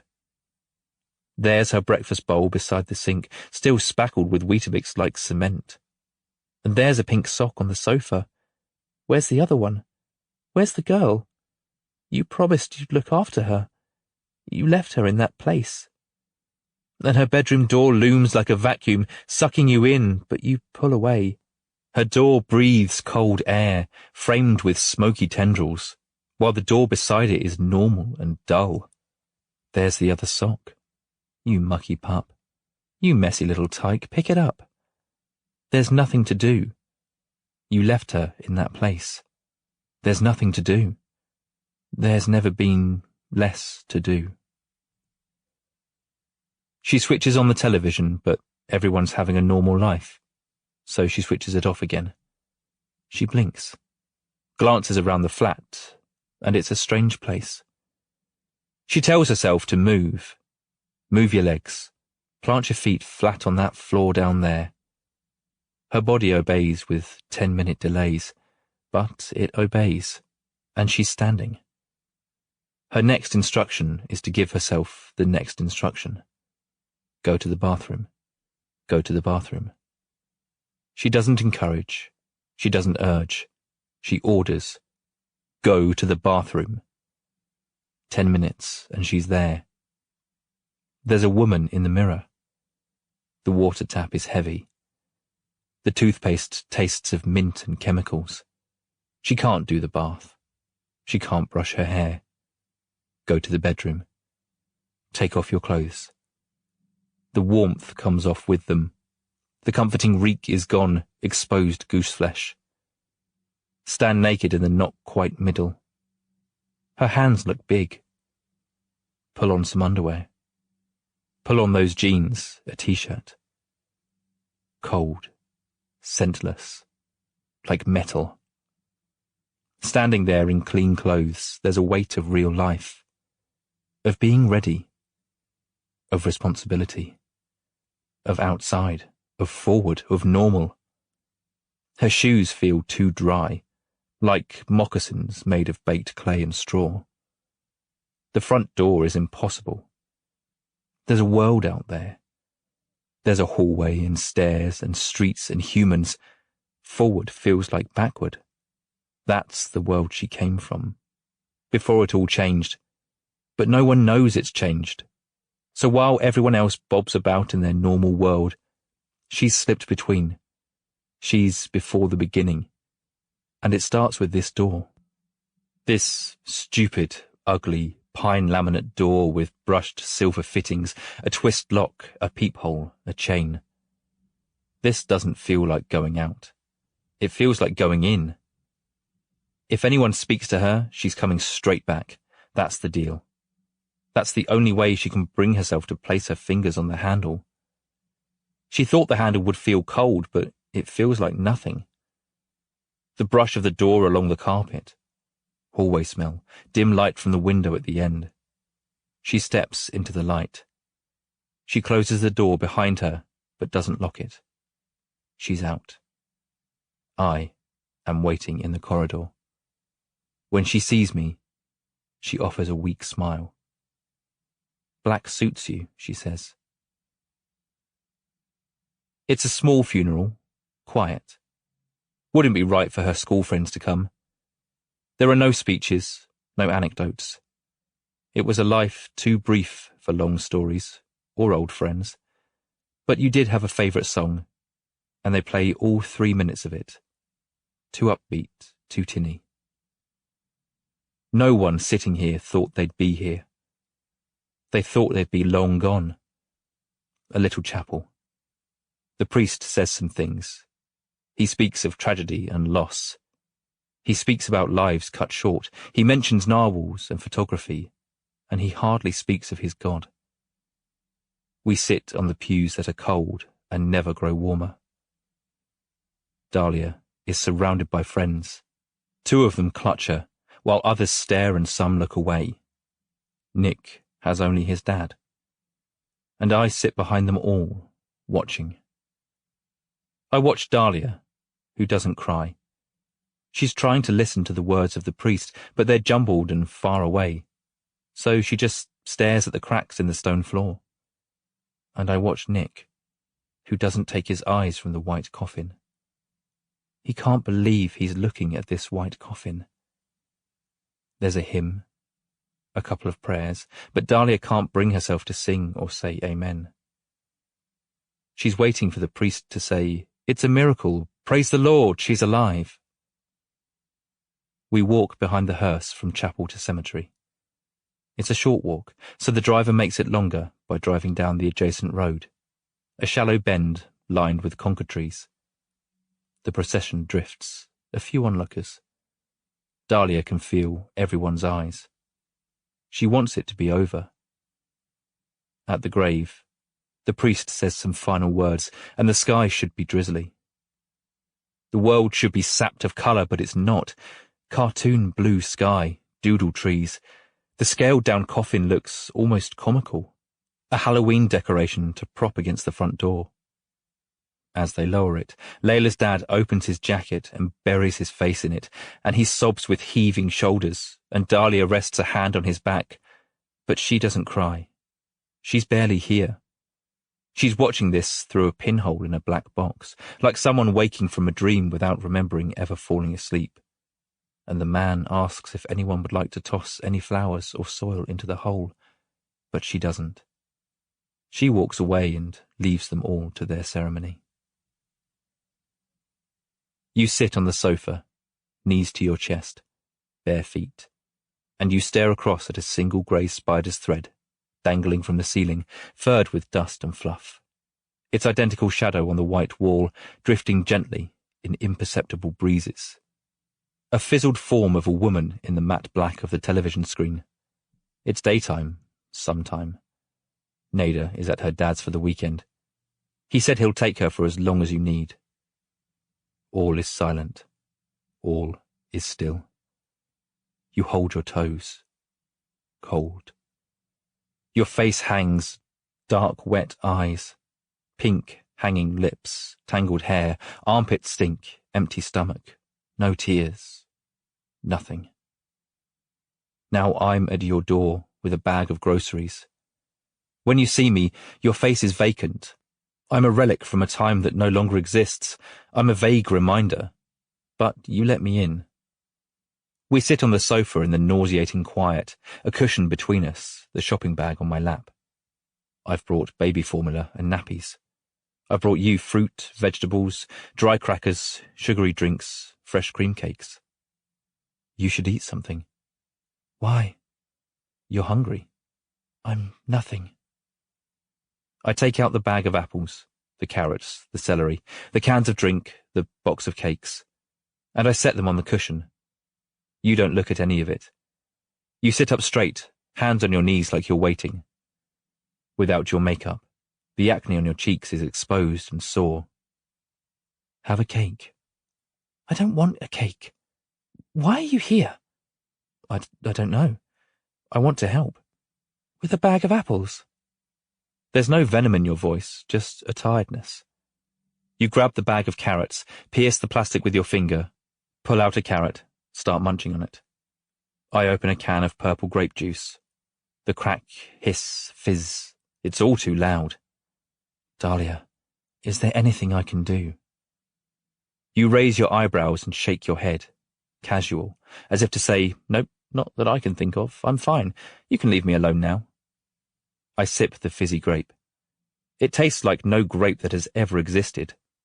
I sit with you for 33 minutes, and when I'm sure I'm not helping, I stand up. You clutch my sleeve. Just talk to me. About what? Anything. Random things. Boring things. I saw a heron yesterday. It was carrying a fish in its beak, but then it dropped the fish into a bush and couldn't find it. What else? I travel a lot. I know it might not seem like it, but it's true. All over the place, all the time. I've seen some strange things. You lean back on the sofa, close your eyes. What things? I once saw a man who could roll grit in his mouth and make pearls like an oyster. Did you? That's nice. Keep talking. I saw a boy with no arms or legs who could pluck the strings of a harp with his nose and eyebrows, masterful as any virtuoso. That sounds good. People are extraordinary. I bet. What else? You drop the carrot stump into your lap. I brush the groceries aside and sit near you, and you rest your head on my chest. You breathe like someone who fell into a cold pond and is now resting in a blanket beside the fire. You ask me, what else, your voice fading with each answer. I tell you stories and truths and half-truths and forgotten things. In your faraway state, I whisper secrets and impossible verses. I speak of every person and all histories, the tragedies unseen, unwritten, the tree that spreads its fingers to fasten it all together, and me. You stir on my chest. That's nice, you say. What else? This is the weekend we wallow, and it's the most curious sting I've ever known. To wallow, to surrender. To release any notions of grace or progress, to embark together in this freedom. Somehow, in this squalor, with our bodies knotted like roots, our hot, close, shared breaths, there is a connection so acute and turbulent it feels like love. And when I think about the little girl who was here one day and gone the next, there is an absence inside me, and it's not entirely unpleasant. Do I truly feel it, this absence, or am I only sensing it vicariously through the mother whose body is tangled with mine? Are you my parasite, or am I yours? It's confusing, isn't it? All this grief? Sometimes we lie in the dark. We don't speak. I rest my head on your chest and we stay like that, two birds in a nest, two stranger birds who found each other and decided to keep each other warm. Hold me in the stark awareness. Hold me until I'm cramped and sore. Weep into my shoulder until your breath smells stale. Claw your cold toes between mine. Bite the skin where my cheek meets jaw. Tug the hair at my nape.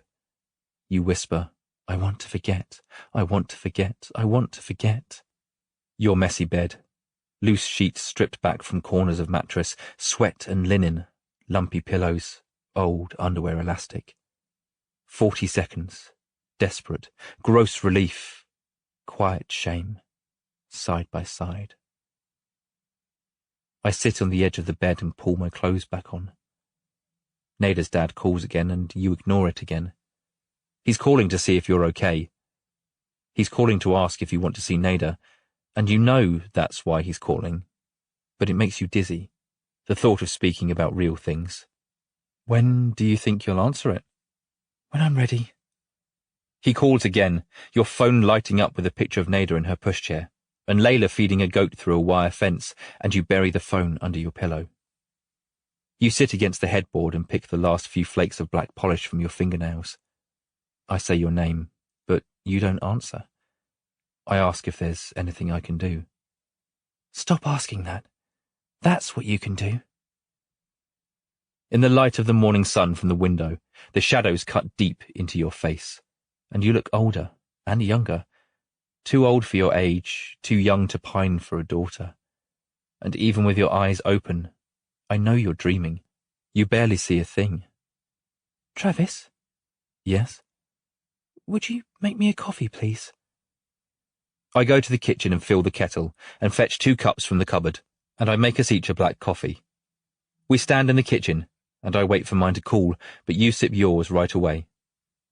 Travis, there's something I need to do. I've been putting it off. Your voice is all breath. You speak to the centre of the floor. What is it? Layla's room. It's starting to smell. There are dirty clothes in there. An old hamster cage. I need to clean it. Okay. You look at me. Will you help me? Of course I will. You step inside as if by accident. The room looks just as she left it. A messy bed. Lived in. Drawers open. School clothes on the carpet. Curtains neither open nor closed. And as you stand there, you try to imagine it's just another day. You'll pick up the clothes, you'll open the curtains, close the drawers, make the bed. And you savour it, this silly story. Because if you make this bed now, it'll never be unmade. I start clearing out the plastic hamster cage. You pick some books off the floor. You start tidying the wardrobe. You can hear her voice. Mum, where's this? Mum, where's that? Mum, we're out of toothpaste. Mum, I've done my homework. Mum, is it a dad weekend? Mum, are you okay? You look sad. You can hear her, and she doesn't feel dead. You're just in the wrong reality. You've slipped, fallen between the cracks, and she's disappeared. Or you've disappeared, and you just need to find your way back. In the wardrobe, you find a lump of furry green matter, and you cough. Oh, Layla, what is this? It looks like bread. Bread? It looks like mouldy bread. You look at it, this unrecognisable thing, and you smile. I fetch a bin bag from the kitchen, and you drop the bread in with a puff of blue dust. I think of old John Lamb's poem, the one with the bread. Now the room smells of chalk and rubber.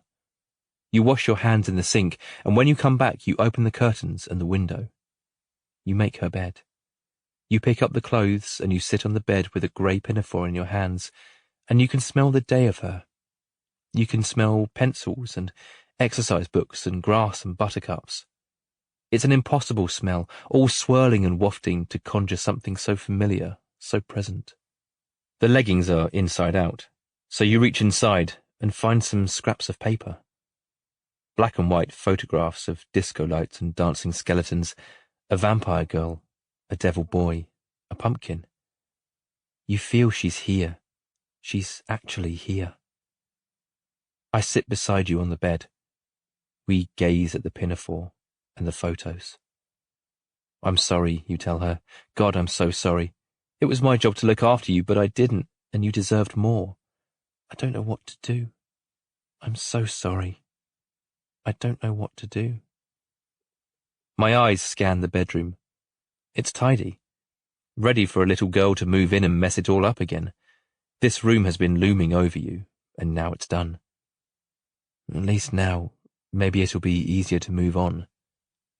Move on? From all this, I mean. You look at me, blank-faced. Travis, move on? What do you mean? You hold out a hand, waiting for an answer, as if there must be something very important you've missed about this whole situation. Seriously, Travis, what does that mean? Moving on? What does that look like exactly? What would you like me to do? Everything you're doing is fine. I don't know what I meant. It's just, surely you don't want to stay like this forever. You release a scratchy kind of laugh and shake your head. You stare at the tidy carpet, fingers at your lips. We're quiet for a minute. Dahlia, if there's anything I can do... Yes, there is. I need you to leave me alone. I've upset you. I'm not angry, all right? I know you didn't mean it. You've done all you can do, and I appreciate it. But now I need you to leave me alone. Even just having you here, it's like a different life, and it's finished, and it's making me feel sick how it's clinging on. Let's go back to how things were a year ago, okay? I just want to be left alone. You don't look angry, but you're shaking. Your left leg bounces as you stare at the ceiling, hugging yourself, waiting for me to leave. I stand up. I want to say some things, but the words won't come. For the first time in days, I see tears in your eyes. A picture maker. Mansour spent the next 10 years nurturing his deceased wife's humble printing business from a market stall into an 8-figure multinational company, but he still refused to buy a widescreen digital television. His much too old Panasonic CRT sat in its little corner in the same old kitchen, and that was how he liked it. His wife had begun with posters, T-shirts, hats, keyrings, mouse mats, and mugs. From there, Mansour expanded into leaflets and business cards. Instead of selling cheap merchandise to Joe Bloggs off the street, he wanted to capture the B2B market, he told his boys. Now 8, 10, and 12, they flitted between feigning interest, staying quiet, or downright assuring their dad they didn't care. Business cards are boring, Dad. Leaflets are for chucking in the bin. But the youngest, Krish, remained supportive. Every week he'd ask for a new poster for his bedroom. Within 3 years of printing his first business card, Mansour had earned enough money to buy his first major printing press. A £250,000 investment, the size of a tank. He leased a warehouse, bought a binder, a trimmer, and a shrink wrapper, and he hired 5 men for his production floor. Now he could print in high volumes and bind the loose leaves into books and booklets and ship them all over the world. And when he walked through that warehouse for the first time, listening to the press hissing and whirring, watching his employees pushing pallets of paper from machine to machine, seeing the finished books being wrapped and boxed, Mansour felt absolutely nothing. Before long, the books and booklets were so lucrative, he stopped selling the business cards. He stopped selling the keyrings and hats and the other bits of crap. The return was too small. They weren't worth the effort. But the books, the softbacks, the hardbacks, the coiled, the stitched, these were enough to secure him 2 more presses over the next 2 years. By the time he was 55, Mansour's company had become the largest digital printer in the country. He accepted his National Print Award with a smile and some humble thanks, and when he returned home that night, he sat at the kitchen table with a picture of his wife and a bottle of white rum, and he cried for 3 hours. The little television watched. It watched the boys become men, Men with shirts and briefcases, men with impossibly deep voices that seemed to have broken overnight, men with lovers and cars and phones and opinions. The little television watched Mansour's hair turn grey, his beard grow long. Deep lines from the bridge of his nose to the corners of his mouth, thick grey sacs beneath his eyes, stubbled jowls, yellow teeth. Mansour spent less time at the warehouse these days, and his boys would visit him once a fortnight or less. Even Krish, who had moved to London with his boyfriend Callum. Mansour would wake up around 11 in the morning, and he'd sit in the kitchen and watch his daytime programmes, the quizzes, the endless talking, and he'd drink coffee. With the boys gone, with the business taking care of itself, these mindless programmes, the idiot adverts, became his only distraction. His next distraction would arrive in the form of a brain tumour. Mansour wasn't scared, nor was he pleased, but he was surprised to feel a cool wash of relief fall over him.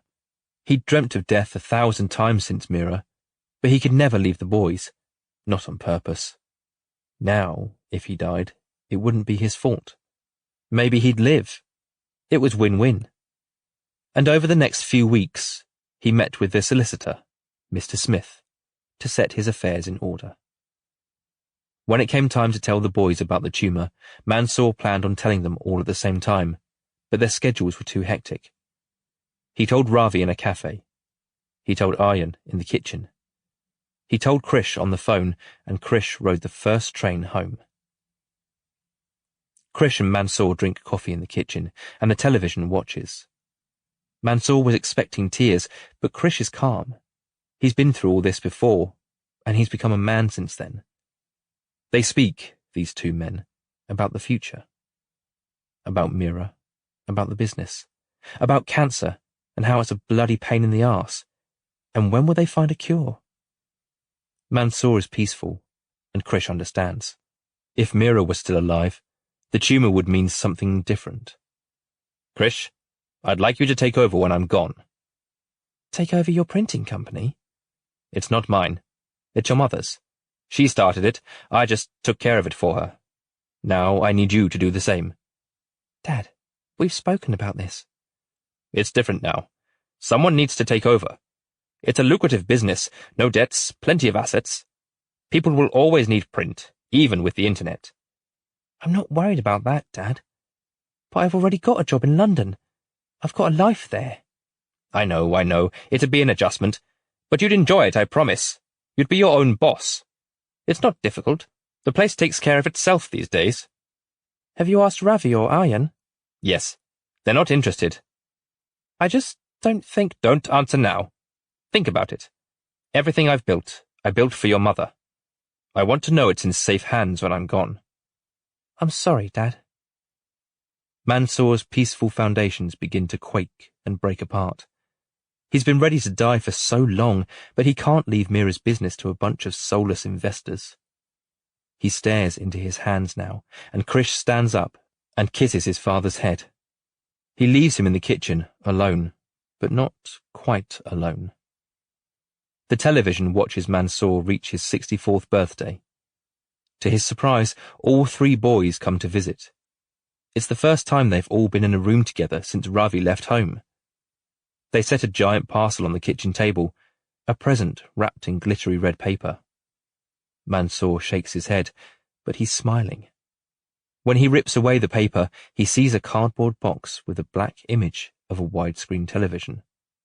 I already have a television. It's about time you had a new one.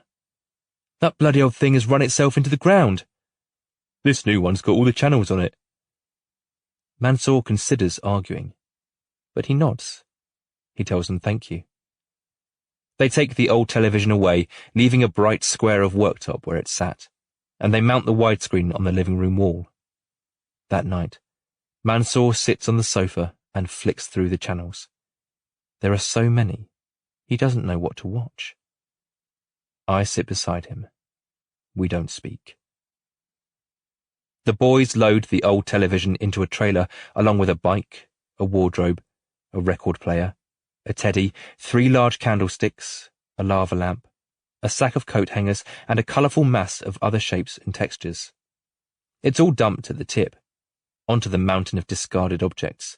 Discarded, once loved. The television watches the blue sky obscured slightly by the handlebars of the bike. The television watches for years and years, its view of the world shrinking, beneath layers upon layers of rubbish, until everything turns black. And then the television listens to the muffled machinery and voices, and forever dreams of a little family in a quiet street, a mum and a dad, and 3 bright boys. Mansoor Gupta, 65 years, 6 months, 19 days. Dahlia drives to Nada's dad's house and barely remembers the journey. She's on autopilot, simple instructions. Open car door. Get out. Walk up driveway. Knock on door. Solomon answers, his face skewed with pity. He looks at her, and she looks like a mother who has just lost a child. Dahlia, I'm so sorry. Come in. She walks in. He closes the door behind her. He opens his arms for a hug, but she just looks around. A beautiful hallway. Big, silver-framed mirror, pine flooring, clean white walls. The place smells of vanilla and polish. Where's Nada? She's just having her dinner. She's fine. Dahlia, God, I don't know what to say. I've been trying to call. I'm so sorry. Can I get you a cup of tea or anything? No. Okay then. She follows him into the kitchen, and he sticks the kettle on. It's a perfect kitchen. Spacious, a big island, lots of frivolous utensils like the giant pepper grinder and a pestle and mortar. Solomon makes the tea the way she likes it. Plenty of milk, half a sugar. He's a handsome man, darker skin than Nada's, and hair as short as his stubble. He passes her the cup of tea, and she clutches it with both hands, feeling dirty in the pristine home. She can hear Nada babbling somewhere. Dahlia, I want you to know that if there's anything you need, we're here for you. Day or night. You don't have to do this alone. That's nice. Thank you. Dahlia sips her tea. Too hot, but she closes her eyes and savours the scald on her tongue and down her throat into her stomach. When she opens her eyes, Solomon's fiancée is there. Dahlia hasn't seen her all year. Dahlia, I'm so sorry, sweetheart. It's awful. You're pregnant. I am. 8 months? That's right. Carrie rubs her abdomen and smiles at Solomon. Her smile fades and she looks at Dahlia again. God, Dahlia, I can't even imagine what you must be going through. I told her we're here for her, day or night. Definitely, any time. We've been trying to call. Dahlia knows they're trying their best, but they still grate on her. She rubs her temples and stares at the genuine slate floor. Nada's been good as gold. She misses her mummy. Can I see her? Of course you can. She's ready to go home. I'll just go and fetch her. Carrie disappears again, and Solomon approaches. He holds Dahlia in his arms, but it's more for his benefit than hers. He wants to feel like he's doing something. Dahlia stands there, arms by her sides, letting it happen. After a few moments, he lets go. When Carrie comes back, she has a baby bag over one shoulder and Nada over the other. She looks like a natural mother, fresh and strong, as if a baby is just another feature of a home, like a cushion or a tea towel. Nada chews her giraffe teether, gurgling. She looks perfectly at home in Carrie's arms, in this kitchen beside her father. Carrie speaks to her in a baby voice. Can you see your mummy? Yes? You've missed her, haven't you? Yes, you have. Are you ready to go home? Are you ready to go home and be with your mummy? Yes, you are. Dahlia has never spoken to Nada like that. Not once. The baby barely acknowledges her. Look at you, with my daughter, in your perfect home. Dahlia? You've got everything, haven't you? Not a care in the world. You just bumble from one day to the next, and it's all so easy. You wouldn't know a problem if it punched you in the face. Solomon puts his hand on Dahlia's shoulder. Dahlia, it's okay. Get off me. You don't know anything. You're going through a lot. Dahlia steps towards Carrie, slips the baby bag off her shoulder. Give me my daughter. Dahlia, I'm really sorry. I wasn't trying to upset you. I'm sure you weren't. Carrie passes the baby to Dahlia, and Dahlia strides straight out of the kitchen, across the herringbone floor of the hallway, back outside in the block-paved driveway. The car seat. Where's the car seat? I'll fetch it for you. Solomon unlocks his top-of-the-range electric car and unfastens the baby seat. He carries it towards Dahlia's car, but she snatches it off him. We're here if you need us. I mean that. We don't need anyone. Go and play Happy Families. He stands in the road looking at her. He's never felt more helpless. There's concern in his eyes, but Dahlia knows it's not for her. It's for Nada. Drive carefully, he says. You sit in the dark on the sofa, your spine perfectly straight, in the blue glow of the television. A shopping channel flogging wooden ducks. I stand in the shadows. You can feel me there, standing in the shadows, but you blot me from your mind. You can feel me, silent and still, watching you. I am there like a mannequin in the corner, always. When you stand up and pour yourself a glass of water, you walk past me. You feel my breath. You're at the sink, drinking the water. You glance in my direction, the figure, the presence, but you can't see my eyes in the gloom. I am here, even if you pretend I'm not. And I will be here, standing in my corner in the dark. In the autumn, the air smells greasy and foul from the sewers that overflow with dead leaves, a stench that ripens as winter arrives and the pipes freeze and expand and burst. I wander through the town centre, all festive lights now, a winter market. Powdered sugar scents of pastry and hot chocolate. I pull my collar around my neck and walk. The world is white and grey and black and dark blue. It's yellow in the windows. I stand outside the cathedral and marvel at my own breath. I wander one way, then stop and go back. I buy a hot chocolate and throw it in the bin. There's a woman selling bracelets and notebooks. She smells of incense. There's a coil of dog shit near the ATM. There's nowhere to go. The avenue is thick with fumes from all the cars in all the driveways, all of them left running for their windscreens to thaw. In the gravel, a crushed cigarette box with saturated photos of scarred lungs and bleeding throats, and Jade bikes to school without a helmet. Neve walks to school with her rainbow backpack, past the flowers tied to the lamppost, the squeaky crunch of frosty grass. Prickly pancake hedgehog, these bin-smell streets. The lumps and bumps and spikes and humps, all the shapes designed to keep the humans from sleeping. Do not rest here. Rest somewhere else. Where? Somewhere else. Concrete blocks, cast iron rocks, send those pesky humans away. Now I stand in the centre of my living room, peering at the table of photographs. I have a lot of work to do. I pull out the chair to sit down, but I sit on the sofa instead and switch on the television. A program about antiques. The cat jumps on my lap and starts padding my stomach, but eventually she curls up and we watch the antiques. The medals, the jewellery box, the jug. The corners of my mouth are wet, and my stomach churns. I wipe my cheeks, stare at my tacky fingertips. The cat watches me. When it's dark, I open a beer from the pack I bought. The can has Gothic writing and an image of a skeleton in a hooded cloak. The skeleton holds a scythe whose blade underlines the name of the beer. I sip it from the can. It tastes dirty, like bread and socks, but I drink it anyway in the light of the news programs. A bus crash, no fatalities. The cat is gone. When was I last so aware of my skin, my fingernails, my eyelids, my tongue? When did I feel the hot blood running through my arms and legs? I scratch, I pick, I pull. I remember this.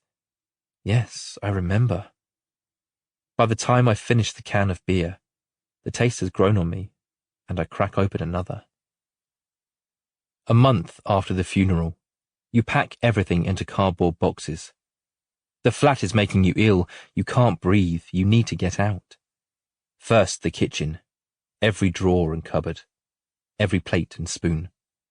You dump it all into the boxes with little care for neatness or bubble wrap. Just get it packed. You pack up the living room, your bedroom, the bathroom, until there's only one room left.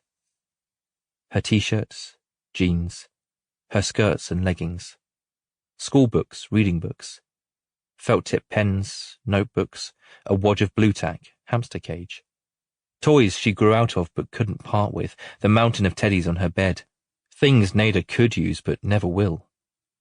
All of it, in the boxes, taped up, marked with the word Layla. And it's weird to write it, weird for your hand to form those letters in that order. And you wonder how many more times you'll ever write it. Are you erasing her by stowing these things?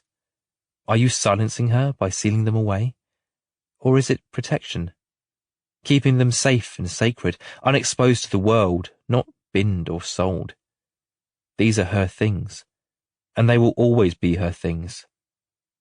And now the room is shelled and full of echoes, unfaded rectangles on the walls. Someone else will live here, maybe an old person, or maybe some little girl who will stay alive. When I see you in the corridor, you're carrying the baby and a big bag. Boxes by the door. I ask if you need any help, but you shake your head. You say you just want to get out. You say it again, I just want to get out. And I help you with the boxes anyway. 4 trips up and down, Nada waiting in the car.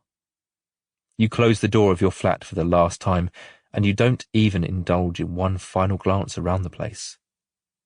We carry the last of the boxes to the car, load them in. You close the boot. You say thank you, but you don't look at me. You just slide into the driver's seat, and then the two of you are gone. You can still smell her. Even in the new house, you can smell her. Milk and fabric softener. And you wonder, did she ever really have a smell? Or was it the fabric softener all along? You switch on the ceiling lights even in the daytime, otherwise the rooms feel dead. But you are calmer here already. The foreignness of it. Same town, but it all looks different. You can imagine you're someone else with a different life. Maybe you won't even unpack. You'll just buy new things, you'll start from scratch. Change Nada's name. Change yours. Dye your hair, find a new job. It's so seductive you start writing notes on your phone, but soon find yourself scrolling through photos of the year past. The trip to the woods, the soft play. The silly sunglasses she found in the supermarket, the previous Christmas. All these flat memories on this flat screen. You try to see past these abstract representations, to see her. But it's futile, like biting into a picture of an apple. Nada explores the new bungalow, but you sit on the floor of the empty living room, flicking through the photos. The sun shines from the window behind you, casting a shadow of your head and shoulders on the laminate floor in front. You are still. You are quiet.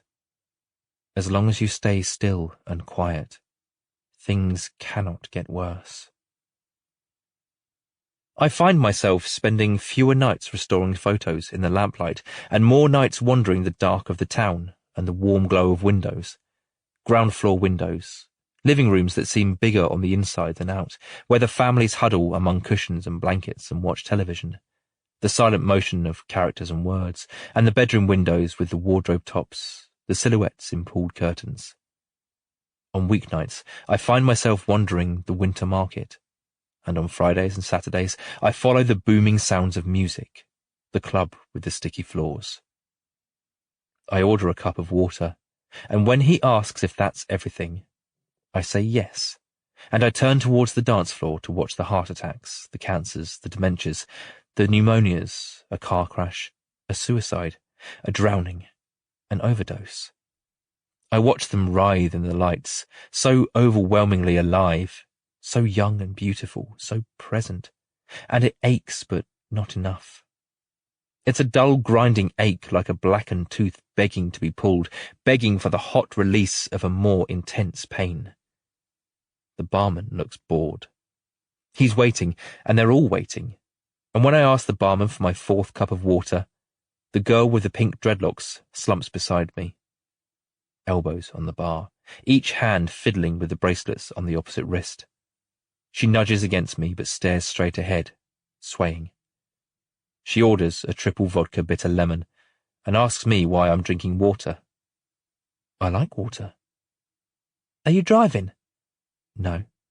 You should have a 3VB. It's the cheapest drink for most units and it tastes okay. Maybe later. Aren't you a bit old to be in here? How old do you think I am?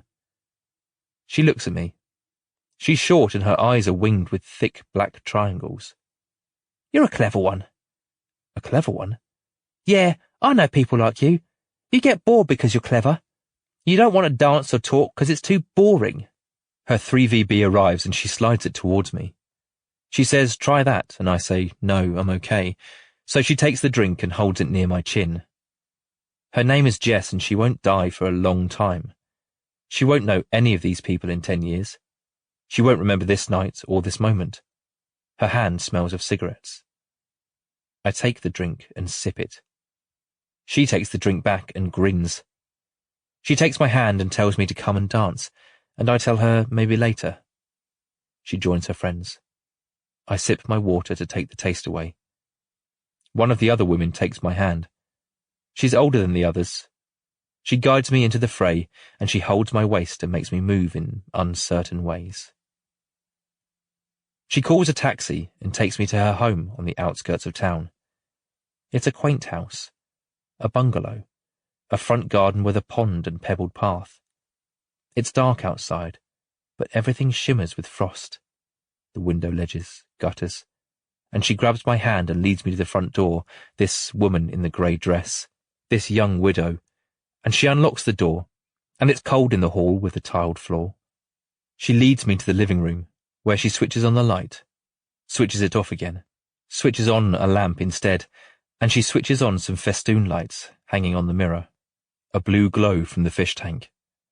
She asks if I'd like a drink, and I say yes, but she doesn't ask what, and she pours us each a glass of red wine from a decanter near the incense burner. She passes me my drink and says, let's dance some more. She says, I'm not done dancing. And she drops the needle on an old record player, some folk ballad, and she dances with her wine. I stand and watch. She doesn't seem to mind that I'm not dancing. She's in her own place somewhere, eyes closed, writhing and wriggling in her dress, this woman with the stranger in her house. When she's finished dancing, she tells me to sit down. She sits beside me on the worn floral sofa, wine in one hand, arm over my shoulders. She folds up her legs and rests them on mine. Tell me about yourself, Travis. One day, I will watch you die. You have a nice voice. Has anyone told you that? Very soothing. I've had a lot of jobs. I travel a lot. Do you get around much, Travis? Yes. All the time. All the time? Every moment of every day. And where do you go? Everywhere. Everywhere there is. Is that so? Yes. Well, Mr. Traveller, I've been a butcher, a baker, a phone operator. I've never been to New Zealand, though. Maybe you could take me. She nuzzles her face into my neck, and I sip my wine. She smells of lemons and pepper. She unbuttons the top of my shirt, and I can feel her belly and chest against my body. And although she's flirting, she feels motherly to me, and I imagine this is how it must feel to have a mother. And it's comfortable and warm. She's attentive. She holds me like I'm the only thing in the world. And although we'll only see each other one more time after tonight, I allow myself to drift away into this haze of being cherished. She kisses my cheek, and somehow this is more sensual than if it had been my lips. She's taking nothing, only giving. You have a hard life, don't you, Travis? Sometimes. I can tell. Don't worry. I won't pry. I just know these things. It's okay. You don't have to worry about anything tonight. She whispers, close your eyes. And I close them, and I rest my head back. And I let her do the things she wants to do to me. And when she's done, she says, stay there.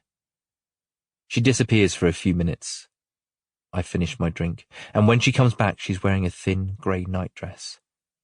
She leans in the doorway, smiling, this mother, this widow. Before she can walk back to the sofa, my eyes are closed, and I'm asleep. A roomful of LOMs.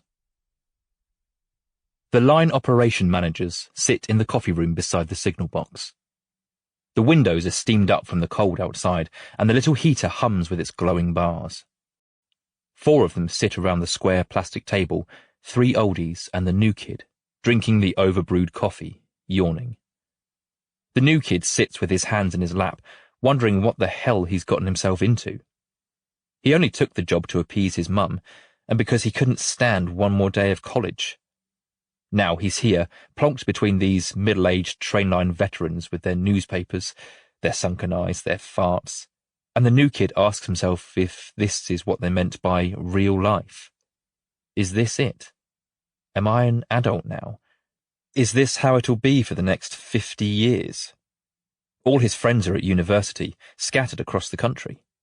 They'll be partying and making new friends, gathering an education for a better life.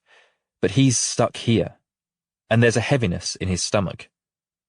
The air in the cabin is thin and empty, with a layer of coffee and man smell. One of the LOMs scratches his belly and rolls his head around on his neck. He asks the new kid if he wants a coffee, and the new kid shakes his head. The LOM pulls out his phone, taps around, points the screen at the new kid. It's a video of a woman riding a teddy bear with a dildo strapped to it. What'd you think of that? It's okay. It's funny. You'd like a woman like that, wouldn't you? I don't know. Yes. Definitely you would. The LOM watches the video a bit longer, then puts the phone back in his pocket. A whistle of wintry air as the door opens, and another man comes in wearing a thick coat and gloves. He heads straight for the coffee machine. The point work wasn't clipped and scotched. Could have ended up with a major incident. Useless cunts. That's what I told him. The man slips off his gloves, hangs his coat on the hook, sniffs his cup of coffee, screws his nose up. He sits beside the new kid. The other LOM shows him the teddy bear video. Billy, look at this. Dirty fucker. Put it away. You'd like a woman like that, wouldn't you? Put it away. Fuck's sake. This man is younger, early 30s. He doesn't look world-weary. He looks normal, and the new kid holds on to this with everything he's got.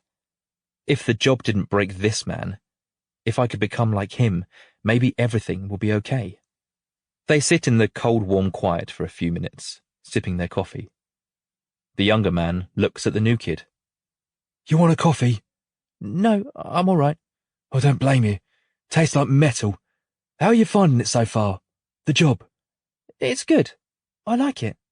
I bet you do. The younger man finishes his coffee, then stands up to make another one. He makes one for the new kid as well. He sits down with both coffees, and the new kid sniffs his. It's so black he can see his own grown-up face staring back at him. Have these bastards told you anything yet? What do you mean? About the job. About the stuff you see. Not really. Right. They're all looking at the new kid now. One smiles, one looks bored, one is blank, but the younger man looks serious.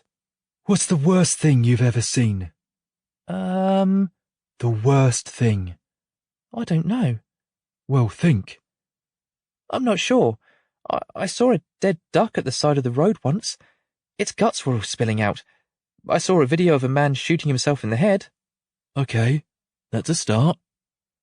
The younger man folds one leg over the other and leans back with his coffee.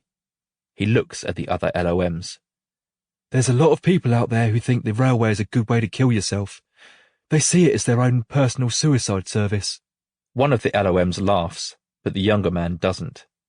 We've seen some bloody awful things. Awful. You need to be ready for it, otherwise you're just going to shit yourself and quit. Paul, what was it you saw last week? A cock. No, tell him the story. We were looking for the body parts. Found pretty much all of it. A foot, an arm. We've got our torches out, and I shine it into the grass on this bank, and I see a thumb. So I go over to it, and fuck me, it's not a thumb. It's a little fucking cock. After an incident, we've got to find every little bit, you see. Can't leave any body parts lying around for some family to find on their nature walk. Not allowed to stop until we find every piece. Makes sense, yeah? The new kid nods and sips his coffee. He's right. It tastes like metal. My first day, we were looking for this fucking head. A whole head, mind you. Hours. Absolutely hours it was, looking for this head. We've got the whole body, everything. A barley field. We're searching through it like a bloody edge maze, waiting to see this head staring at us. He was only about 16. Being bullied at school, apparently. Still had his uniform on. And we couldn't find his fucking head. You remember what happened, Chris? No. So it's been 5, 6 hours, right? And I walked back to the headless body, my first day, and I looked between the shoulders where the head should be. And there's not much blood. There's a bit, but not as much as you'd think for someone who's had his head ripped off. And I noticed there's this stuff coming out from between the shoulders. Looks like hair. Oh yeah, I remember now. We realised this kid's whole fucking head has been pushed inside the body. Driver said the poor kid stared him down. At the last minute, he put his head down, pushed it right in. They do that. They stare the drivers down, like they're daring them not to stop. The new kid puts his coffee down. Why don't they stop? Who? The drivers. Why don't they stop when they see someone on the tracks? The man with the teddy bear video sits up in his seat. You're having a laugh. They can't stop. They're hauling 10,000 tons of train. They stop after. Report the incident. They get counselling. Some of them can't hack it. They quit. Imagine that coming towards you in the headlights. Imagine watching the body hit the screen. Absolutely obliterated. But some of the drivers don't give a shit, do they? They're used to it. I had one the other day ring up. Just said, I've killed another one. The younger man prods the new kid's shoulder. See, that's how you've got to be. You can't let it get under your skin, otherwise you'll go crazy. You need to be like a doctor. You got to laugh at it, really. I had one where a bloke was just walking his dog along the tracks, wasn't even trying to kill himself. Didn't hear it coming. Stupid bastard. There's a woman who tries it every week. Jumps out of the way at the last minute. My favourite one was last year. This kid tries to jump out of the way. The train clips him, pelts him right up into the overhead lines. Electrocuted to death. Oh, I wish I'd seen it. Like a bloody cartoon. The new kid finishes his coffee, and when he goes home that night and his mum serves him a sausage casserole, she asks him if he enjoyed his first day, and he says, yeah, it was okay. But a piece of the boy has died forever. Icy water trickles through the cracks of black earth, seizing the roots while the ground swells and hardens, the beetles slowing to half-time crawls, the worms digging, their stiff bodies tunneling down, down, down, to curl in slime and wait perhaps forever. And the daffodil bulbs wait, and it all sleeps, shutting down like a factory furnace in the long night. The big old trees in the market square are tied with blue and white fairy lights. The trunks are lit from circular spotlights in the pavement, gnarly shadows, more spooky than merry. The old man sits in the concrete doorway of the bank, and he'll be dead by morning. He huddles in his vest, his jumper, his coat, his sleeping bag, but it's not enough. Maybe if his belly were full, maybe if he could sleep, he'd have the energy to survive another night. I sit beside him, this old bearded man, and he knows I'm here, but he doesn't say a word. Neither of us says a word. We stare ahead across the square, the closed-up burger van, the bistro pub all lit up and quiet. If someone were to look at me now, they might see a man caught in quiet confusion, reconsidering some things, squinting towards nothing in the bitter air. The old man beside me knows he'll die, and he neither welcomes it nor fears it, but he's glad I'm here. I'll sit beside him all night, while the life drains slowly from his limbs, his face. They'll find him in the morning, another one more, one fewer. And when his body is taken away, there's not a person in the world who notices he's gone. She can't recall a time when life felt so quiet. Even before Nada was born, when it was just her and Layla, it had never been this quiet. In the new bathroom, she washes Nada. Her back, her folds, her tufts of hair, and Nada chatters and splashes. But even these sounds seem isolated, echoing around the sweating tiles.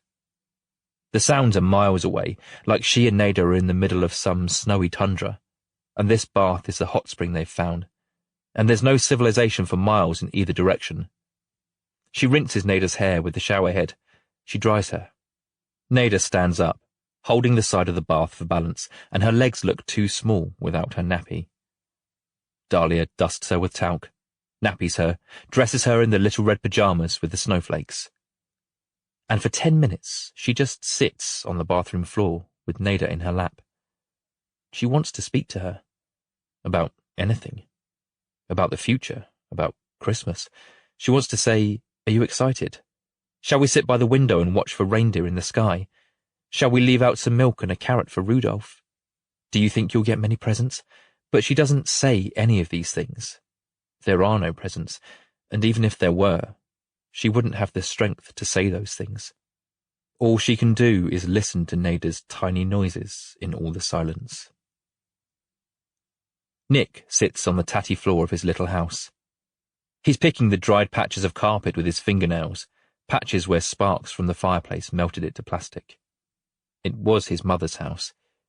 He remembers how she'd light the fire on Christmas Eve nights, and he remembers the stockings pinned to the mantelpiece. He remembers when he rolled up a sheet of paper and stuck it in the flames to watch it burn, and how his dad caught him and beat him over the head with a dictionary. Now Nick sits watching the empty fireplace. There are no flames, no warmth, just a draught breathing down the chimney, and the scent of cold soot. She tucks Nada into her cot, then changes her mind and tucks her into her own double bed. The little girl looks impossibly small, but cosy. Dahlia draws a breath to say good night, but she can't, and she smiles and she kisses the girl's forehead, right beneath her short, dark curls. And now Dahlia flicks up and down the television channels, looking for anything unrelated to Christmas. There's an old cowboy film, some shopping channels. There's a religious channel, and they're talking about Christmas, but in a different way, and Dahlia rests the remote on the cushion beside her. She's never been religious. Her parents were never religious, and she's only ever been to church for weddings and funerals, and she does not feel religious now. But sitting here listening to these hymns, the twinkling lights, the children in the choir singing to something they believe in, the resonance of the stone walls, the primary colours of the hangings and tapestries, she's overcome with something wordless, and she smiles, and she watches, and she watches. There's a noise to her left, a tumbling in the box room. Dahlia jumps up and rushes to the door, and when she opens it, Nada is standing there, pulling boxes off the bed. Dahlia grabs her, saying, "Nada, you stupid kid, you stupid, stupid kid. You don't come in here, bad, naughty. This is not your room, you stupid, stupid girl. This is not for Nada. These are your sister's things. Don't you come in here ever. Do you understand?" Nada's bottom lip sticks out. Dahlia holds her firmly under the armpits in the boxed-up room. Nada cries.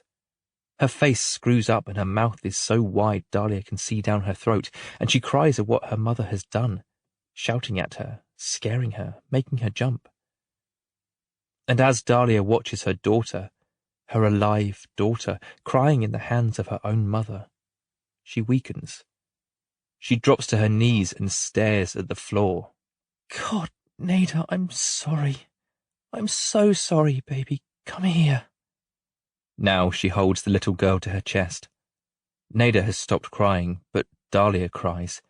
The tears are hot and gushing, and she says, "I'm sorry, I'm so, so sorry." And she squeezes Nada tighter than she ever has. And Nada feels safe now, in these arms with this woman. "I'm so sorry. It's not your fault. Mummy's sorry. I'll never shout at you like that again." A lukewarm Christmas day. Not the wintry palette like in the films, but everyday colours, everyday cars and gardens and roads. On all the televisions, scenes of winter car rides and snow people, fat white shavings, and families coming together against all odds. On the televisions, every window of every house is lined with perfect fairy lights, red, blue, green, and every roof is a powdered cake. But beyond the televisions, outside the homes, it's metallic sky, mild air. Everyone hibernates with their films about traffic jams and last-minute love, their tinsel and gravy, their electric projected fireplace. Nobody wants to step outside because to step outside would be to break the illusion that this is not just another day. There is no magic in the air. Miracles don't happen. A little boy asks his mother, "Is it really Christmas?" "Yes," she says. "Then where's the snow?" Dahlia's Christmas morning feels silly and bare, but they wake at 8, and it's a morning like any other. No presents or decorations, no tree. But Nada doesn't seem to mind. Dahlia wraps her up in winter clothes and a snowsuit, and they walk in the world, and it's silent. The roads are silent. The parks and playground are silent like an ended world, but this ended world belongs to them. Dahlia points out the lights in the windows, the reindeer made of wire, the inflatable snowman, but Nada is more interested in what her scarf tastes like. Dahlia pushes her on the swings. Dahlia climbs to the top of the climbing frame and peers over the silent street. The vicar lights a candle in the vestibule, while Louis checks on the turkey that's been cooking all night. His whole house is thick with the savoury smell, and Erin pats the stocking at the end of her bed. It was empty when she went to sleep, and now it's full. The crinkly sound of the paper. She unwraps some bracelets, a multicoloured pen, and there's a satsuma that looks suspiciously like the ones downstairs. Later, she'll check her stocking satsuma against those in the fruit bowl, and she'll learn a hard truth. 2 paramedics sit in the parked ambulance at the hospital, pulling crackers and singing along with the radio. In the pub, an old couple drinks snowballs, the same as their first date. To their left, a younger couple have come to the pub to clear the air after he kicked the dog. Dorothy wakes up alone. And the babies are born, the Christmas babies, and I sit with Jacek while he has his heart attack on the toilet, and I speak to Anna in her final moments as the Christmas cancer claws into her lungs, and her husband will tell the kids an angel took her to heaven. But he doesn't believe it. At the precise moment Anna dies, Kyle unwraps his best present ever, a new console with 2 controllers and 4 games, and he'll remember this moment forever. It was a bonus present, hidden behind the sofa. The sky falls dark around 4 o'clock, and she cooks tomato soup in the microwave, and she eats it by candlelight with her daughter. Nada's mouth is smeared with the luminous orange gloop.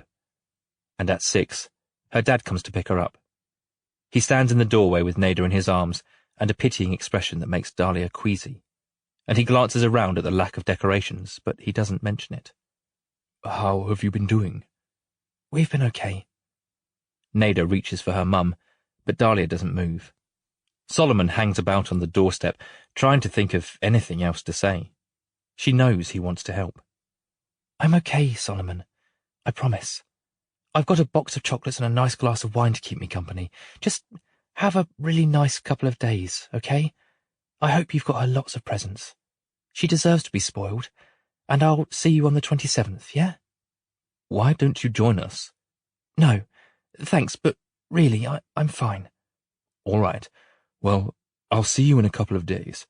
Say goodbye to Mummy." He takes Nada's tiny hand and makes her wave. Dahlia kisses the hand and watches as her father carries her up the little path and straps her into the car. He offers one final sympathetic glance, then he drives away. Across the street, a man drops a heap of discarded wrapping paper into his recycling bin. The little bathroom. A humid fog. No bubbles, salts or soaps. Just the steaming, clear bath. And a naked Dahlia standing beside it, gripping the curved shard of a plate she'd just smashed. She steps into the water, and it's so hot it feels cold, and her shins flush. She lowers herself in, her backside, her forearms. She places the shard on the side of the bath, then trickles water over her shoulders with cupped hands. I'm right beside her. I sit on the cool tiles, one elbow on the edge of the bath, and we don't look at each other. She leans back in the scorching water until her hair is wet. She closes her eyes and rests a while. And as she lies there, stewing, she thinks about nothing in particular. Not Layla, not Nada. Not her parents, or her childhood, or her cancelled future, and what it might have looked like. If she thinks of anything, it's about the heat of the bath and annoyance at the man beside her. I pick at the frayed edges of the sodden bath mat. The threads come away easily, it's so worn. And if she won't think of anything, I'll think about it for her. Nada, too young to understand. She won't remember her mother. She'll grow up as the motherless kid, and when she's 8 she'll start calling her stepmum Mum, and when she's 16 her father will tell her everything. About Layla too. Nada will find the news difficult at first, but it'll be too abstract and far away, like the adverts of starving children on the television, and eventually she'll forget. Nada's father will grieve for Dahlia in some small way, but he'll also feel guilty that he now has everything he ever wanted. A happy family, all under one roof. Dahlia opens her eyes, as if she can see it all. She sits up, grabs the shard of broken plate. She holds it and turns it, catching spectral visions of herself in the white ceramic. She rests the sharp edge on her wrist. She turns her head towards me, ever so slightly. You're not going to stop me, are you? It's not an accusation so much as a realization. She knows that I will sit here and watch this. I will let it happen. I will watch her bleed, watch her arms grow weak, watch the blood drift into the water like ink. I won't move, she knows this, because this is everything I am. Not a friend or a lover. Just a watcher at her side. No, I tell her, I won't stop you. Now there's a wobble of hurt in her eyes. The shard is still pressed to her wrist, but it trembles, and her voice changes. Why? It's not my place. It's not your place. No.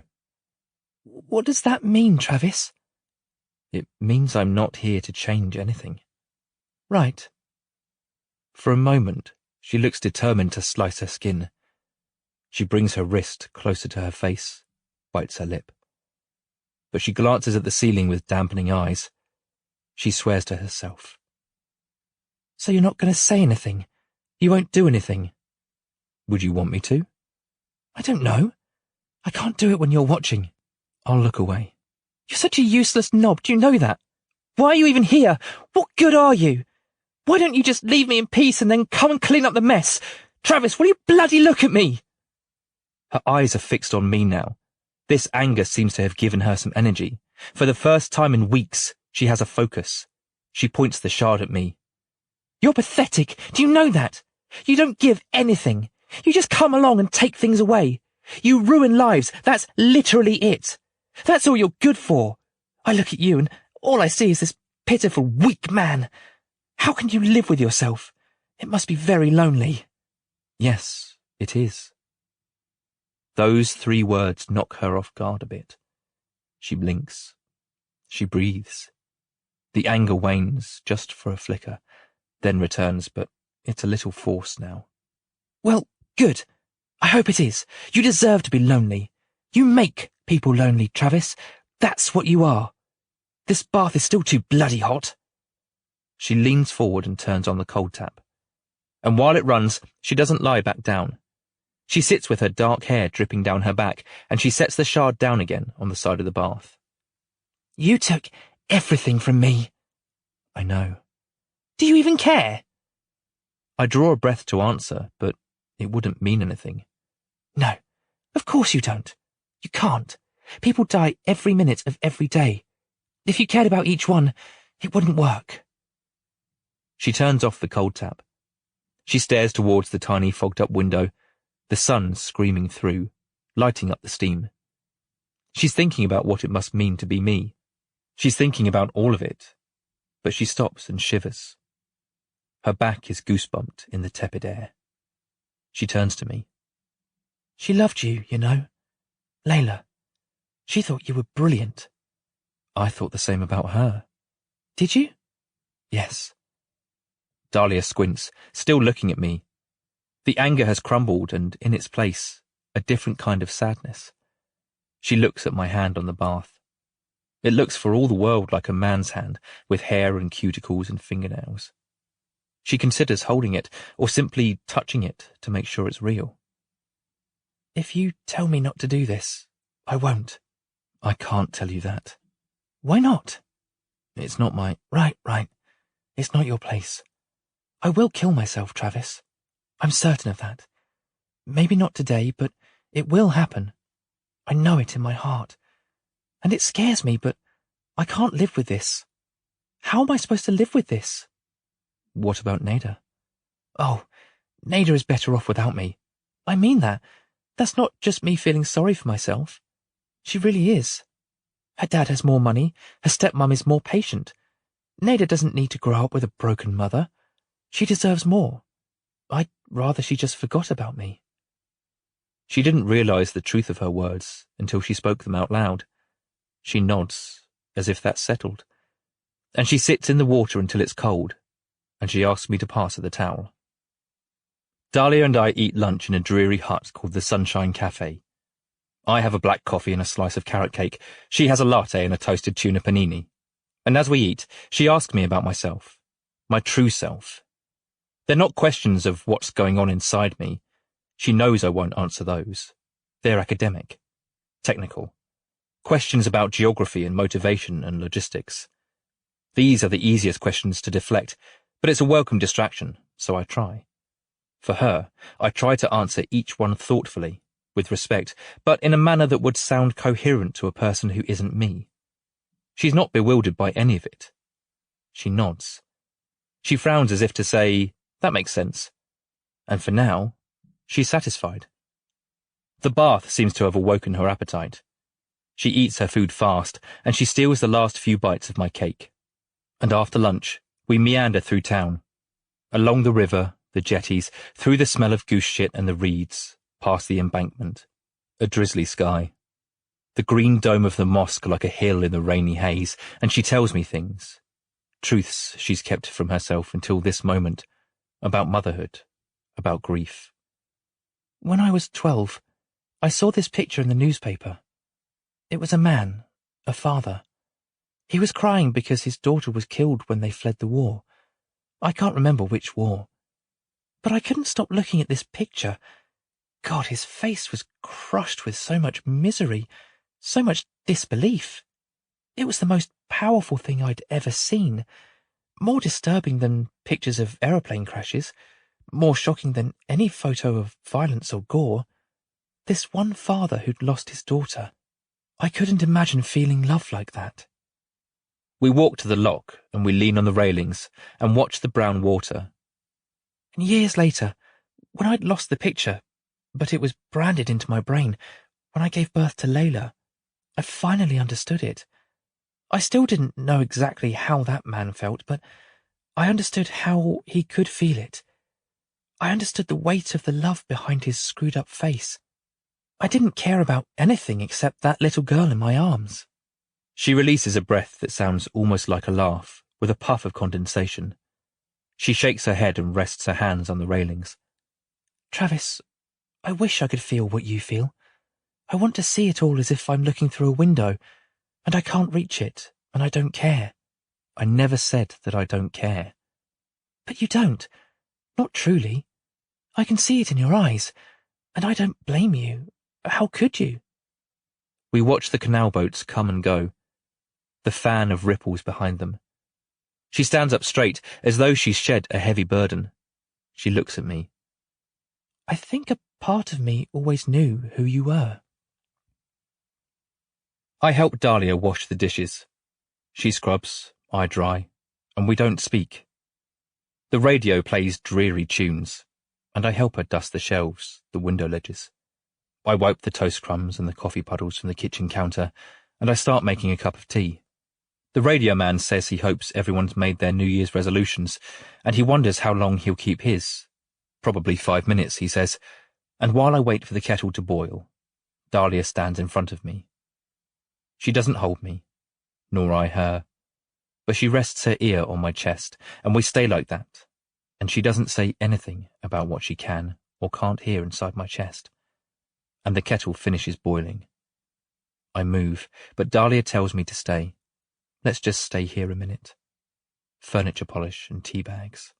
The man says, this next song is for anyone feeling lonely at this time of year. And it's a melancholy thing with optimistic strings, and I feel my hands moving down her arms until our fingers meet. We weave them. And when I start swaying lazily to the music, she laughs. You're an idiot, she says. But she's smiling, and she sways too, for a joke, until it's no longer a joke, and she rests her cheek on my chest again.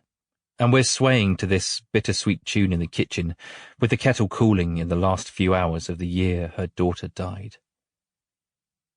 Should old acquaintance be forgot, and never brought to mind?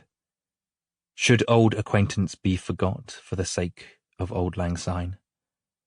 We two have run about the hills, and picked the daisies fine. But we've wandered many a weary foot, since auld lang syne. And there's a hand, my trusty friend, and give me a hand o' thine. Should old acquaintance be forgot, for auld lang syne? And in the first 2 hours of the new year, Sun Yung opens her veins with a paperclip, wondering how the blue can come out red. In the first 2 hours, Martha clutches her heart on the stairs, Reese gives up the battle against his liver, and Georgette sips her last few lavender breaths, wishing farewell to her 100th January. And there are tears, and there is singing of forgotten words passed down, and there are beginnings and ends, there are babies wriggling in bellies, and there are crossed words and scuffling in the street, a bottle thrown, a stubbed cigarette, yeah, you prick, walk away, you prick, and Sun Yung opens the other wrist and sits in bed with a hot water bottle, and reads the story her mother used to read. The bed blushes around her, and I sit beside her and wait. And if it weren't all so beautiful, if every tiny thing weren't so relentlessly fucking beautiful, perhaps I'd be the one with the paperclip. But instead I'll wander through it alone, blessed with every friend there is. A very old woman. She's folding clothes in the utility room. Dresses, leggings, cardigans. She folds them and lays them in the washing basket, and when I try to help, she bats my hand away, tells me I won't do it right. So I lean against the wall in the cramped afterthought of a room, and I watch the care she takes with every item. She looks small and tired, her white hair sticking out like pampas grass, her glasses askew. She huffs and tuts and mutters fleeting thoughts, and it's all just an interlude. She's sure of it now. Her remaining days are nothing more than hours to be filled. She has candles, but she won't light them. She has bath bombs, but she won't use them. She has music, but she won't play it. She'll just get up, get dressed, watch television, eat, wash, go back to bed, and repeat until it's over. Stop watching me like that. If you want to make yourself useful, you can carry the basket into the bedroom. I do as she says, and she follows me into the bedroom and tells me to pass her the clothes. One by one, she hangs them up or folds them into the drawers. Don't you have other places to be? I like it here. I can't imagine why. You should find yourself a nice girlfriend instead of hanging about with an old woman. I pass her a skirt, and she clamps it in a coat hanger and hangs it up. I pass her some stockings, and she folds them. She used to be protective of her underwear, even her socks. She'd make sure they were tidied before I came through the door. Now I'm passing her bras and big flowery pants, and she doesn't bat an eyelid. Where's my blue cardigan? In the wardrobe. It can't be. That was the first thing I gave you. It's hanging up. No, I've got a blue cardigan. Pale blue. Go and see if I left it in the washing machine. It was the first thing I gave you. It's hanging in the wardrobe. Don't be stupid, for goodness sake. Don't you think I'd know if you'd passed me it? Go and check the washing machine, will you? I stand up and walk back to the utility room, though I know I won't find anything. The washing machine is empty, the worktop is bare, and when I come back, she's holding the blue cardigan in her hands. It was hanging in the wardrobe. I know. Did you pass me this? Yes. From the basket? Yes, it was the first thing. She sits on the bed and stares at the blue cardigan in her hands. I must be losing my marbles.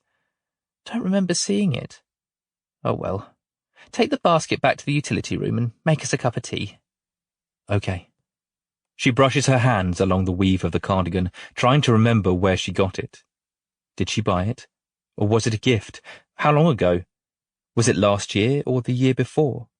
She asks herself these questions, but the blue cardigan offers no answers. It's always been there, and it'll be there until the day she dies. In the kitchen, there's a cup of tea beside the kettle. It's an hour old, no milk. Brewed and stewed with a filmy layer on top.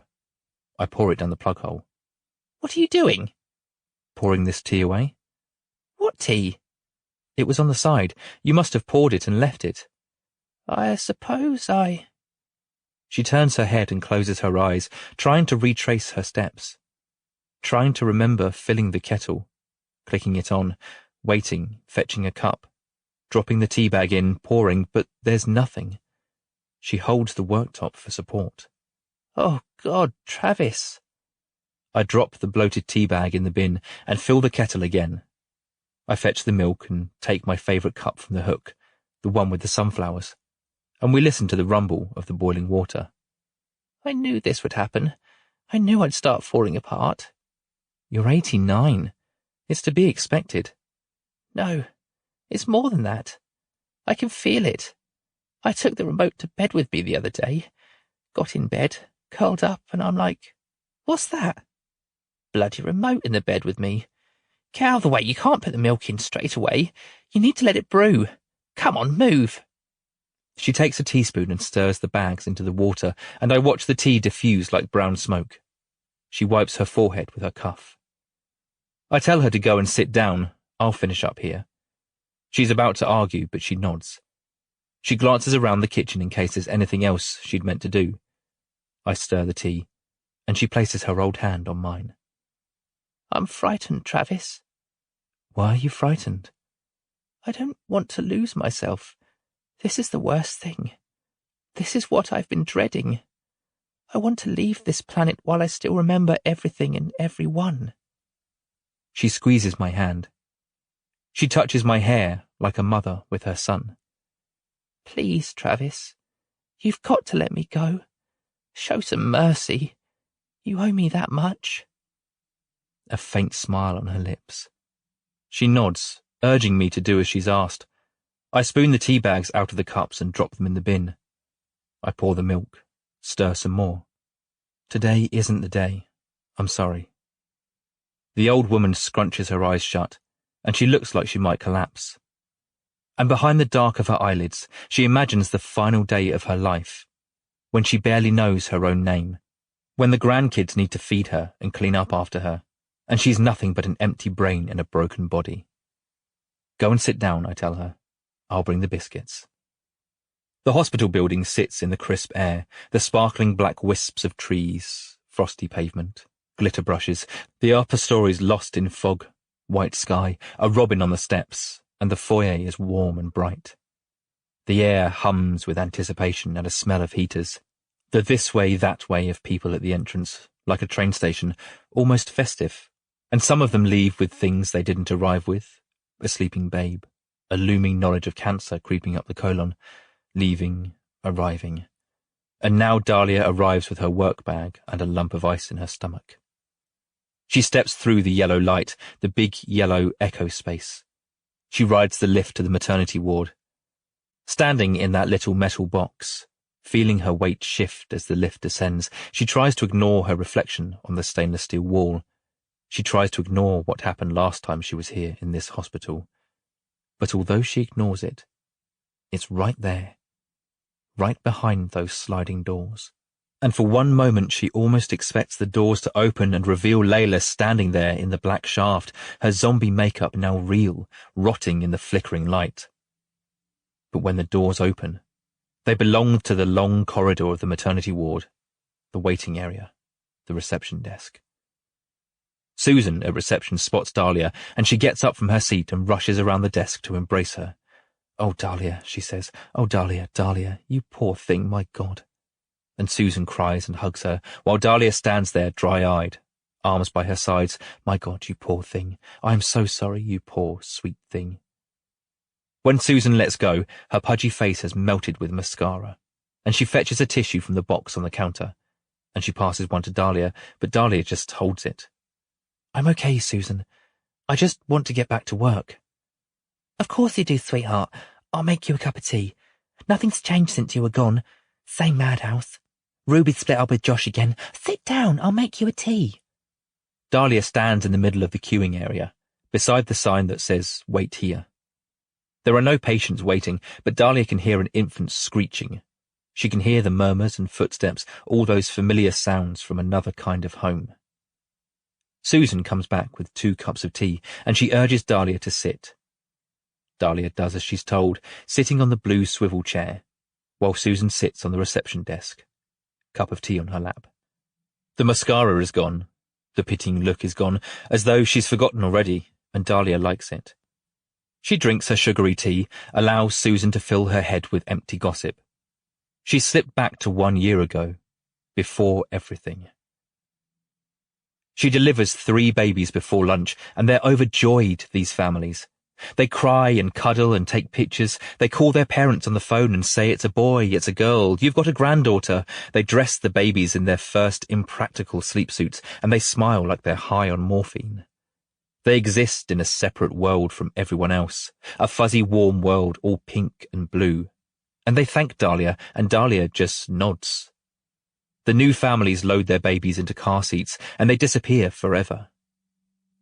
Dahlia sits in the toilet cubicle and closes her eyes, trying to picture the sleepless nights, the postnatal depression. She tries to imagine the dad getting irritable, drinking a couple of glasses of whiskey to help him sleep, and the mum shouting at him, saying, "I can't do this on my own." And the dad says, "I've got work in the morning." And maybe the dad moves into a flat on the other side of town, and the mum screams at the baby who hasn't stopped crying since they came home from the hospital. And Dahlia imagines all of this in the toilet stall, and it calms her. There are no perfect moments. Another healthy baby. Another happy family. This stupid, smiling family, gazing goofily at their suckling son. They don't know. They don't know what some parents have to endure. They haven't seen the panic, the tearing flesh, the blue, lifeless alien. They haven't had to break a baby's arm to get it out, or tell a mother their baby needs to be taken to the NICU. They've seen nothing. Oh, it's so easy, isn't it? Not a care in the world. The dad half sits on the bed, with one arm around his wife and the other holding the baby's hand. A big, stupid grin on his face. This perfect, easy, happy family forever and ever. Dahlia watches, smiling on the outside. She pinches her eyelashes between her thumb and forefinger, plucks a few, brushes them on her tunic. Within an hour, the baby is dressed in a sleep suit and loaded into his car seat. Dad carries it, while Mum shuffles along like she's had triplets and an episiotomy. Dahlia shakes her head and goes to make a coffee, but while she stands there waiting for the kettle, she thinks more about the stupid family, and she rushes out into the car park. The dad is loading his new boy into the car. Mum leans on the wing mirror, waiting for some help. She spots Dahlia and waves. "Did we forget something?" No. I just wanted to say, I think you did amazing in there." Dahlia catches her breath. She's not sure why she's here. She peeks in through the car window at the sleeping boy. "Oh, thank you. And thanks for being such a good midwife. Best day of our lives." "You're so welcome. Makes it all worth it, doesn't it? It really does. He's beautiful. The dad shuts the baby's door, then comes around to help his wife into the car. She winces as she sits down. She straps herself in. Maybe we'll see you again when we have the next one. Maybe you will. Dad walks back around to the driver's side. He stops, waiting for Dahlia to say whatever it is she came to say. Dahlia knows he's tired. They just want to get their perfect, stupid baby back to his perfect home. Anyway, take care, you two. I wish you the best of luck, and if baby has any problems with those lungs, you make sure to come back and see us. What's that? Lungs? What about his lungs? They both look at Dahlia, the mother in the car, the father peering over the roof. They didn't say anything about his lungs. Oh, God, didn't they? Oh, they're so useless sometimes. It might be nothing to worry about. I shouldn't have said anything. Maybe they'll send you a letter. Tell us, what's going on? He has a condition called myovascular bronchiolitis. Affects about 1 in 1,000 babies. As I say, it could be nothing, but it can turn sinister if you're not careful. Just something to be aware of. God. The mother turns to look at her sleeping boy. His perfectly normal snore is now a wheeze of impending death in her mind. I can't believe they didn't tell you. I'm so sorry. They have so many other babies to attend to, you see. Healthy ones. Anyway, well done in there, guys. Take care. Dahlia strides back across the car park, her legs like rubber tubes. She tries not to laugh or cry, and she doesn't look back at the confused and frightened family. Before Dahlia goes home, she goes to her locker. She rifles through the boxes of pills she's pocketed throughout the day, white boxes with white stickers, medicines with alien names full of Zs and Xs. She stows the boxes in her bag and slings the bag over her shoulder. Make sure you wrap up warm out there, Susan says. It's like the Arctic. Susan stands in her puffy rose gold jacket with the fur hood, that sympathetic gawp again. You will be all right, won't you? I've made it this far. If you need us to take Nada or anything, so you can have a bit of peace, you know where we are. Terry won't mind. I know. I'll see you tomorrow. See you tomorrow. And in the car, while she's driving, Dahlia closes her eyes at 5-second intervals, and she reaches across to the passenger seat, unclips her bag, and glances at the boxes of pills. As she drives, she fiddles with the seal on one of the boxes. She fiddles until the box opens as if by accident. And when she stops at a traffic light, she fiddles with the plastic tray, and she pops 2 pills onto her palm and holds them in her fist until they're clammy, and the light turns green. Dahlia places the pills onto her tongue. Before they even hit her stomach, she's overcome with relief, because she knows they'll soothe her. She took similar pills when her brother died, and they made the world a little softer around the edges, a little warmer, like that first glass of red wine, that new pair of socks, that lavender bath bomb. And her breathing steadies. Her hands stop trembling. She drops 1 more pill into her mouth and crunches it, bitter and chalky, dissolving into her gums. Soothing waves rush through her, and she doesn't feel angry when the driver in front hesitates at another green light. It's dark now, and the headlights catch lonely flecks of snow. Dahlia picks up Nada from creche. They tell her she's been good as gold, and they start telling her what she's been up to, but Dahlia ignores them, carrying the toddler to the car. At home, she cooks some pasta, but it's too much, and she pours some out of the window and it steams on the patio. She chops Nada's pasta into tiny chunks and mixes it with tomato sauce, and while Nada eats it, Dahlia eats a couple more pills. "I'm sorry, baby girl," she says. "I'm going to try harder. I promise I'll try harder." And as she watches her oblivious daughter, Dahlia begins to melt. Her breath comes out so easy, so soft, like she's wrapped in a squidgy blanket, her rubber limbs, her trickling honey blood. And the room is half a mile away. Nada is half a mile away with her orange sauce, and it's all hushed. Dahlia tips her head back in the chair. and stares at the dark white of the ceiling. Winter thaws, the trees drip with ice water, the ground softens and releases a smell like stewed plums. Green buds breach their heads through the gnarly ends of sleepy twigs, and it all stretches, yawns the warming earth. The new breaths into the cool air, it all shakes itself from its dream. The grass stands on end like hairs, the conifers shiver and the skeleton trees creak and groan. Is it time to wake up already? Just another 100 years, please, just another 100. A pause, a reset, now return to the beginning of the circle, same as the first circle, ready to do it all again, and the mayfly nymphs are hiding in the pond. At the allotment, we cut the last of the rhubarb stems and dig up the last of the potatoes. They're all black and rotten where we left them to die, but Dahlia says she'll keep on top of it this year. That'll be my resolution, she says. She asks what mine is.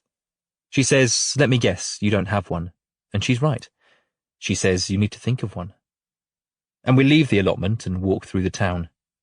She's wearing a black parka with grey fur around the hood, and I can only see her nose poking out and her white breath. We buy some sugared doughnuts from the van, and we eat them on the bench near the underpass. She salutes a magpie. She says, see if you can eat a doughnut without licking your lips. And I try it, and I fail immediately, and she laughs, her features framed by the fur of her coat. I like hearing her laugh. She wipes the sugar from my chin, and as we sit on the bench with her fingertips on my face, her eyes flitting about my features, the breaths of steam, hers and mine, and the infinitesimal push of my fingernails and hair. As we sit with my stomach grumbling, my toes poking through the holes in my socks inside my shoes, my blood running warm, I have never been more aware of all these human frailties. And this is when I know I must leave her alone. She visits Layla's dad on a Sunday morning, and when he answers the door, he's drunk and gaunt. He stumbles away from the door to let her in. She steps inside, hit by a stink of ammonia. He's moved his bed into the living room, and he's hung towels over the windows to black them out. And when Dahlia pulls the curtains away, he shields his eyes. In the sharp white light, she sees a skeleton, wispy hair. His lips are cracked, his neck is all sinew and shadows. He looks 10 years older than when she'd seen him just a few weeks ago. Jesus, Nick. The place is crawling with cans and bottles, with tissues and underwear. Dahlia steps through it to open the window. Have you eaten? When did you last eat? He shrugs. He barely seems to know where he is. Sit down. I'll make you a sandwich. I don't want a sandwich. Tough. You need to eat. Sit down. I'm here now. Nick hesitates, but he sits on the mattress on the floor, and Dahlia goes into the kitchen and opens some cupboards. A few condiments. Mouldy bread. There's nothing in the fridge but beer and a slice of ham. She goes back into the living room, where Nick sits cross-legged on the bed. I'm nipping to the shop. I won't be long. She's not expecting an answer, and she doesn't get one. Long before Layla was born, Dahlia would console Nick in the long nights, listening to his stories of being abused by his dad and his uncle, stories full of bodily details that made Dahlia sick and gave her nightmares. He'd tell her stories of being homeless and the cold, and of how he'd clawed his way back into a job at her home, and she'd always admired him for that, his resilience. She'd seen him relapse into drink. She'd watched the paramedics force a tube down his throat to pump his stomach. She'd washed his clothes, tidied his house, and mopped up every conceivable fluid from his floors. Now she brings bread, butter, ham, cucumber, and a small pack of energy drinks. In his kitchen, she makes some sandwiches, and she's thinking of nothing except the softness of the bread, the pop of the butter lid, the sweet, watery scent of the cucumber. She sets one plate atop the other, sets them both on the pack of drinks. Here we go. You like cucumber, don't you? She rests the plate on his lap, and he doesn't look at it. He's off somewhere, his head lolling gently on his neck, and Dahlia sits on the floor beside the mattress and bites into her sandwich. It's cold out there. I think it might snow again. Nick closes his eyes, rests his chin on his chest. You need to eat that. I'm not leaving until you do. And I got some energy drinks because you look like you need it. I should have brought you a glass of water as well, really. I'll go get you one. She stands up. Dahlia. Yeah? Dahlia, why are you here? What do you mean? Why are you here now?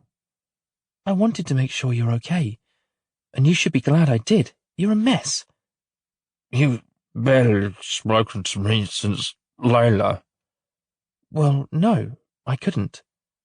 She died. Yes, she died. His sunken blue-grey eyes, so defeated, so lost, like he's wishing for nothing more than to die too, and soon. He says it again. She died. And this time, his face breaks and his lip judders, and the tears pool in the bony sockets. Dahlia sits on the mattress and holds him. His sobs are high and breathy, and she strokes his back, and she wants to say, "It's okay, it's okay." But she can't bring herself to say those words. Not even for him. She was so beautiful. She was. Do you remember when she'd get angry? She'd always... Let's not talk about those things. I'm here to look after you. I don't want to talk about those things. Okay. She sits back on the floor, and Nick holds his sandwich like he's forgotten what food is. He raises it to his lips, sniffs it. He bites it and chews it for 5 minutes like a cow on cud, before he reaches into his mouth, pulls out the beige bolus, puts it back on the plate. I'm sorry.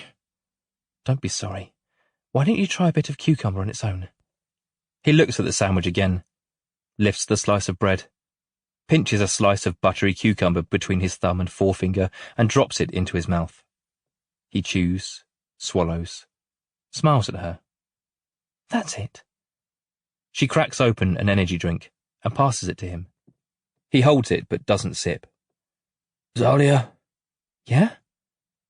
Have you been okay? No, I haven't. But I'm getting there. I have to, don't I? Nada needs me. You need me. Okay. He sips the drink. She can hear it fizzing on his tongue before he swallows. Dahlia? Yeah? Thank you. A strong man. On a frosty morning, I walk up the grand driveway of Keith Rotherham, former strongest man in the world. His salmon-coloured driveway is lined with plastic topiary and mini Greek-style pillars. His double front doors are shaded by a great stone awning, and when he sees me from the threshold, his red face glows. Travis! Wondered when I'd see you again. Come in, kid. I step into the echoey entrance hall with my briefcase, and he pats me on the back with exaggerated force. Keith is bald and bearded, with a cartoonishly broad body beneath his vest. He hobbles on his crutch beside me, 6'5", and he asks how I've been. I've been well. Talkative as ever? How have you been? Oh, you know, dying slowly. He drapes an arm over my shoulder, and we walk past the paintings and plant stands, past the grand staircase, splitting left and right. He offers an arm towards his study, and I step inside and sit at the desk. This room is smaller and dim, dark wood and leather. Keith sits at the other side of the desk, in front of his trophy cabinets. I open my briefcase, hand him some paperwork. He clicks his pen and signs the papers without even looking. He passes them back to me. There we go. Is that it, then? That's everything. Cheers, Travis. I really appreciate what you've done. It's nice to know everything's in order when I go. How about a drink to celebrate? Yes, please. Water? I'll have a rum. Rum? Blimey. Well, I guess you're off duty now, aren't you? Dark rum all right? He stands up, shuffles to the drinks globe, and bends down to reach the glasses. He groans and places a hand on the small of his back. I can see he's wearing a wide black weightlifting belt. He tries 2 or 3 times to reach the glasses before I stand up and fetch them for him, and he pours a scotch for himself and a rum for me. He swills the drinks around in their glasses as though this will make any difference, then slides mine across the desk and sits back down. He scrunches his big fingers through his beard. Do you want to see it, Travis? See what? The cancer. The flaming cancer. Before I can answer, he pulls his vest up over his head. His torso is both muscly and flabby, a vast, round belly, square chest, thick black hair all over. He turns and shows me a spattering of brown lumps all over his shoulders and spine. Each lump contains its own spattering of darker spots, some of them reddish, others blue. He pulls his vest back down. What do you think of that? You ever seen anything like that? Have they told you how long you've got left? Oh, every time I speak to them it's a different number. They said 3 months, 6 months ago. They don't know what they're on about. But it's coming soon, I know that much. Are you frightened? Me? Nah. No, why would I be frightened? I've never been scared of death. I've done everything I wanted to do. I've had a good life. He fans his hands over the trophies either side. Most are gold statuettes of Atlas with a globe on his shoulders, shiny as the day he won them. Yeah, I would have liked to go a bit older. But my daddy died young, and his daddy. Nah, I knew this would happen. Everything's in order, thanks to you. Everyone will be taken care of. The kids won't believe their luck. I've never told them what I'm worth. They'll probably piss it up the wall, but at least they'll spend it. He sips his scotch, and I sip my rum. He points his drink at me. You got a girlfriend or what? No. Gay? I don't know.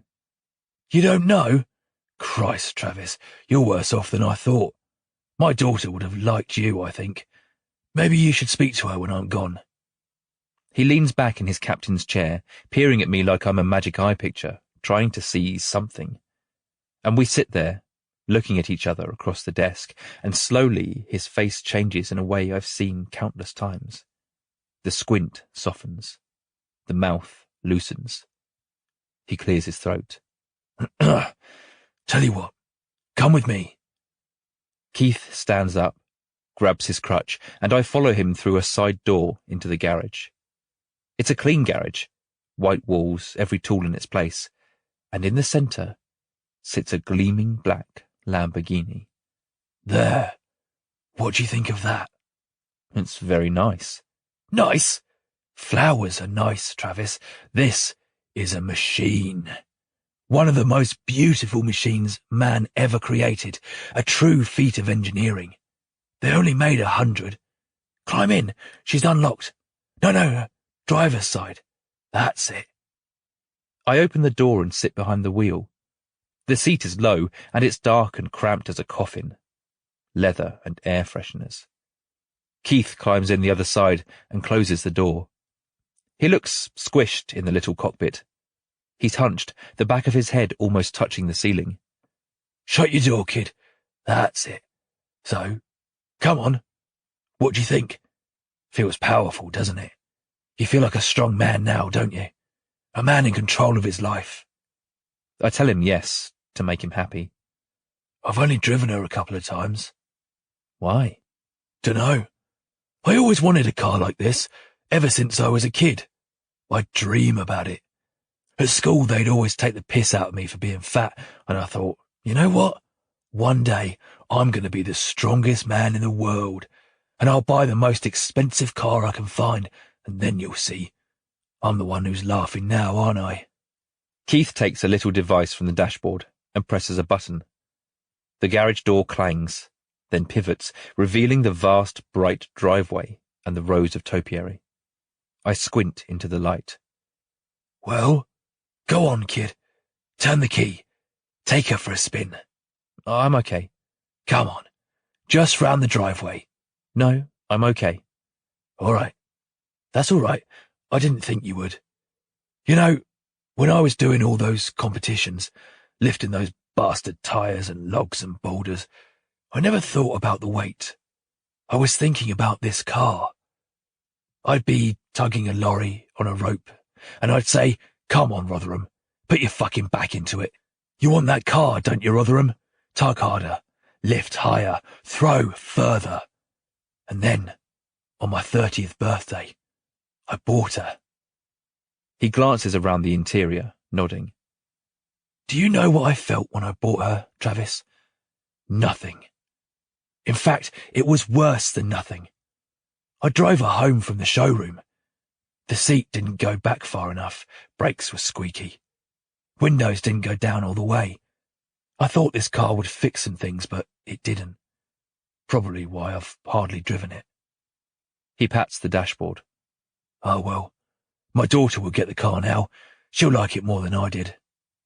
And he smiles and releases a rumbling breath from his barrel chest. And he holds his hands in his lap like a little boy. He looks at me. I know who you are, Travis. I see you now. And yes, all right, I am frightened. I thought I had everything in order. I thought I was ready, but I'm not. People rarely are. I reach across and rest my hand on his bare shoulder.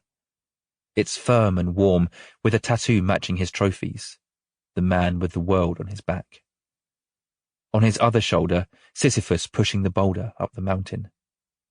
Both tattoos are fuzzy from the speckled moles, and as I stroke his back, I can feel the lumps and ridges. Be honest, kid. How long have I got? Not long. Hours. Minutes. He inhales again, short and sharp. His red face turns redder. I wish I'd done more for them, the kids. I gave them everything. Money, clothes, whatever they wanted. But sometimes that's not enough, is it? I wasn't there. I was too busy travelling around the world. They hardly visit me now. They look at me and all they see is this big fat cripple in a big fat house, a man on his crutches, a man who can barely lift a bag of shopping. Where did it all go wrong? Tell me that, kid. Tell me that. Christ's sake, look at me. Blubbering like the world's strongest baby. Cry all you need. I'm here. I appreciate that. I really do. I glance through the windscreen, the topiary and pillars leading towards the giant monogrammed gates. I turn the key. The engine bellows like some great hulking god behind us, and I inch the car out of the drive and up the path. Yes! Now we're talking, kid! Keith roars a war cry from deep in his belly. He drums his fingers on the dashboard, and I ease the car down his driveway, through the gates and along the tree-lined road. Keith. Yeah? Tell me what else you've lifted. He roars again, laughing, smacking my knee. Oh, kid, what haven't I lifted? Keith Rotherham, 68 years, 11 months, 1 day. Every Wednesday evening, she drives Nick to his alcoholic meetings, and instead of driving home, she waits in the enclosed dark of the car. It's so dark she can't see herself in the mirror. Nada sleeps gently in the back, and Dahlia just sits with her hands on the wheel, watching the traffic, the passers-by with their umbrellas in the orange light of the street lamps. The windscreen fills with spots of rain and condensation until she can see nothing but orange and black blurs, and it makes her sleepy. But she doesn't sleep. This hour, this one small hour, is her peace. This in-between world where real life pauses, where she doesn't exist, this is her favourite. And when Nick opens the car door and sits back down, she asks him how it went. And every week he says the same thing. It was good, he says. What have you been doing? Faye packs her bags, and now she's leaving the house where she'd lived her whole life. She's 19, and they're moving south, and a new family will live here. These rooms will mean nothing to the new family. To them, it'll just be an ordinary house, ordinary rooms. But Faye knows everything. She knows the way the living room door brushes along the carpet, the carpet with the wad of plasticine stuck in the corner. She knows the Lego piece that fell down the crack in the wooden floor in the dining room. She knows the way you have to pull the string of the bathroom light just right, otherwise the thing will come off the end. She knows where she kissed a boy for the first time.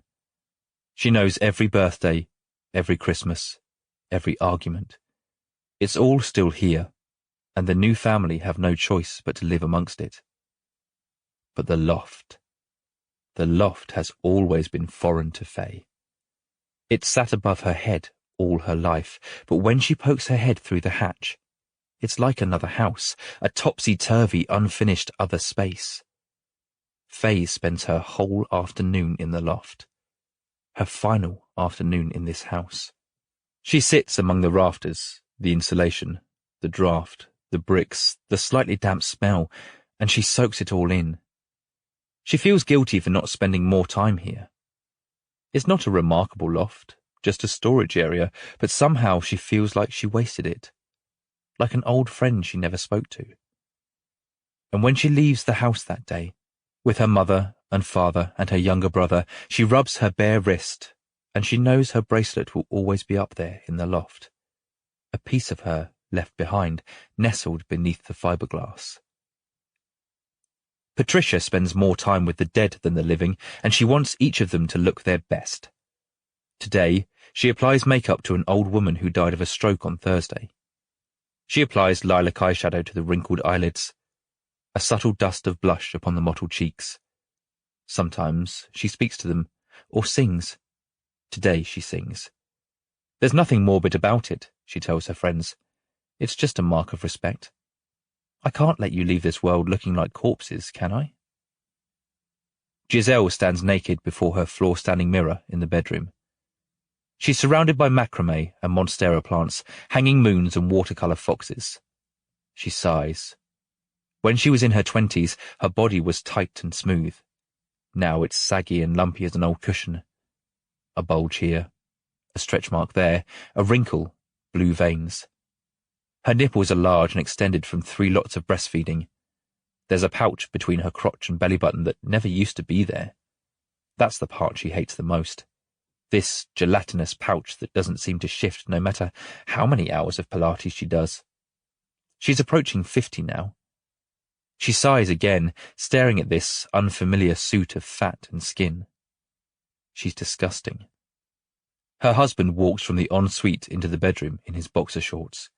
He's drying his hair with a towel, his face hidden, and she uses this chance to sneak a look at him. He's still trim, a little grey. If anything, she thinks, he looks better than when they met. When he sees her, he wolf whistles, kisses her cheek. He squeezes her sagging backside, and she smiles and throws the crochet blanket back over the mirror. And there's a family doing family things, and nothing happens, and it's beautiful. There's no moment, no event, just a family watching television. There's a family eating dinner around their dinner table, and they talk, or don't talk. Or maybe they argue, but it's a small argument. Silly matters, money, work. But mostly they are a family, and the mum tucks them in and reads a story, and the dad sits with them and says goodnight, or maybe there's a bath, or a lullaby.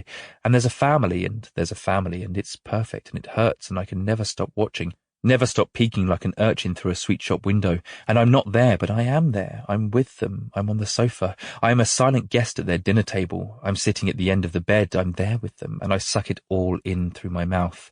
I open my eyes so wide to let in the light, these big silver eyes shining like film canisters, and I watch in the homely black rooms, and I dress in the father's clothes. I kiss the mother. I switch on the nightlight for the kids, and I'm crawling up every wall, hanging over every ceiling like black spotted mould, this looming presence. And they forget, and they ignore, and they pretend, but I'm here, and they're there, and I love them, and I envy them, and I don't know who I am, but I wish I were someone or anyone, and I watch them, the families, every family in every house, in every time where there are people in houses, and spray-painted hieroglyphs on roughened roads denote the water pipes, the gassy pipes, and the chattering wires with signals sparking, every home alive.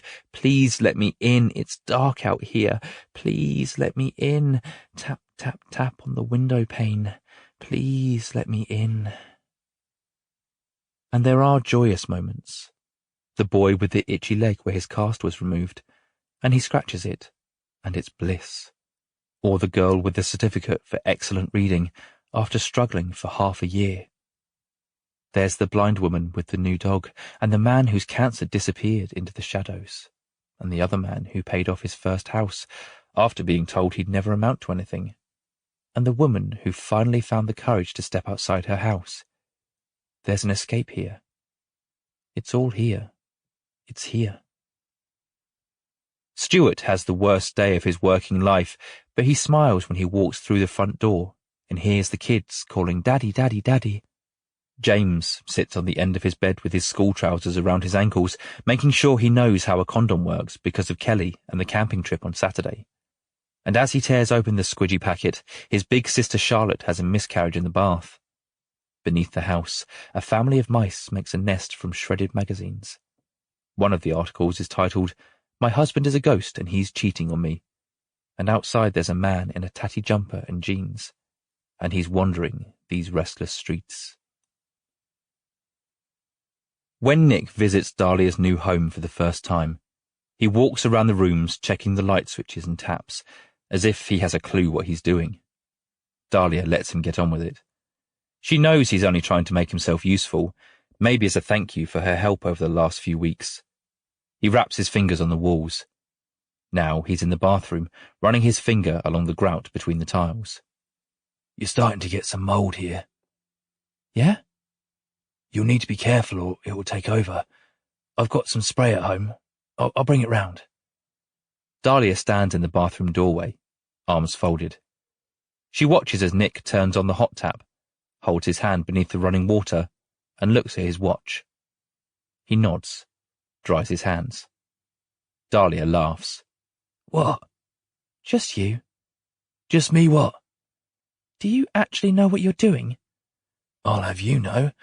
I'm nearly a qualified plumber. You won't be laughing when the toilet breaks."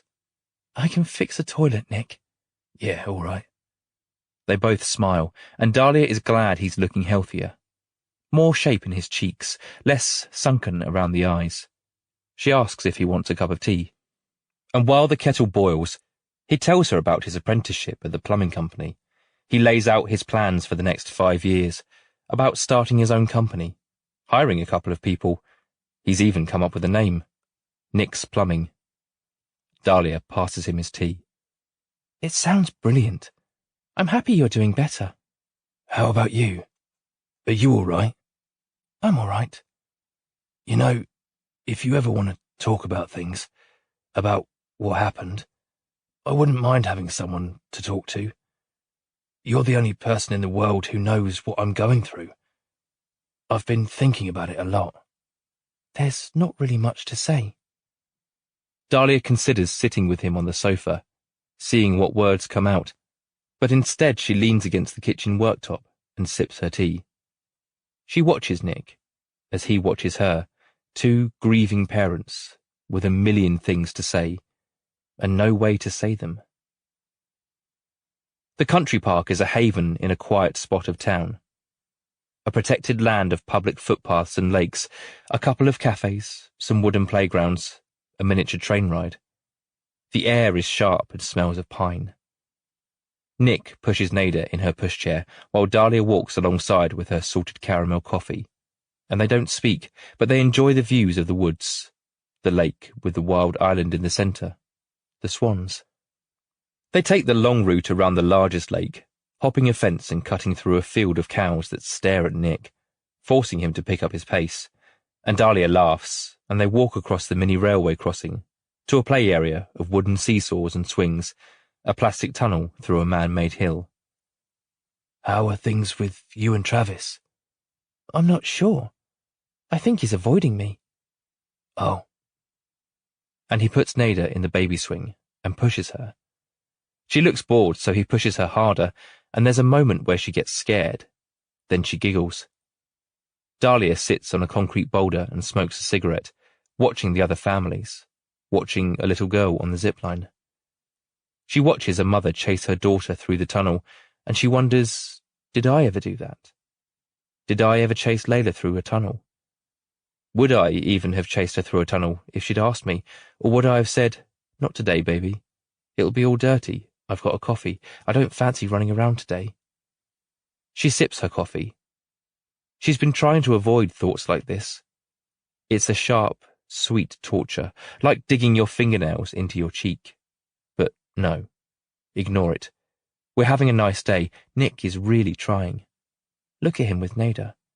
He's looking so much stronger. Listen to her giggling. This is a nice day. You don't need to torment yourself. Just enjoy today. Do you want to push her? No, you keep going. She likes it. Can I take her down the slide? That one? It looks a bit big. She'll be all right. I'll put her on my lap. All right. Dahlia watches as Nick carries Nada up the muddy hill to the top of the long metal slide.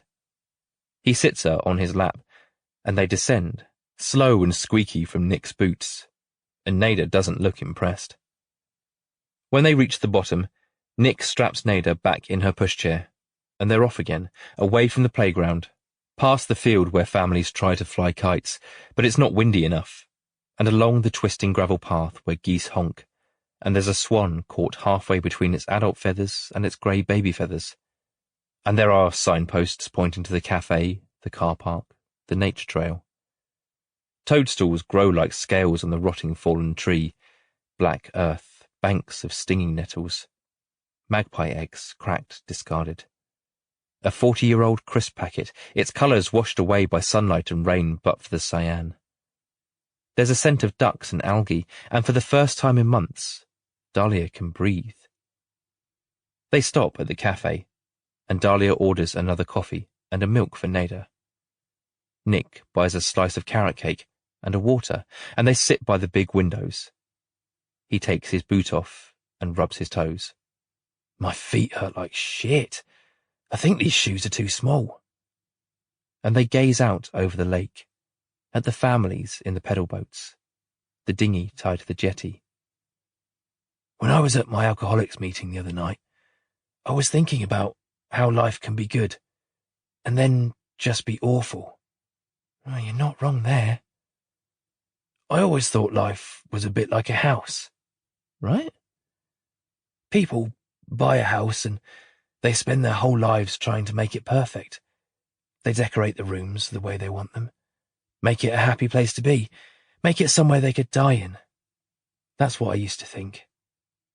And he stares across the lake, eyes glistening, finding the words. But life isn't a house, is it? It's more like a hotel. And there are good hotels and there are bad hotels. But it's okay because you only stay in each one for a little bit. Maybe you're staying in a nice room with a comfy bed and good food, but the next one could be horrible. Or maybe you're in the horrible one, but you know the next one might be better. And you're constantly moving and things get better and things get worse. But no matter what, it's not a house. You can't stay there forever. Dahlia looks at him, this recovering alcoholic, talking about hotels and houses. This man she shared a child with, this plumber's apprentice with the patchy beard and bad breath. She grabs a fork and reaches for a chunk of Nick's cake. He holds her fingers. Dahlia, I hope you're okay. I am. I'll get there. I hope so. I really hope so. I am, I promise. I hope one day you'll forgive yourself. Forgive myself? For Layla. What do you mean? Well, just for what happened. It's not your fault, but I know you wish you'd done things differently. Taken her to the hospital sooner and stuff. Of course I do. What's made you say that? No, nothing. I just know how I'd feel in your position, and it must be so hard. Especially with something like meningitis, you have to act fast. Dahlia puts the fork down. You think it's my fault? I didn't say that. Oh my God, you do, don't you? It's no one's fault, that's what I'm saying. Fucking hell, Nick. Fucking hell. What? You blame me for what happened. No, I don't. I really don't. I was just... I didn't take her to the hospital because I didn't see the rash, all right? She was wearing zombie makeup, which you'd know if you'd ever bothered to be there. You didn't wash the makeup off before bed? I thought about it, but I didn't. Why not? She looks at him, this boy, this scruffy excuse for a dad. His dopey eyes. He's been waiting to say this. He's been waiting to blame her. She knows it. He's always thought it was her fault. Because she was poorly, okay?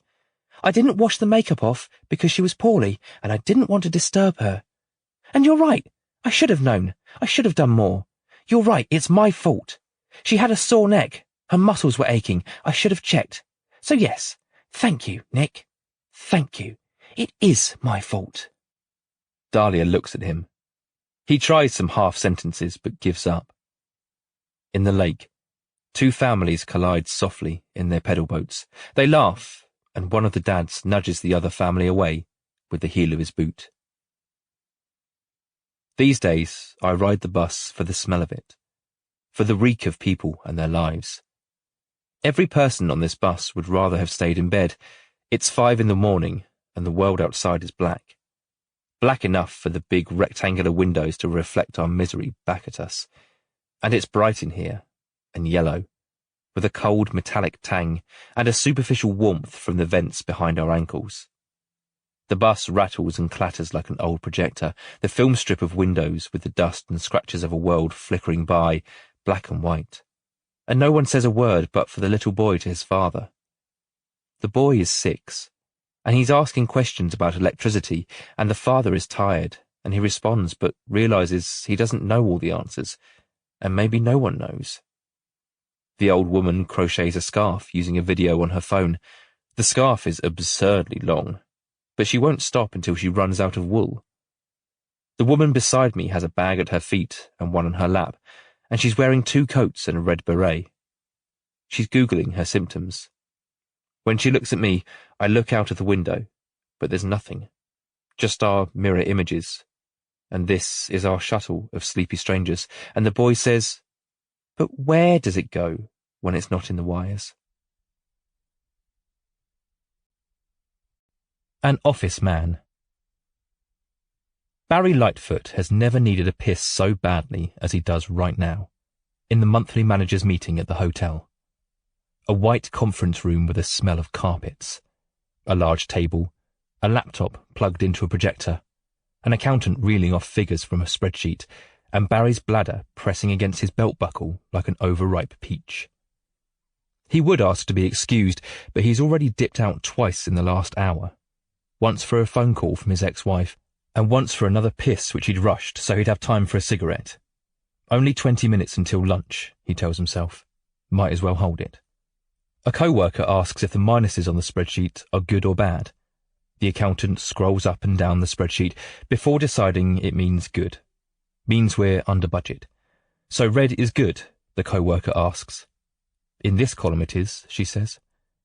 She brings up a pie chart that looks how Barry's bladder feels, big and round and mostly yellow. She brings up line graphs that make Barry think of long, cathartic streaks of piss across a pristine white bowl. He can feel his pulse in his waistband, the sweat building at his temples around the arms of his glasses. He squirms in his seat. "You right there, Baz?" "Fine, fine. These rooms get stuffy, don't they?" Barry tries leaning forward to release some pressure, but this only lets his bladder fill more. So he leans back, and it's somehow worse, stretching everything out, feeling the liquid slosh around.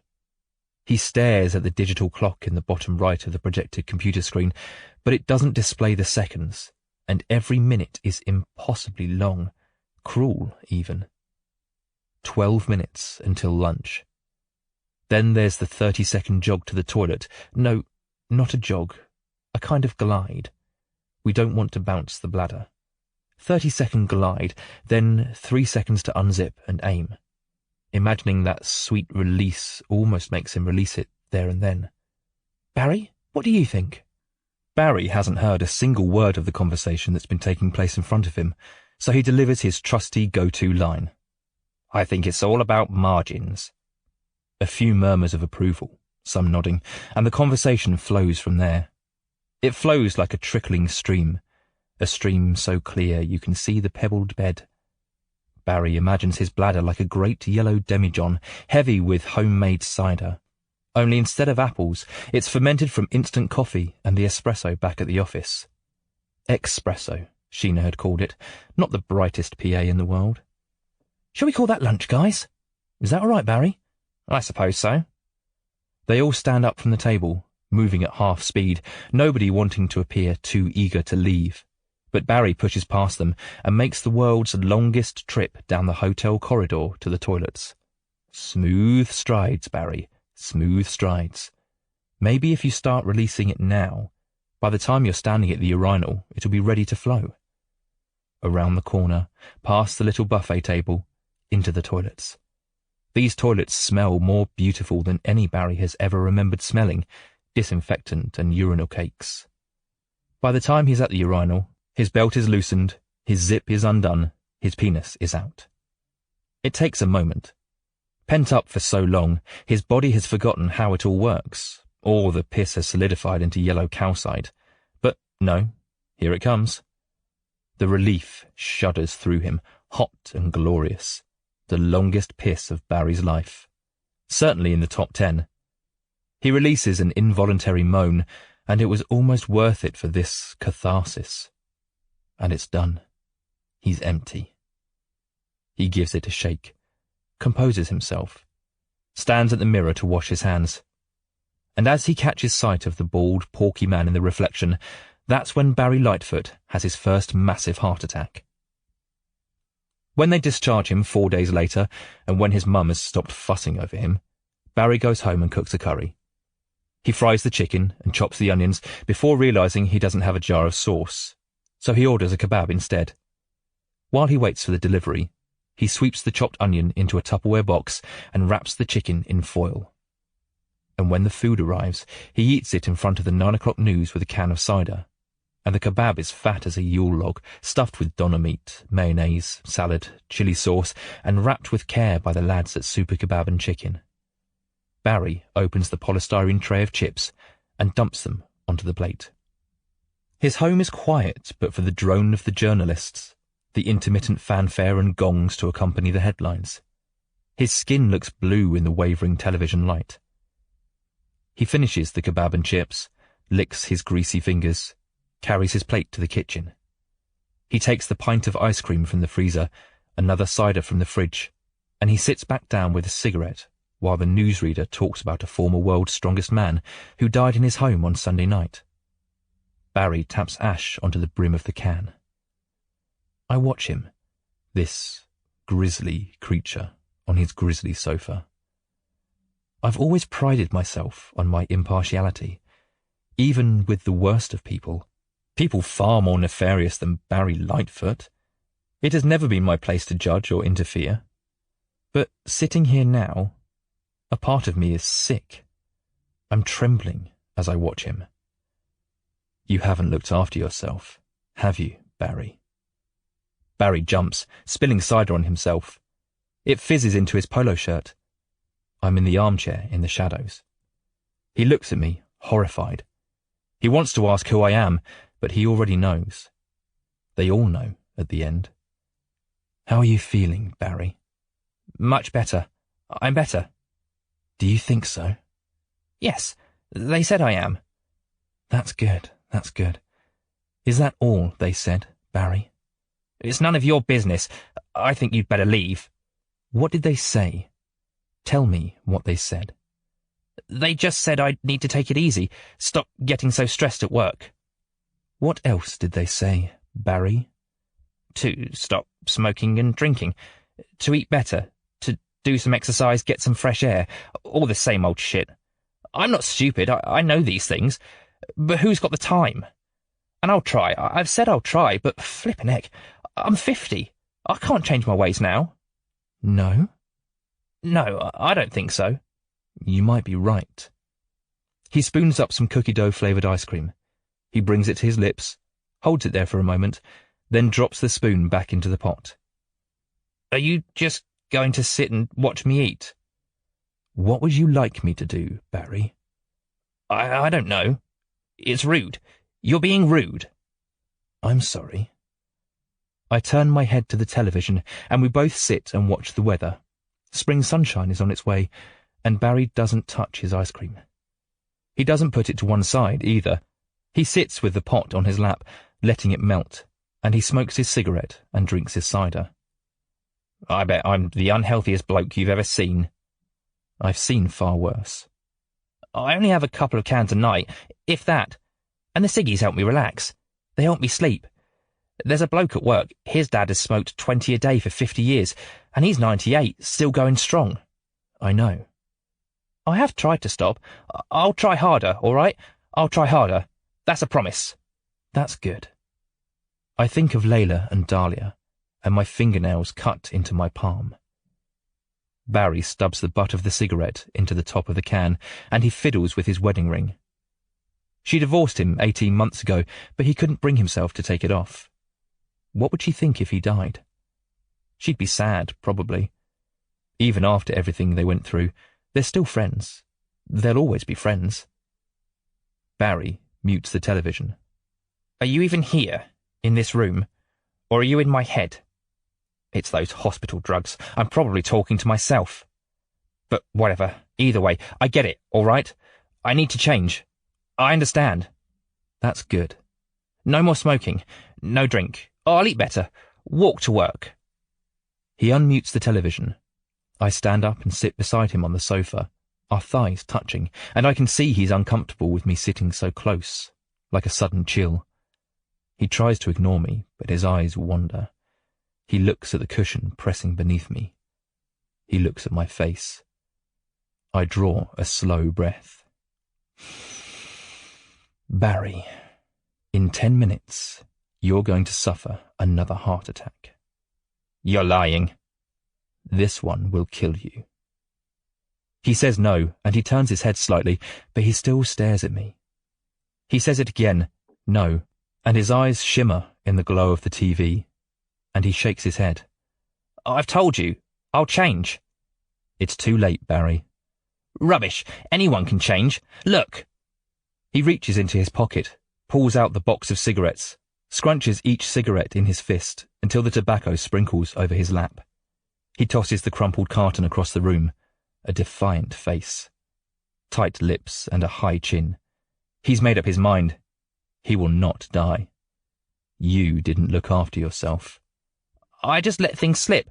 I got myself into a rut. You're a waste. You're disgusting.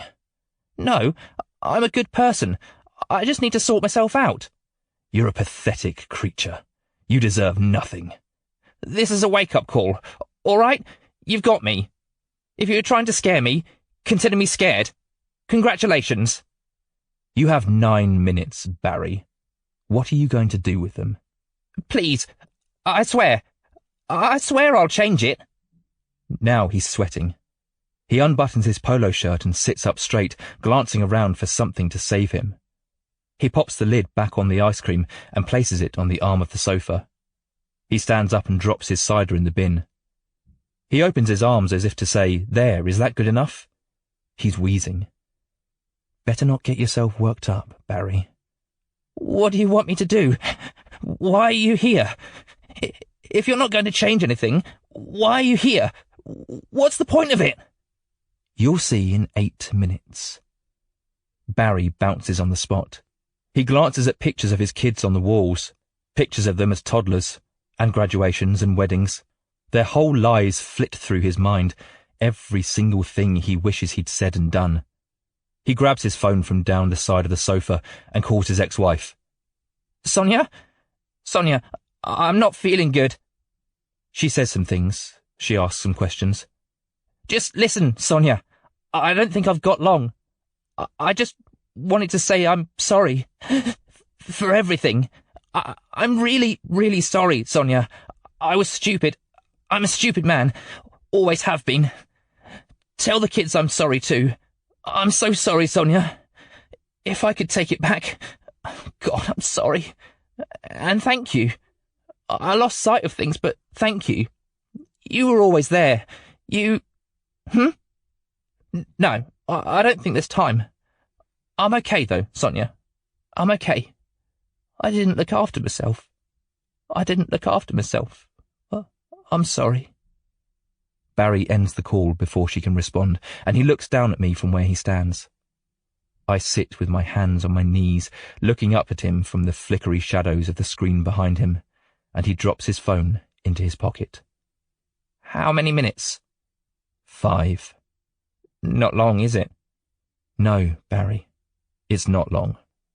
He glances around the room again, at all the nothingness, the things of his life, an expensive lamp, a drinks cabinet, the painting of a waterfall. They'd meant something once. He opens a drawer in the Welsh dresser and pulls out a black DVD case covered in dust. He wipes the dust away, opens the case, takes out the disc, and he puts the disc in the player, and he sits back down beside me, and we watch it. A 30-year-old Barry, a little thinner in his grey suit, dancing with Sonia in her white dress. She's 6 months pregnant. Barry sits on the edge of the seat, and I watch him instead of the video. He looks like a man remembering something he'd long forgotten, a man surprised that he'd ever forgotten it, a man who lived underwater for 20 years and has finally come up for air. His chest begins to tighten. His breathing slows. "Do it now," he says, while I'm watching this. While my eyes are on her. Do it now. Please. There are 2 minutes left, and Barry lives every second of them. The wedding video ends. A black screen, and Barry Lightfoot dies on his sofa, though he's somewhere else entirely. Barry Lightfoot, 50 years, 0 months, 26 days. In the night-time, she sinks to a place inside herself, all cushions and fizz, all tingles and nothing, all blurry and deep in a hole, and the world is far, far up there in the circle of light, and she can hardly feel her fingers as she grasps the plastic tray of pills, pinches off the punched-out pill-shaped cap of foil attached to the packet, holds it in front of her eyes. This two-dimensional capsule of foil with the cut-off black writing, and when she bends the foil between her fingers it stays bent, and she folds it and folds it again, a sharp little speck of silver, and she presses the point to her fingertip, a distant, pleasant pain, and she drops the foil to the floor. She's sitting on the carpet with her back against the sofa, and she peels off each loose bit of foil, then punches another pill from the tray and nibbles it until it's soggy in her mouth, and she swallows it and washes it down with a glass of red wine. This isn't an overdose, she tells herself. I haven't taken enough to overdose. This is just me climbing out of the hole I've sunk into, and that's good, isn't it? This is me sitting on the edge of a cliff with no intention of jumping, and if the breeze weren't so cool up here, if the sea air were not so fresh, maybe I'd go and sit somewhere else, but I'm happy here. I'm no one here. And she sips the wine and presses the empty pill casings inside out like bubble wrap. And she presses herself inside out. She eats the pills from the hospital, and she opens the box of paracetamol. And I must witness this. I must watch her dissolve. And although I am not there, I wonder if she can feel me. And although I am not there, I urge her to stand up, to put the medicine in the bin, to cancel this and see what tomorrow looks like. But she cannot hear me, or she does not listen, and soon I will show up and do my duty. But I don't know if I'm strong enough, and I don't know if I can be the one to extinguish her. To watch her fall limp, I don't know if I can. Dahlia, I wish you wouldn't die. Please, stand up. Stand up and be strong so I don't have to. In the centre of the earth there's a star raging white-hot and rumbling, a searing chamber of heat and light, and I curl in my ball like a fetus in an egg, and the gravity crushes me into something that won't fall apart. My bones that resemble bones, my stomach pouch, my lung sacs, my ear tunnels, the miniature trunk between my legs, the purse of ripened fruit. I want to melt and crumble in the eye of that blazing star beneath the sea and crust and oil and clay, in the middle of the world that bore them all, every one. And this one, this woman, midwife, mother, why must you occupy some special place within me? No, you do not. I reject it. I do not care what you do. Come, die. Open that box of medicine and pour them onto your tongue, crunch them into bitter paste and swallow them with bottle after bottle of wine, until you are as big as the moon, and I will spacewalk on you and plant my harpoon flag between your eyes and say, look, I was here. This is who and what I am, and though you have wobbled me, you will not topple me. So do it. Get it done. Let's complete this transaction. Hurry up. I refuse to intervene. Why would I make an exception for you? I have been coming for you every day since you came out of your mother, and I will not leave until I have you, every one of you. So yes, come on, do it. But there's something about your face that seems like a waste. Something about your soothing voice and your simple nature. You are not particularly beautiful or wise or funny. I cannot point to one trait and say, you intrigue me because of this or that. Instead, it's a subtle accumulation. It's a specific set of intangible qualities that make up you, the points and lines that form a shape that happens to tessellate with mine in a way that is pleasing and inconvenient and unwarranted. And the sour irony and the hilarious truth about all this is that you, dear Dahlia, might just be the death of me. And when she hears the knock at the door, it's blurry, underwater. The knock has no meaning, except a knock means someone is knocking. A knock means someone wants you to answer. A knock means you need to answer. Knock, knock, knock. He's coming. He wants to come in. She looks at the door. Perhaps it's not the door. Perhaps the knocking comes from inside herself. But she stares at the door anyway. Knock, knock, knock, knock, knock. Someone says Dahlia, and she knows that's her name. It sounds like the man who visits her sometimes in her worst moments. The tall man with the holes in his socks and the unbrushed hair. He's come to see her again. She remembers the day her father died, and she tries to remember. Was the tall man there that day? Was there a strange visitor in the house, making small talk and drinking tea, visiting her father in the quiet hours? It's possible. He has one of those faces.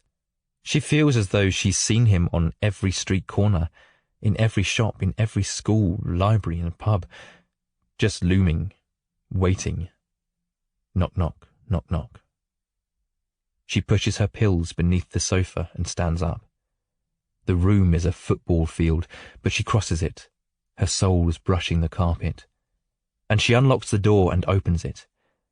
But it's not the tall man. It's the other man. The man she once had a baby with, and then the baby died. That man. Are you busy? Can I come in? No, no. No? No, I'm not busy. She steps away from the door, and she tries to steady her eyes. Her words come out like her mouth is full of paper, so she walks to the kitchen and pours some water from the tap. Do you want any water? No, I'm all right. Nick looks at the empty bottles on the side, but he doesn't say anything. Dahlia sips her water. It makes her gag. Are you okay, Dahlia? I'm fine. Why are you here? I'm not staying long.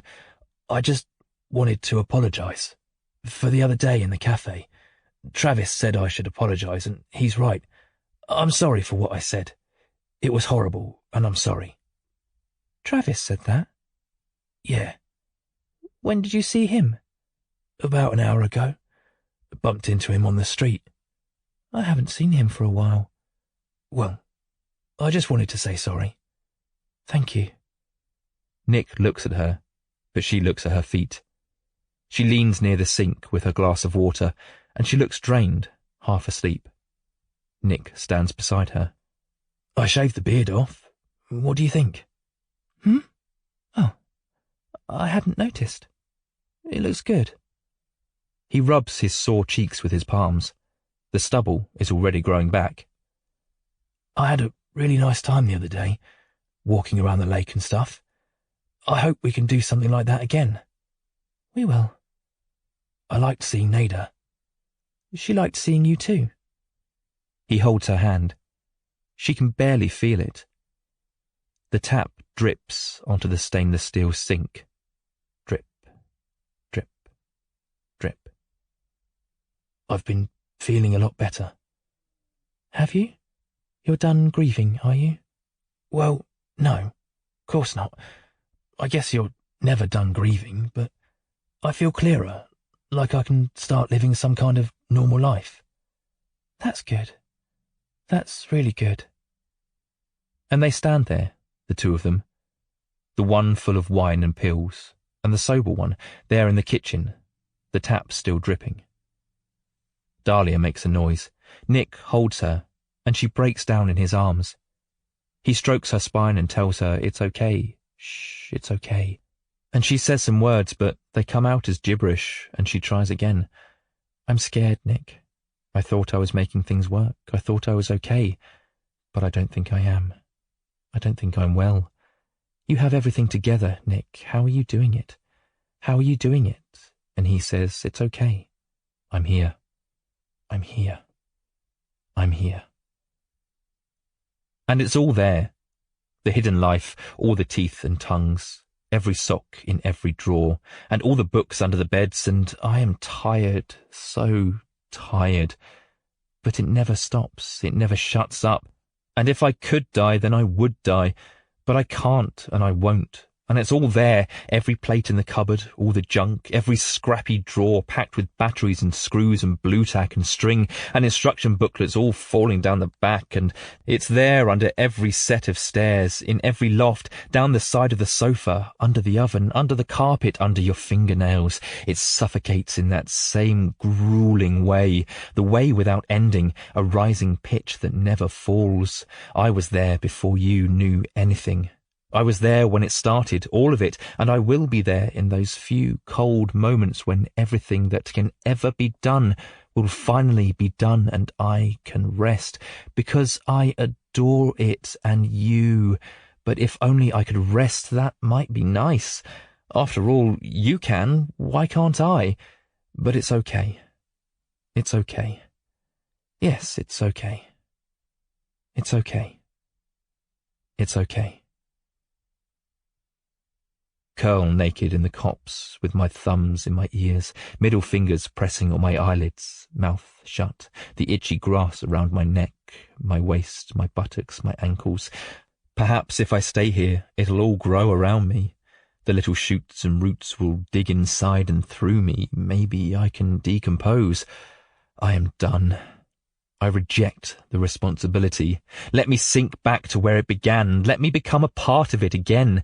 Maybe I can rot, my fingernails sprouting buds and flowers, my eyelids bearing fruit, succulent earlobes, mossy underarms. Maybe these toes will claw into the soil and suck moisture from the good earth. My skin will drink the sun, you stupid, stupid thing. I am a baby in the mother's nest, the big mother, the old mother, the great mother, the green mother, the milky mother, the sweet mother, her baby in the clutch, suckling, the leafy sprog in the cradle of blackened leaves, the baby pushing back between the mother's legs, the home mother, the light mother, the baby with its branchy arms, sappy tears. That's it.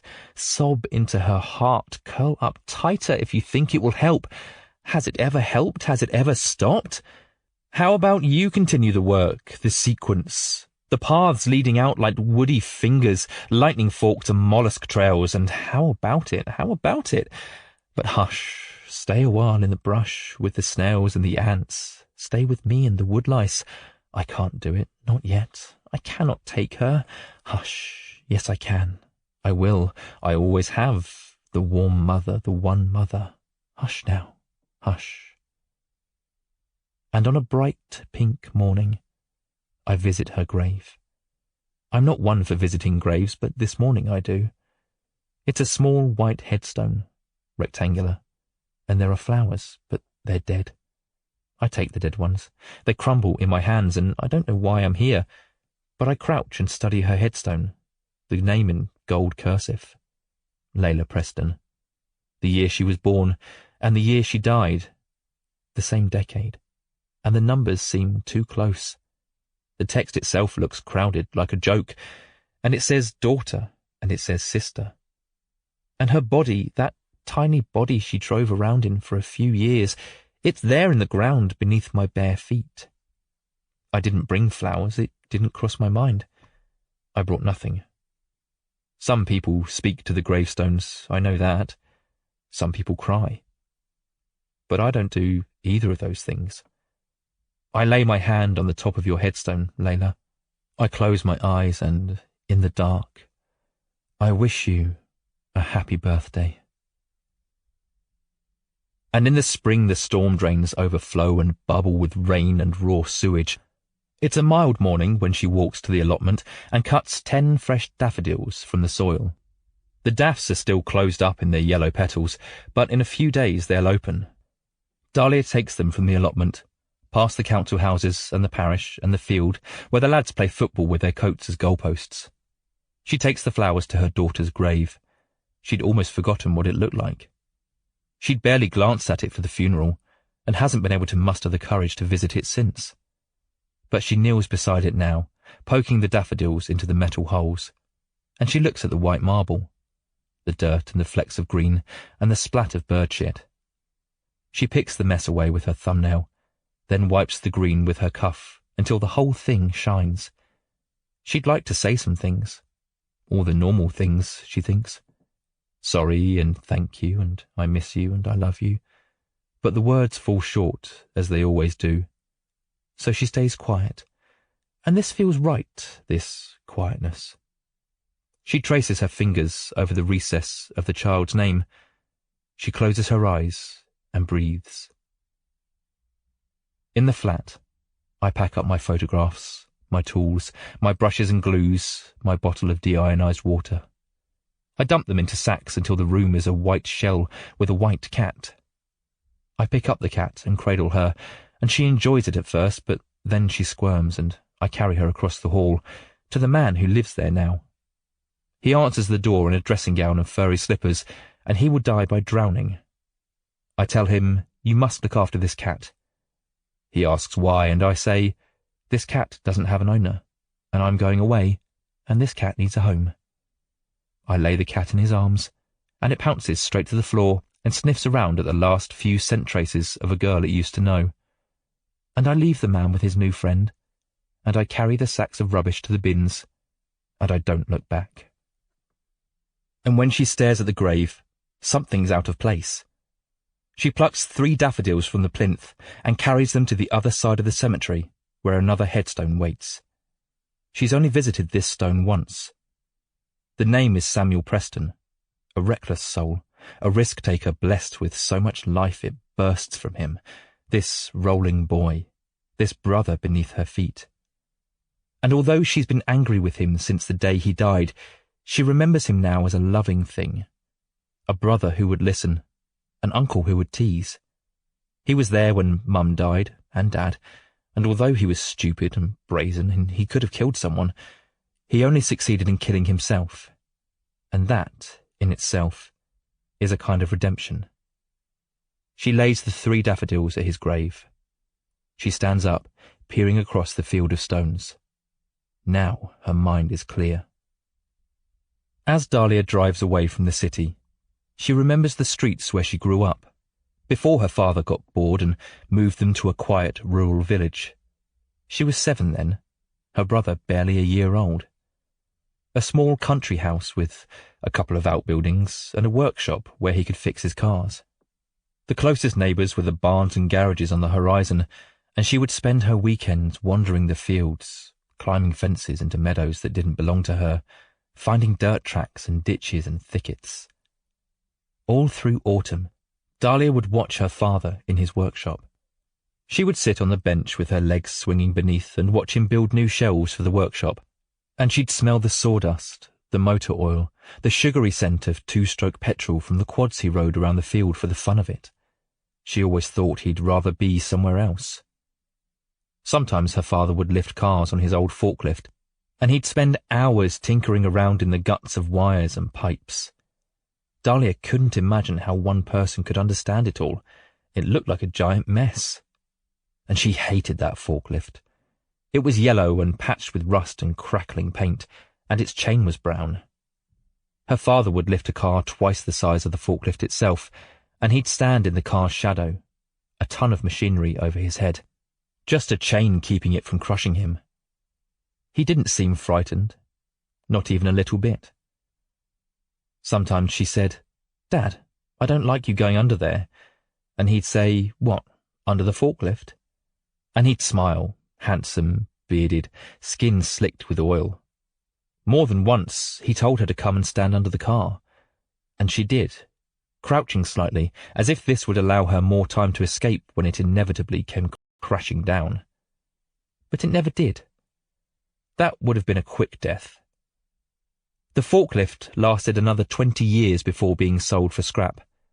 Her father's death was the much slower kind, wasting away one day at a time, in the middle of nowhere, quiet, simple, and always a little bored. A mother. You drive 200 miles out of town, along motorways and through the winding villages that feel like another country because they're pretty and quaint. They're hilly and old-fashioned with flower boxes in the windows and paper birches in the gardens. And you drive to a building site, surrounded by a tall, chipboard fence. There are no sounds of construction, only the clucks and chirrups of birds on the fence. There was a hospital here once. You were born in it. But they tore it down a few years ago, and the ward where you were born is now just a floating point in the air. You imagine yourself up there, in the sky, inside your mother's body, on the hospital bed, your father excited at her side. You imagine being pushed out and delivered, and you wonder if you could have become someone else. From that moment you entered the world. If only you'd said a different word here, made a different decision there, you might have lived a whole other life. If you'd gone home all those years ago, instead of kissing Nick on the dance floor, you might not have had Layla, and maybe if you hadn't had Layla, you wouldn't have had Nada. But then you wouldn't know it, so you wouldn't have missed them. Maybe there are infinite children you didn't have, but could have had, and you would have loved them just as intensely, and if that's the case, what does it really mean, any of it? If only you'd been a better mother. Wiped off Layla's zombie makeup. That fucking makeup. If this, if that. You think of Nada, and what she might be doing right now with her dad. He'll be playing with her, or reading to her. He was always good like that. Even when she was first born, he never complained about the mess or the late-night feeds. Maybe you were the problem all along. And you start the car again, and drive a few miles to a small house behind the sycamore trees, your first home. You lived here for 3 years, and only fragments of memories remain, but I remember every tiny bit of it. I remember them bringing you home. The tingle of anticipation and fear. The two of them standing and staring at you for an hour before retiring to a sleepless night in bed. You want to knock on the door, say, "Hello, I used to live here, can I look around?" But you drive 50 miles to the next house, in the city. A housing estate. You remember this one. You remember the layout of the rooms, the furniture. You remember your school and your friends before you moved to the countryside. And you drive to that house in the countryside, and there's a different car parked in the driveway now, and the workshop is a different colour, and your chest burns with nostalgia for all the beautiful years that didn't seem beautiful at the time. They just felt normal. And you can see all the after-images of all your past selves running about in the field with your brother. And you remember Christmases, and you try to remember each birthday cake for each year you lived here. And then we drive to the first home you lived in alone, as an adult, a dirty flat where you met Nick. Where you went out dancing and you kissed him, and he tasted like cigarettes and he taught you to smoke. And you brought him to your flat and had sex with him on the floor. You remember the pregnancy test, and sitting in the abortion clinic, running away at the last minute. And you didn't see Nick for 3 months, and when you saw him, he stared at your stomach with the eyes of a petrified boy, and you said, "It's okay, you don't have to do anything." So he didn't. And we drive to the flat where you lived opposite a tall man, and this was Neda's first home, Layla's last home, and we look at it, this ugly, multi-story building looming over the busy street. And we drive to your current home, but you don't stop the car. You drive past it, through the town, away, to the rural roads where every house is a mile from the others, little beacons on the horizon. You park your car on the bend of a gravelly back road, fields and ditches, clusters of willows. The car is quiet now. Without the rumble of the engine, the silence is heavy and soft as a weighted blanket, and we both sit and stare at the plain fields. The sun will set in an hour, and you don't speak to me.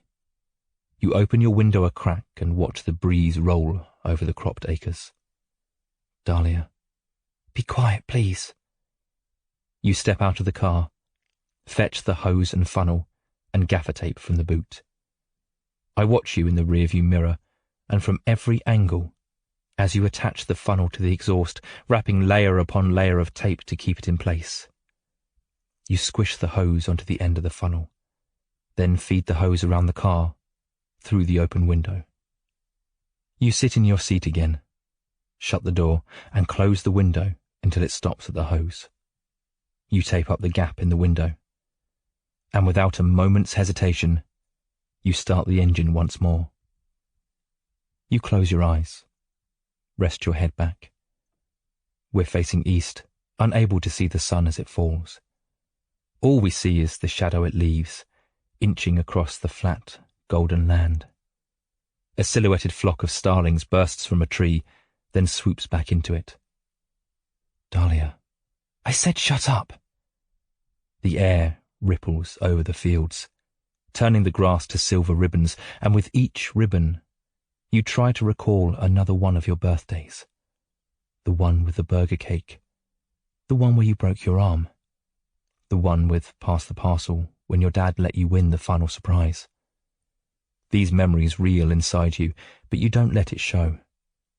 You feel to me now like the sea, and the surface of the sea roils with every memory, every word, each face.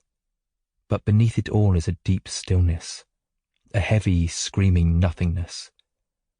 I watch you until my eyes lose focus, and I peer out over the field with you.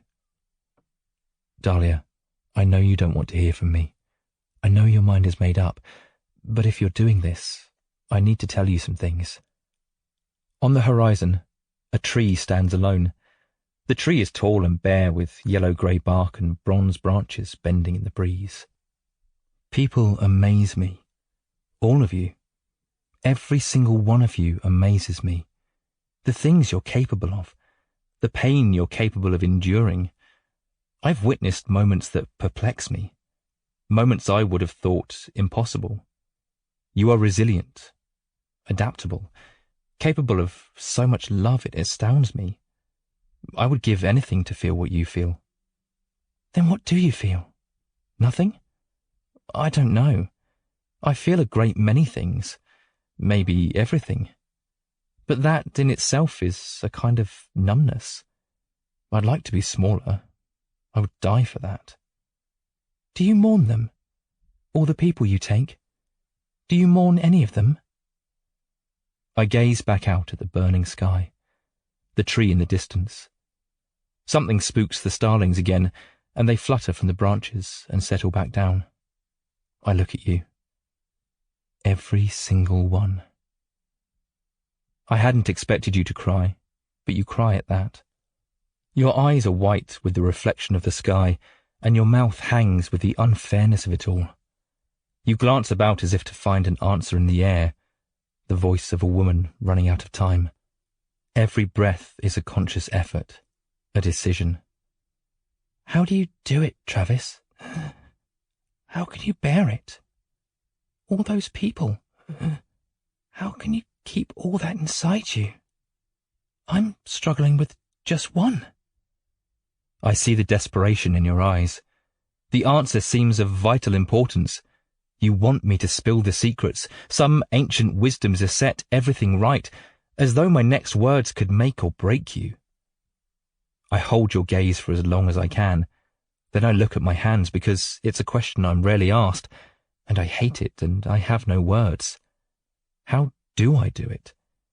How do I take a young mother like you, sweet Dahlia, and a child such as Layla, and seep into your lives, rotting you, tearing you down like old apartments? How do I stare at the rubble from afar before moving on to the next poor home, and the next? How do I keep it, and hold it, and remember it, and repeat it, without destroying myself in the process? I look at you again. I wonder. You gaze out over the fields, the pinkish light, the orange sky. You watch the shadows of the clouds glide along the land. And as the car fills with invisible poison, I wish I could choke on it. I wish I could sleep. I'm thinking of you and Layla and Nada, and that one perfect summer, that interlude I spent pretending to be part of your family, when you let me in. A dinner here, a playground there, a performance for you and a fantasy for me. And you're yawning, and your eyes are closing as your lungs fill, and your head spins and floats away. In a few minutes, I will do what is in my nature. I will place my hand upon your skin and release you from your body. And you will not know, but I will know. And it is not my place to change your course, and even if it were, could I change it? Is there a simple thing I could say or do? Perhaps I could ask you not to do this. Perhaps if you only heard those words from me, they'd be enough. But no, that is not my role. I cannot and will not speak. Things are as they are. Still, when I look at you, sitting in your seat with your eyes closed, there is a squeeze in my center. I see a mother full of so much pain, a woman who invited me into her life, a woman who ushered lives into the world while I ushered them out, a woman who grew rhubarb and daffodils, a woman who deserved nothing more than a happy, healthy family. Yes, there is a squeeze, a knot, a foolish twisting in my gut, because perhaps this woman meant something more than the others, meant something to me, and in all my selfishness I'd like to see her remain in this body a while longer, maybe to watch her heal and grow towards a more fitting end, but no, I can't. It's not my place. This is not my place. Dahlia? You don't stir. Your eyelids don't flicker. Toxic blood, suffocating brain. Dahlia. And there's a lightness in me, a weakness, because I know what's coming. I am an addict who knows he's about to relapse, and it's terrifying. But it's a rush of giddy relief all through my body, because there's no more fighting it. And I say, Dahlia, Dahlia, please don't do it. Please don't do it, Dahlia. Dahlia, please. Dahlia. Dahlia, please don't do it. A pond of nymphs. The mayfly larvae huddle in the silty shadows, waiting for this special day. They don't know when it will occur, or why it is special. They only know that it is special. They've waited all their lives. Each nymph is an orphan. No knowledge is passed from parent to child. No information about the special day. Only rumours, whispers. They feel it in their fibres. One day something will happen. Something so big it defines our lives, and we will never be the same again. They huddle in the dark, evading the rainbow trout, the dace. They peer up at the rippling firmament, wondering why it changes colour, wondering about the visions of flying things, about the edges of the world. Had their ancestors lived, they might have explained. They could have passed on their wisdom in stories and songs. Instead, the nymphs are an infant culture, a barren collective, learning each thing anew. Season after season, they huddle in the black. Some of them are snatched up by hungry mouths. Some die of boredom, waiting for the special day. But most of them wait.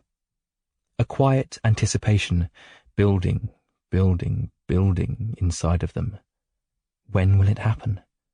When everything is right. How do we know it's right? We'll just know. But I'm ready now. It's not time, brother. It's not time, sister. The oldest among them, the one who prophesied the special day, even he begins to doubt. He'd had vivid dreams of a great festival, a weightlessness, a joyous frenzy.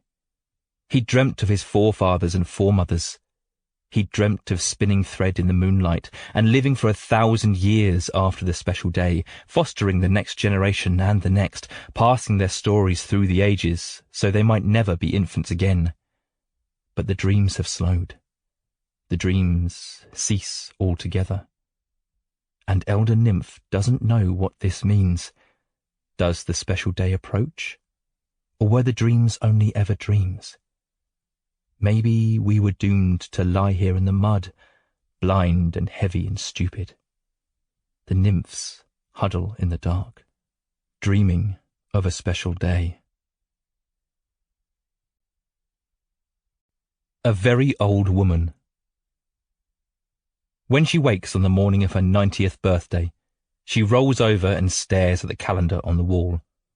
There's no sense of pride at having reached 9 decades. There's no wave of relief or comfort, or whatever a 90-year-old is supposed to feel. Just a hollowness. The number 100 looms at the end of a long corridor, goading with its empty eyes. Too far to reach, but the only destination. 89 felt like the end of something. 90 feels like another beginning, and all these numbers curdle in her mind. 90, 100, 89, and all the numbers on the calendar sit heavy in her stomach, like too much jelly and ice cream. Not another 10 years. Please, not another 10. She wakes at 6, but stays in bed until 11, her eyes drifting over the nothing on the wall. This bed is her waiting room. This is the world where nothing happens. She twists the engagement ring on her finger, and she wonders, do I remember? Do I truly remember him putting this on my finger? Do I remember what he said, or where he said it? What did he wear? Something smart, maybe, or was it one of his tatty old T-shirts? Did he get down on one knee? Do I remember anything, or is it all just memories of anecdotes of memories? Is my head full of half-truths and delusions? She tries to remember his face, but it's a blind spot. Even the photographs seem absurd, like a photo of a stranger in a magazine. And he looks too young, and she feels too old. And is this how it is? Losing the chapters of your life like a book shedding pages, until you're just an empty cover whose front touches its back, with nothing but a crusty spine holding it all together? She twists the engagement ring again, this promise, this reminder, and it all seems like a joke with no punchline. At 11:30, a knock at the front door. She ignores it, but they knock louder, so she sits on the edge of the bed and waits. Wait, wait, wait. When they knock a third time, she sighs and makes that slow walk across the house and answers the door. It's her youngest grandson, Mason. He's holding a bunch of flowers and he's smiling. Mason kisses her cheek, wishes her a happy birthday. He takes her hand and says, "Come on." Come where, Mason? I've just sat down. Time to get dressed, Nan. No, I'm fine in this. You can't wear a nightie on your 90th birthday. Come on, won't take long. Oh, for goodness sake. Mason pulls her to her feet. He rests a hand on her back all the way down the corridor, into the bedroom. He helps her pick out a smock and a cardigan, then he leaves her alone. He speaks at her through the door. You all right, Nan? No, I'm not. Why not? Because I'm 90. I know. It's a special day. Is it? I hope to make it to 90. It's impressive. What's impressive about clinging to life like a bloody barnacle? Nan? Mason opens the door and looks at his grandmother. I mean it, Mason. I'm tired. Sick and tired. I've been here too long. He's heard her speak like this before, but never so seriously. He sits beside her on the bed. She looks tiny in her baggy cardigan. So you want to die? Yes. I've lived my life. I don't know if I'd care to repeat it. But it was a life, and now I'm done. There's no reason for me to be here. What about us? Who? Your family. Ha! You lot don't need me. And that's fine. I don't want to be needed. I just want to leave with dignity. You will, Nan, when the time is right. Mason takes her hand again and leads her back to the living room.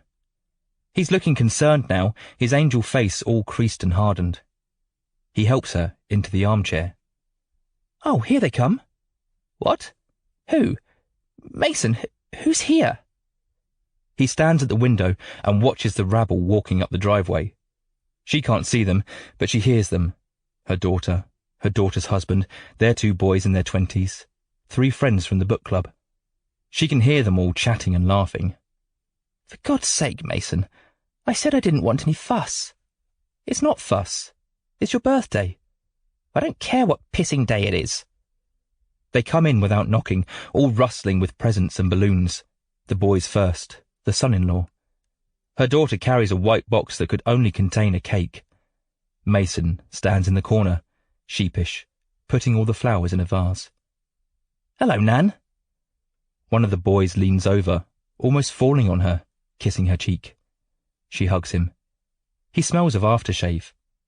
He smiles, handsome, but she can't return the gesture. She wants to go back to bed. The son-in-law gives her a kiss. 90, eh? Bloody hell, girl. Proper old biddy now. You gonna make it to 100 or what? Hey, open my present first. It's drink.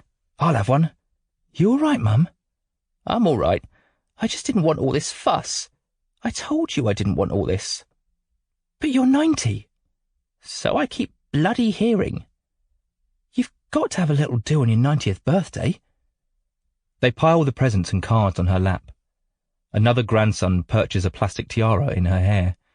They all stand around gawping like she's some curiosity, some artifact, a zoo animal, waiting for her to move or speak. She doesn't speak. She distracts herself with the cards, saccharine watercolours of lilies and foxes, sickly poetry written by no one, the same old gags about being old and worn out. She opens her presents, appreciating each one, but they're things she'd rather not own. A new cardigan, new slippers, chocolates. It all rings of a life waiting to happen, waiting to be used. Mason lights the candles on the cake, 9 of them. And when he holds the cake to her face, she tries to see each candle as a decade. School and college, kids and marriage and lingering heartache. 9 tent posts, right here upon the white icing. She blows them out. Make a wish, Mason says. And she does. She wishes it hard. He takes the cake away and says he'll cut it, and everyone else stands about in the living room like it's awake, murmuring, checking the time, as though they're waiting for something. Mason comes in and sits on the arm of the chair. He holds her old hand and brushes his thumb over the baggy skin, the blotchy blue veins. Sorry, Nan. It's not your fault. Is there anything I can do? No, it's done now. I know you were just trying to do something nice. We'll have this cake, and then I'd like to be left alone, please. OK. Her daughter comes back with slices of cake on kitchen roll. There you go, Mum. I cut you a bit with a flower on it. Great. And the room is quiet, but for the tacky sounds of people eating birthday cake and the whoomp of car doors outside. Everyone looks at her again. Will you lot tell me what's going on? What have you got planned now, A marching band? A stripper? I told you I didn't want all this fuss. I said it. I said... The front door opens. Her granddaughter, Cara, steps in with her fiancé. And when the very old woman sees what's in his arms, she rests the cake on the table. The fiancé, Tom, smiles. He says, "Happy birthday, Dahlia." He says, "Dahlia, we'd like you to meet someone." And he lowers the tiny thing into your arms. Before you can look at her, you glance around at your family. This is what they were waiting for. And they're all smiling at you, especially your daughter Nada, who looks like she's about to cry. You draw a deep breath and look at the baby in your arms. Your first great-granddaughter. She's sleeping. A little pink sleep-suit. Crimson lips and wrinkled skin like yours. We've decided to call her Layla. You squeeze your eyes shut, your head flushing hot, and you sit there with your eyes closed for some time, just feeling the weight and warmth of the child cradled in your old arms. 4 generations in one room. When you open your eyes again, the world is blurry. You wipe your tears and look at her again, this new life, this little Layla. The tiny child opens her eyes and gazes up at you, bright and full of life. You hold her fingers. "You're perfect," you tell her. "You're perfect." That night, when everyone's gone home, you switch off the lights and make your way back to the bedroom. It was a good day. A good day. You feel weak with love, exhausted. You think of the beautiful baby, and her mother and hers. It's the longest walk to your room, and when you open the door, a man waits on the chair beside the bed. We smile at one another, and you climb onto the bed, atop the covers.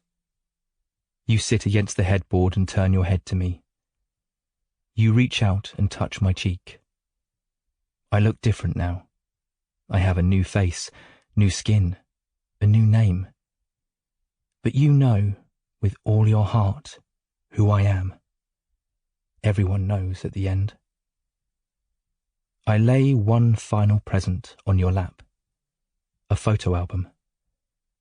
Inside are photos of you as a much younger woman. Photos of you, even of me, photos of your girls, Nada and Layla. Almost all of them taken by Layla herself. Even now you remember those moments. Even now you miss her. And for the rest of the night, we talk about days past. We study the photos of a different time. It seems so long ago, yet it's so clear. We look at our different faces. We wonder how things might have been different. We laugh, we hurt, we remember. And that night you stand up. You take my hand. I stand with you and you hold my waist, and although there is no music, we dance. Although there is no music, we hear it, the symphony of a life lived, and we dance to it, you and I, in this little room. You rest your head on my chest and we dance. We are both so young and so old in the lamplight, and I am honoured to be here with you at the end. As we dance, you tell me you wish you could go back. Just 20 minutes, just a normal day with your girls. You wish you could go back and live it again. You tell me not to be lonely, to surround myself with the living and to embrace them. You kiss my cheek, and when you're ready, you lie back down. I hold your hand one final time. You say thank you, thank you, thank you for making me wait. You smile once more.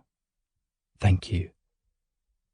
You close your eyes, rest your head, and you leave this world, a mother, a great-grandmother, a very old woman. Dahlia Willard, 90 years, 0 months, 0 days. A dance of mayflies. And the sun is wavering red through the surface of the above world, a shimmering halo, a signal. The nymphs can feel it. Each of them tunes their micro-minds to the frequencies of the world. Each of them is still and quiet, anticipating the moment. They are one, watching the sun, smelling the water, dreaming of the future times they'll spin silk threads in the moonlight. An invisible countdown like the bells of a New Year's Eve. They wait. Wait for something, wait for nothing. Wait for the unknown cue they've waited for their whole lives. The pond nymphs, the sun. The first nymph sprouts its wings. Others look on. Do I get wings? Why does he get wings? I didn't know we had wings. The second nymph sprouts its wings, and the third, the 11th, the 12th, the 100th. These water nymphs burst with the secret they've held even from themselves, and when the wings arrive, they feel natural. Yes, this is what I've been missing. This is what we are. I knew there was something. A part of me knew it all along. I remember. We were not meant to swim, but to fly. So fly, one of them says. No, you go first. No, you. Fly, Angel. Fly up through the thick atmosphere we live in and breach the barrier, soar into space. Go on. I'll be right behind you. No, you first. No, you. They are ready. These winged astronauts, thousands, ready, on the edge of something novel. A colony of travellers on a frontier to a new land. These pioneer aviators, they are ready. Go on. You first. They all go at once, like fireworks. They shoot up through the water, leaving their world behind. They breach the surface and are overcome by a freshness, a thinness. The veil has been lifted, the reins removed. The nymphs race into the sky, higher than they ever dreamt, and it's so fast, so smooth up here in the real world. They beat their wings and they dance, these mayflies in the meadow. A watcher from the bank might see a cloud, a morphing brown cloud over the pond, through the reeds, in the weeps of the willows. But looking closer, they'd see that the cloud is 1,000,000 tiny creatures, with threads for tails, weaving, darting, the day they got their wings. The sun dips over the trees. The light is red, the light is gold. The crickets buzz at their new intruders. The frogs scurry from their hovels and burp and lick. Is this dinner? Is this the great feast here already? And the mayflies realize a forgotten truth, a knowledge lost from generation to generation. This day, this first day they flew. This is their one day, their last day. The mayflies, sweeping as one through the air, testing out their loops and dives, they realize this is it. This is what it was building to this whole time, this one day, these few hours. We are here to dance, to meet, and then we're gone. We have no mouths from which to eat. We were never meant to last. We are here for this one sacred moment. That's all it ever was. And the mayflies, these tricky mayflies, they slow down. Just for a minute. Slow down. Can we go home? Can I give my wings back? I'm not ready. Please don't let this end.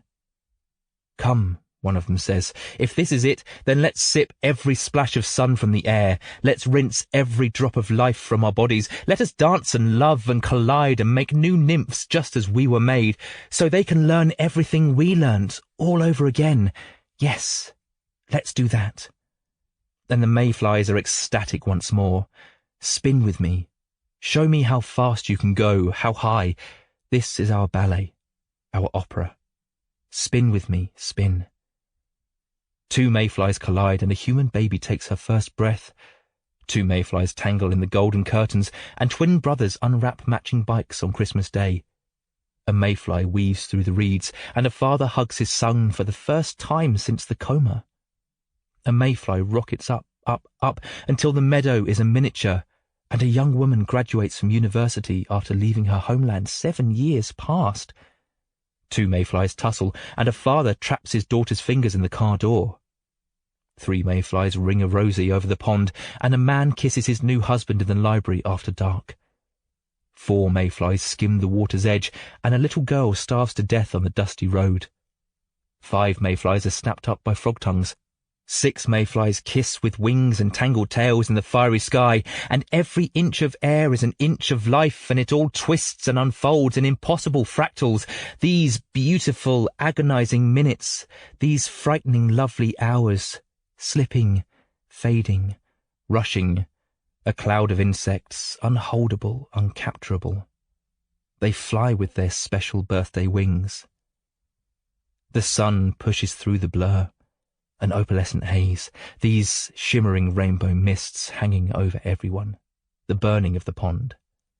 A place so bright and so dark that every detail vibrates with the scratches and grain of an overexposed photograph, and the brightness stings and the brightness soothes, and the brightness stings and the brightness soothes, and it is violent, and it is real. A 20-minute gift. Imagine for one moment that you're in the future, your future. These are your last moments before death. You're in your own bed, surrounded by flowers and cards and people you love. And there, in the corner of the room, like a shadow, is where you finally meet me. Now, imagine I give you a final gift. You're allowed to go back. Just for 20 minutes, you're allowed to go back to the exact moment where you're reading these words. You're back. Here you are. This is your 20-minute gift. Do not waste it. You can't change your life in 20 minutes, so don't try. No. Do the thing that you'll wish, on your deathbed, you could have done one last time. Something precious. Kiss your partner, play with your children, wander in the world. You have 19 minutes remaining. We hope you have enjoyed this production of Everything Was Beautiful